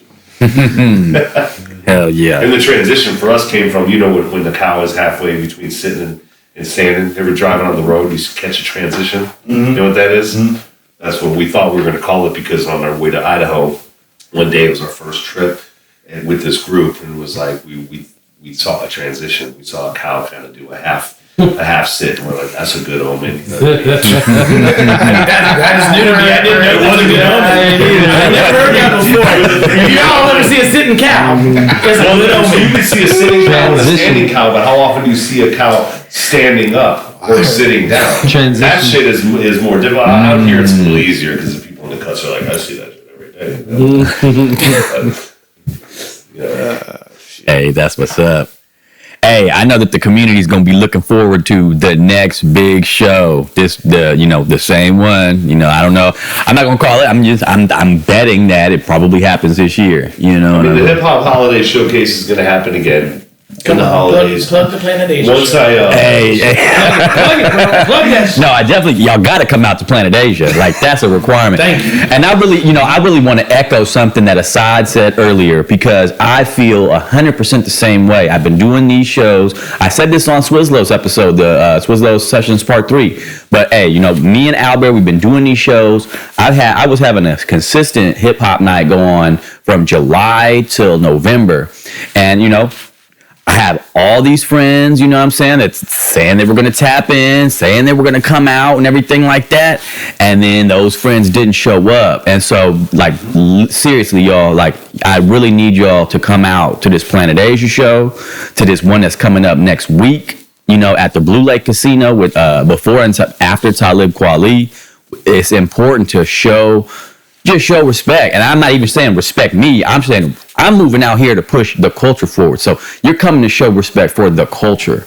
You know what I'm saying? I mean, if you like Humboldt hip hop, if you like the community, if you like hip hop, bro, come out. If you just like hip hop, period, bro, just come through. That's what I meant. Yeah. And if you like discovering new shit, if you like being the first to be put on to something, if you like to be the first motherfucker to be like, yo, I was there since day one. If you really want to stand on that hill, come out and support the locals. And no matter where you at. Come support Planet Asia. Come support Talib Kweli. Come support Slick Rick. He's coming out here too. And that's one of the origin pioneers. So I just saw that. And I understand that. And I understand that the market. I understand that the market here is whatever. But these small numbers can make big impacts. You know what I'm saying? Don't sleep on what you can contribute to the scene just by showing up. Showing up is 60% of the fucking work. More than half of it is already done. So, you know what I mean? You show up, you show your face, you hear the talent. Whether you're impressed by it or not, you're out of the fucking house. Let's throw that out there as the main thing. And just the fact that you get the chance to experience something live and something organic and something authentic, I don't know how you can sleep on that opportunity. I don't know how. And if you got youngins that can go to the all ages show, bring them with you. Bring badass kids, man. Show that Knack put on with the freestyle. Yeah. The young kid, the young kid got up there and rapped. What's his name? King Richard. Fucking killed it. I didn't even go to that, to the first part of the show, the cypher side of it, but I got some good feedback from almost like half a dozen people in the community. Like, hey, just let them know, we love seeing that. Specifically the kids. They're like, that was, It was cool. He killed it, bro. Like, it blew my mind. My nephew was like, whoa, what's this? And I was like, I'm telling you, this is out here right now. Like, he listens to rap. He's not doing rap. I'm not trying to push him into doing rap. You know what I'm saying? But I just want to show him, like, yo, this goes on. It happens in Eureka. Ride your skateboard downtown and fucking come check it out. You know, learn about it. That's Be it. part of the community, dude. You know what I'm saying? Bring your little homies out. You know, it is what it is out here. We got to support each other. We got to have this, or it's not going to happen. Right. Or otherwise, we're going to keep doing this work, setting up this infrastructure, and having people out there. I'm not going to, say about it. I'm just saying, like, it's disrespectful for Swizlo to have put all the time he's put in, and for people to say, like, I don't know what's going on with the scene. Like, no, you got to come out. You got to tap in. You have to educate yourself on what's happening. Nowadays to know what's going on in the scene. If you follow Instagram, Facebook, right? He pretty much posts every fucking show. If you follow David, he's posting. You know what I mean? And the fact that you have somebody out here doing that for the community is a fucking blessing. You know what I'm saying? And motherfuckers should thank you for that shit regularly. I'm not even doing shows. I'm just saying that because that's a fucking truth. You know what I mean? You are a hub right now, and you're a big part of what's going on in this to keep this wave going. You know what I'm saying? Because without you connecting all the dots and connecting all the people, then it doesnn't happen like it's happened. Maybe Swiz doesn't put the show on like he does because there's not all this extra chatter in the air. You know what I'm saying? One of my homies said most motherfuckers is only listening to podcasts just so they can hate on you. I was like, cool. Let them hate. You know what I mean? Right. Hey, talk about podcasts being hated on. Easy Let me on. Hey, shit. Easy E will tell you right away. It's like, let these motherfuckers do whatever they want with our tapes. That's right. They bought them. Right. Fuck out of here. You know what I mean? Like, hey, So he also said that all publicity is good publicity. That's right. You know That's all part of it. So if It's you're like, speaking on it, then my name's in the air. they're like, man, they're burning all our records. They're burning all our tapes. And he's like, fuck. You know what I mean? Like, there's a lot of inspiration. And if in that, you an artist, get your merch up. Facts. Seriously. Get your merch up. Get a t-shirt, bro. hit me Get up. a pen. Get a magnet. Hit me up, I Do got you. something, You know what I'm saying? That's it. Have a beanie. You know, Yeah. anything that you Yes, have, sir. get some stickers. It ain't. I see on Instagram all the time. It's like $19 for 500 stickers. You know what I'm saying? Like, get Yep. some stickers for your It's shit easy. and hand them out. Yep. You know what I'm saying? You ain't gotta sell them. Just hand out stickers. Motherfuckers put stickers places. Then your name gets on. I mean, We have to do come on, all that how many work. People see this No. shit everywhere I go. It's not just That's fucking what's make a up. song and put it on fucking SoundCloud or Right. or get it on fucking DistroKid and fucking then you on Spotify. That's hobbyist level. Hey, that's it right there. Now you really have to. You have to do those things. Like you said earlier in the episode, marketing is almost, if not more important than the actual music nowadays. Because you're just a hobbyist if you're just making music and it doesn't really go out there and hit anybody. You know what I'm saying? I'm not gonna say like you might be the You're just a dopest. hobbyist if you fucking not performing live. Right. You're just a hobbyist. You're just a hobbyist. You're just a hobby if you're not doing the groundwork. Like, Yep. trust me, and that's one area that I am struggling with, to be honest, with the whole marketing thing and stuff like that, because I'm not a really big social media guy. Like, I use that shit to clown on shit. Like, that's just me. But in the business acumen, you know what I mean? Like, marketing is super duper important. Like, yes, you're right. Get the merch out. You don't diversify yourself. You know what I mean? Like, go out and do things that you wouldn't normally do. Like, things are not going to come to you gradually and just it's not going to be given to you. Silver platter. You really got to get out and go and get it. So, I mean, Fat Hole Clothing, we're nationally known. We're internationally known. We are not a gigantic Fortune 500 company or anything like that. But what we are is a group of dudes who gave away tons of shit. And about a year or 2 to 3, 4 years into more of just our friends wearing it, then I bought myself into the Red Fox Tavern, which is now Savage Henry, and that was my club, and I owned 20% of that bar, and I was the managing partner, and I ran the bar, and then I had a home base for Fat Bull, so every time artists would come through, they were leaving with my gear. Every time, and I was a musician, and they'd be like, man, how come I know you? I'm like, oh, I don't know. And they're like, aren't you with Fat Bull? I've seen someone as a musician. They'd be like, don't you own Fat Bull? I'd see someone with Fat Bull. They'd be like, aren't you in the band? And then I'd see someone over here. They'd be like, don't you own the club? It's like, so finding a way to integrate all the things you do in life, for someone like me who's just kind of like hustling my way to figure it out with no budgets and not a lot of money, like how can I make these things happen? I'm going to have a home base where I can put on shows. I'm going to have my clothing line based there. And my friends who play music, I'm going to be able to get gigs for and get people to do live art. and all these things. And now I'll be able to actually celebrate all these things. And every time anyone would leave, they'd have some Fat Bowl gear. And I didn't know what it was going to do, but here we are all these years later, and it's become something. And to the point where we're opened up a cannabis processing facility. I got 5 or 6 shirts. Put the brand aside, but now we're evolving to a different level to try to build the brand on a different level. So it's like building the brand is like a big part of it, man. It's like being a dope artist is great. It's cool. But it's not going to get you. There's a lot of dope artists. Being good at what you do, like now, the older I get, the more I do this thing. Being good at what you do, being talented at what you do, that's 40%. That's how it might even be less, bro. It might be less, might be 30%. Nah, it's good to catch. You know that you want. It's good to have talent, but it helps. It definitely helps. It helps bring the people likes their first hits. If motherfuckers like your shit, and that's my thing. Is in my journey, that's people that I've dealt with. That's all they've been reliant on is talent, and it's just like now I'm like, damn, well. It has to be more than that. I mean, we got to step our shit up. Like that's the thing is with Rude. Like I've noticed that. Like Tyler Trap, extremely talented. Myself, extremely talented. You gotta be more. You gotta do more. That's why I'm like last year was just super duper transformational for me mentally. Just like now.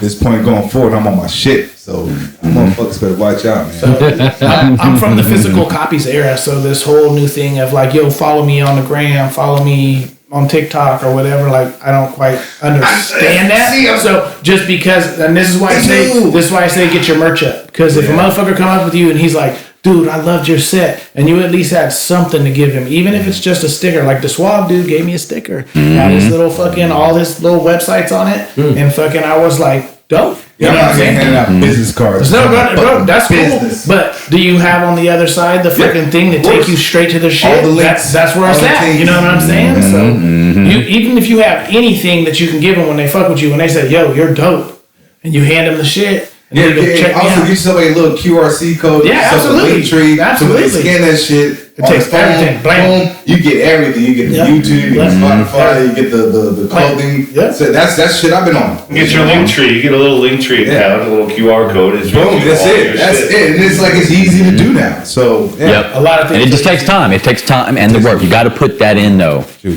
Yeah. Hey y'all, this was fucking dope. Kemistree disappears, son. Yeah, Kemistree. That's how she does, man. You know she crept in, she crept out. Yeah, hey, me and Kim was here since like 3, so it's all good. So I'm gonna do some more shameless plugs. Do it. Real quick before we get out of here, Rude Music ENT. Google it. We're not hard to find. The How Rude podcast. Please tune into that as well, and stay tuned for the Mac podcast coming to you soon. The reason why I changed the name is because when you're searching How Rude, that Full House shit comes out, and I don't like that. So I switched the name, and here we are with the Mac podcast. But that is coming to you pretty soon. I'm gonna work with this man here to make sure we get that on up. But yeah. New music coming out for Rude Music ENT. Track is finally on his shit, so now we are on our shit, and it's going down. I'm not going to tell you guys no titles, but we got a couple singles coming out. It's going to be fire. Rude Music ENT, please listen to our shit. Get our streams out and share it. Tell a friend. Tell your grandma. Tell your mom. Can I do a shameless plug? It doesn't cost anything. Can I get my shameless plug in? Don't follow me. Don't look me up. Don't ever try and find none of my shit. You know what I'm saying? And if you do, cool. If you don't, that's cool too. Fuck it. I don't care. That's crazy. That's a shame plug. That was crazy. I don't give a fuck. I definitely have something I'd like to plug. Sorry, you can look up the lower class alcoholics. That's about it. Get my place up. I need a couple more cents in my pocket. Yeah, bro, you got a lot of history here, bro, and you got a lot of future. So make sure you get out. Please check out Casey, bro. Casey's a real deal producer and hip. No, come on, man. Let's be real. Let's be real. Videographer too. Serious. Was very I serious. appreciate it. Thank you. Plug Highway's fucking Sweet Solitude video too, because I did that. Definitely. Hell yeah. Dude, plug that. Which one? Sweet Solitude? Sweet Solitude. I did that one for The track and the video just solid. Yeah. The track's dope as fuck. Be proud, bro. So yeah, no, that was fun. Hell yeah. I wanted to plug for the new year. We've just put out another project. It's called Flows on Tap. It's Mr. Ocean and Callus. It's actually Flows on Tap 2. It's on Spotify right now. It just came out. It's kind of some good party music, you know. Oh, hell yeah. I don't know. Just check it out. It's on Bandcamp, I think, soon. If you go to Dirty Rat Records Bandcamp, there's like 30 projects on there you can listen to for free. Check them out. But, yeah. That's what's up. I'll give it a plug in. I'm heavy all day. We got Hey, let me just say, if you made it all the way to the end of this, you should play a drinking game by every time Swiz says object heavy and just see how it works out. If you didn't get your lesson branding yet, let me show you. Hey, he plugs it, bro. I love it. Hey, Swiz will Object Heavy, meet with Groove. Like, whenever either one of them, y'all would be fucked up for sure. Nah, I won't plug that other band that I'm in, but let's just say musicians that I play with, man, I got hundreds of beats. I got beats that are not on YouTube that you can get from me and from a number of musicians and producers I work with. I've got a whole bunch of beats with a number of artists right now that are all sitting instrumentals, need verses, need stuff on. I got all kinds of shit. Humboldt Hip Hop is popping for me right now. So, and I know everybody for Case. I've seen him in the studio recently. I know GMG is always working. He's like always got music coming out. You know, Garth Cultivader is working on some shit, and I've been in the studio with Sarge. And we just got a whole bunch of new What's up, Swiz? You got a couple beats for me? I mean, I got a couple verses for you. Yeah, man. Work it out. Throw it out there. We're gonna work it out. See, folks, It's done. Close It happened right here in front of you. That's right. Talk your shit. Yeah. So yeah, let's do this. Let's give a shout out to Albert. I can't. Who's got? I got you. I got you. I don't want to say my band name anymore. So somebody else read this shit. First of all, then I'll say it. Shout out to Object Heavy. Yes, sir. Shout out to Albert, Area Sound, Asaad the Ortiz, Big Swab, Cam is dope, C Baker, Dr. Oop, Imani Eternal, Flo J motherfucking Simpson, I got bars, Highway, Kemistree, Knack One, Professor Funk, Rah, Reef, Rowdy, Ruffian, APG, Sequoia, Soul, Ryder, Verge, Not Include, GMG, Jada Stars, Goldilocks, and just motherfucking one, man. Yeah. Shout out to Florida Luna who put this wine bottle together. They auctioned them off, and shout out to Canifest and Fresh Strain, the Gondry who donated some herbs and are always watching our back. Shout out to Lost Coast Communications, who these people all put money and sponsorship, and to Mo from Black Humboldt, who created money and a system that works to get artists paid. And that's a really big deal for me because I needed that help. And she was able to facilitate it. She was a fantastic partner in doing this show and that Halloween one we did the year before, which big shout out to Black Humboldt and Mo. And to my man David, who was like, I'm coming on as a partner for the show. I'll handle marketing. I'll handle flyers. Big shout out to David. Hey, rated #1, voted #1 best podcast in Humboldt County.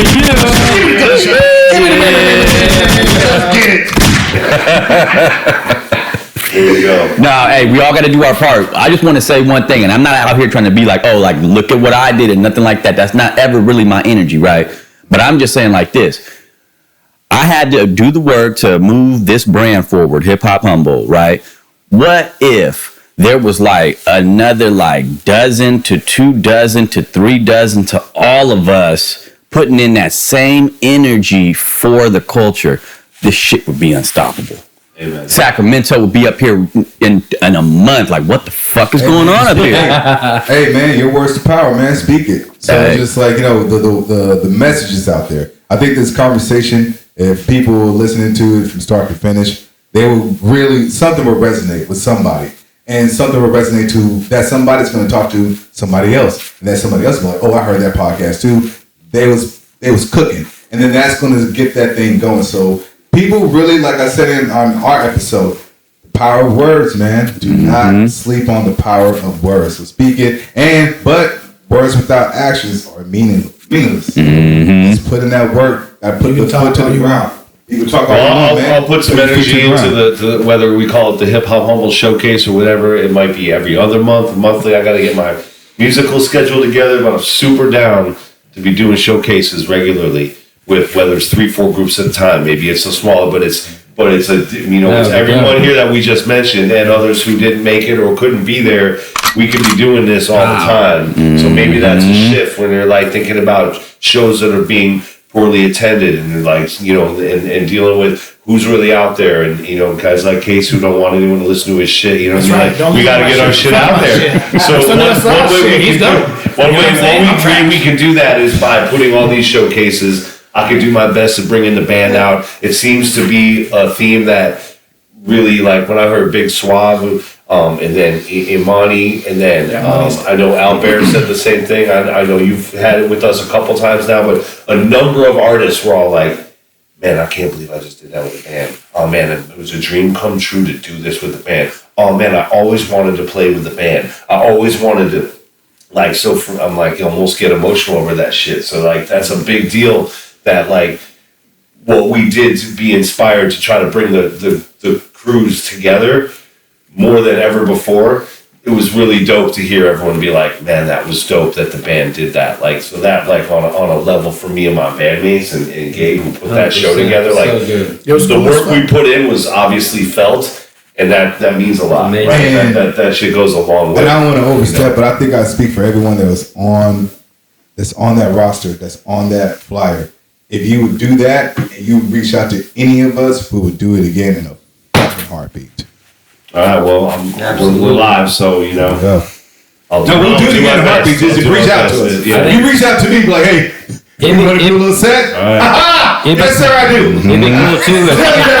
It'd be cool too if we do it again, which I know we will, to somehow like document it. I don't know who could do it, but then something could get shared, like put on maybe a public access at other places or college areas or something.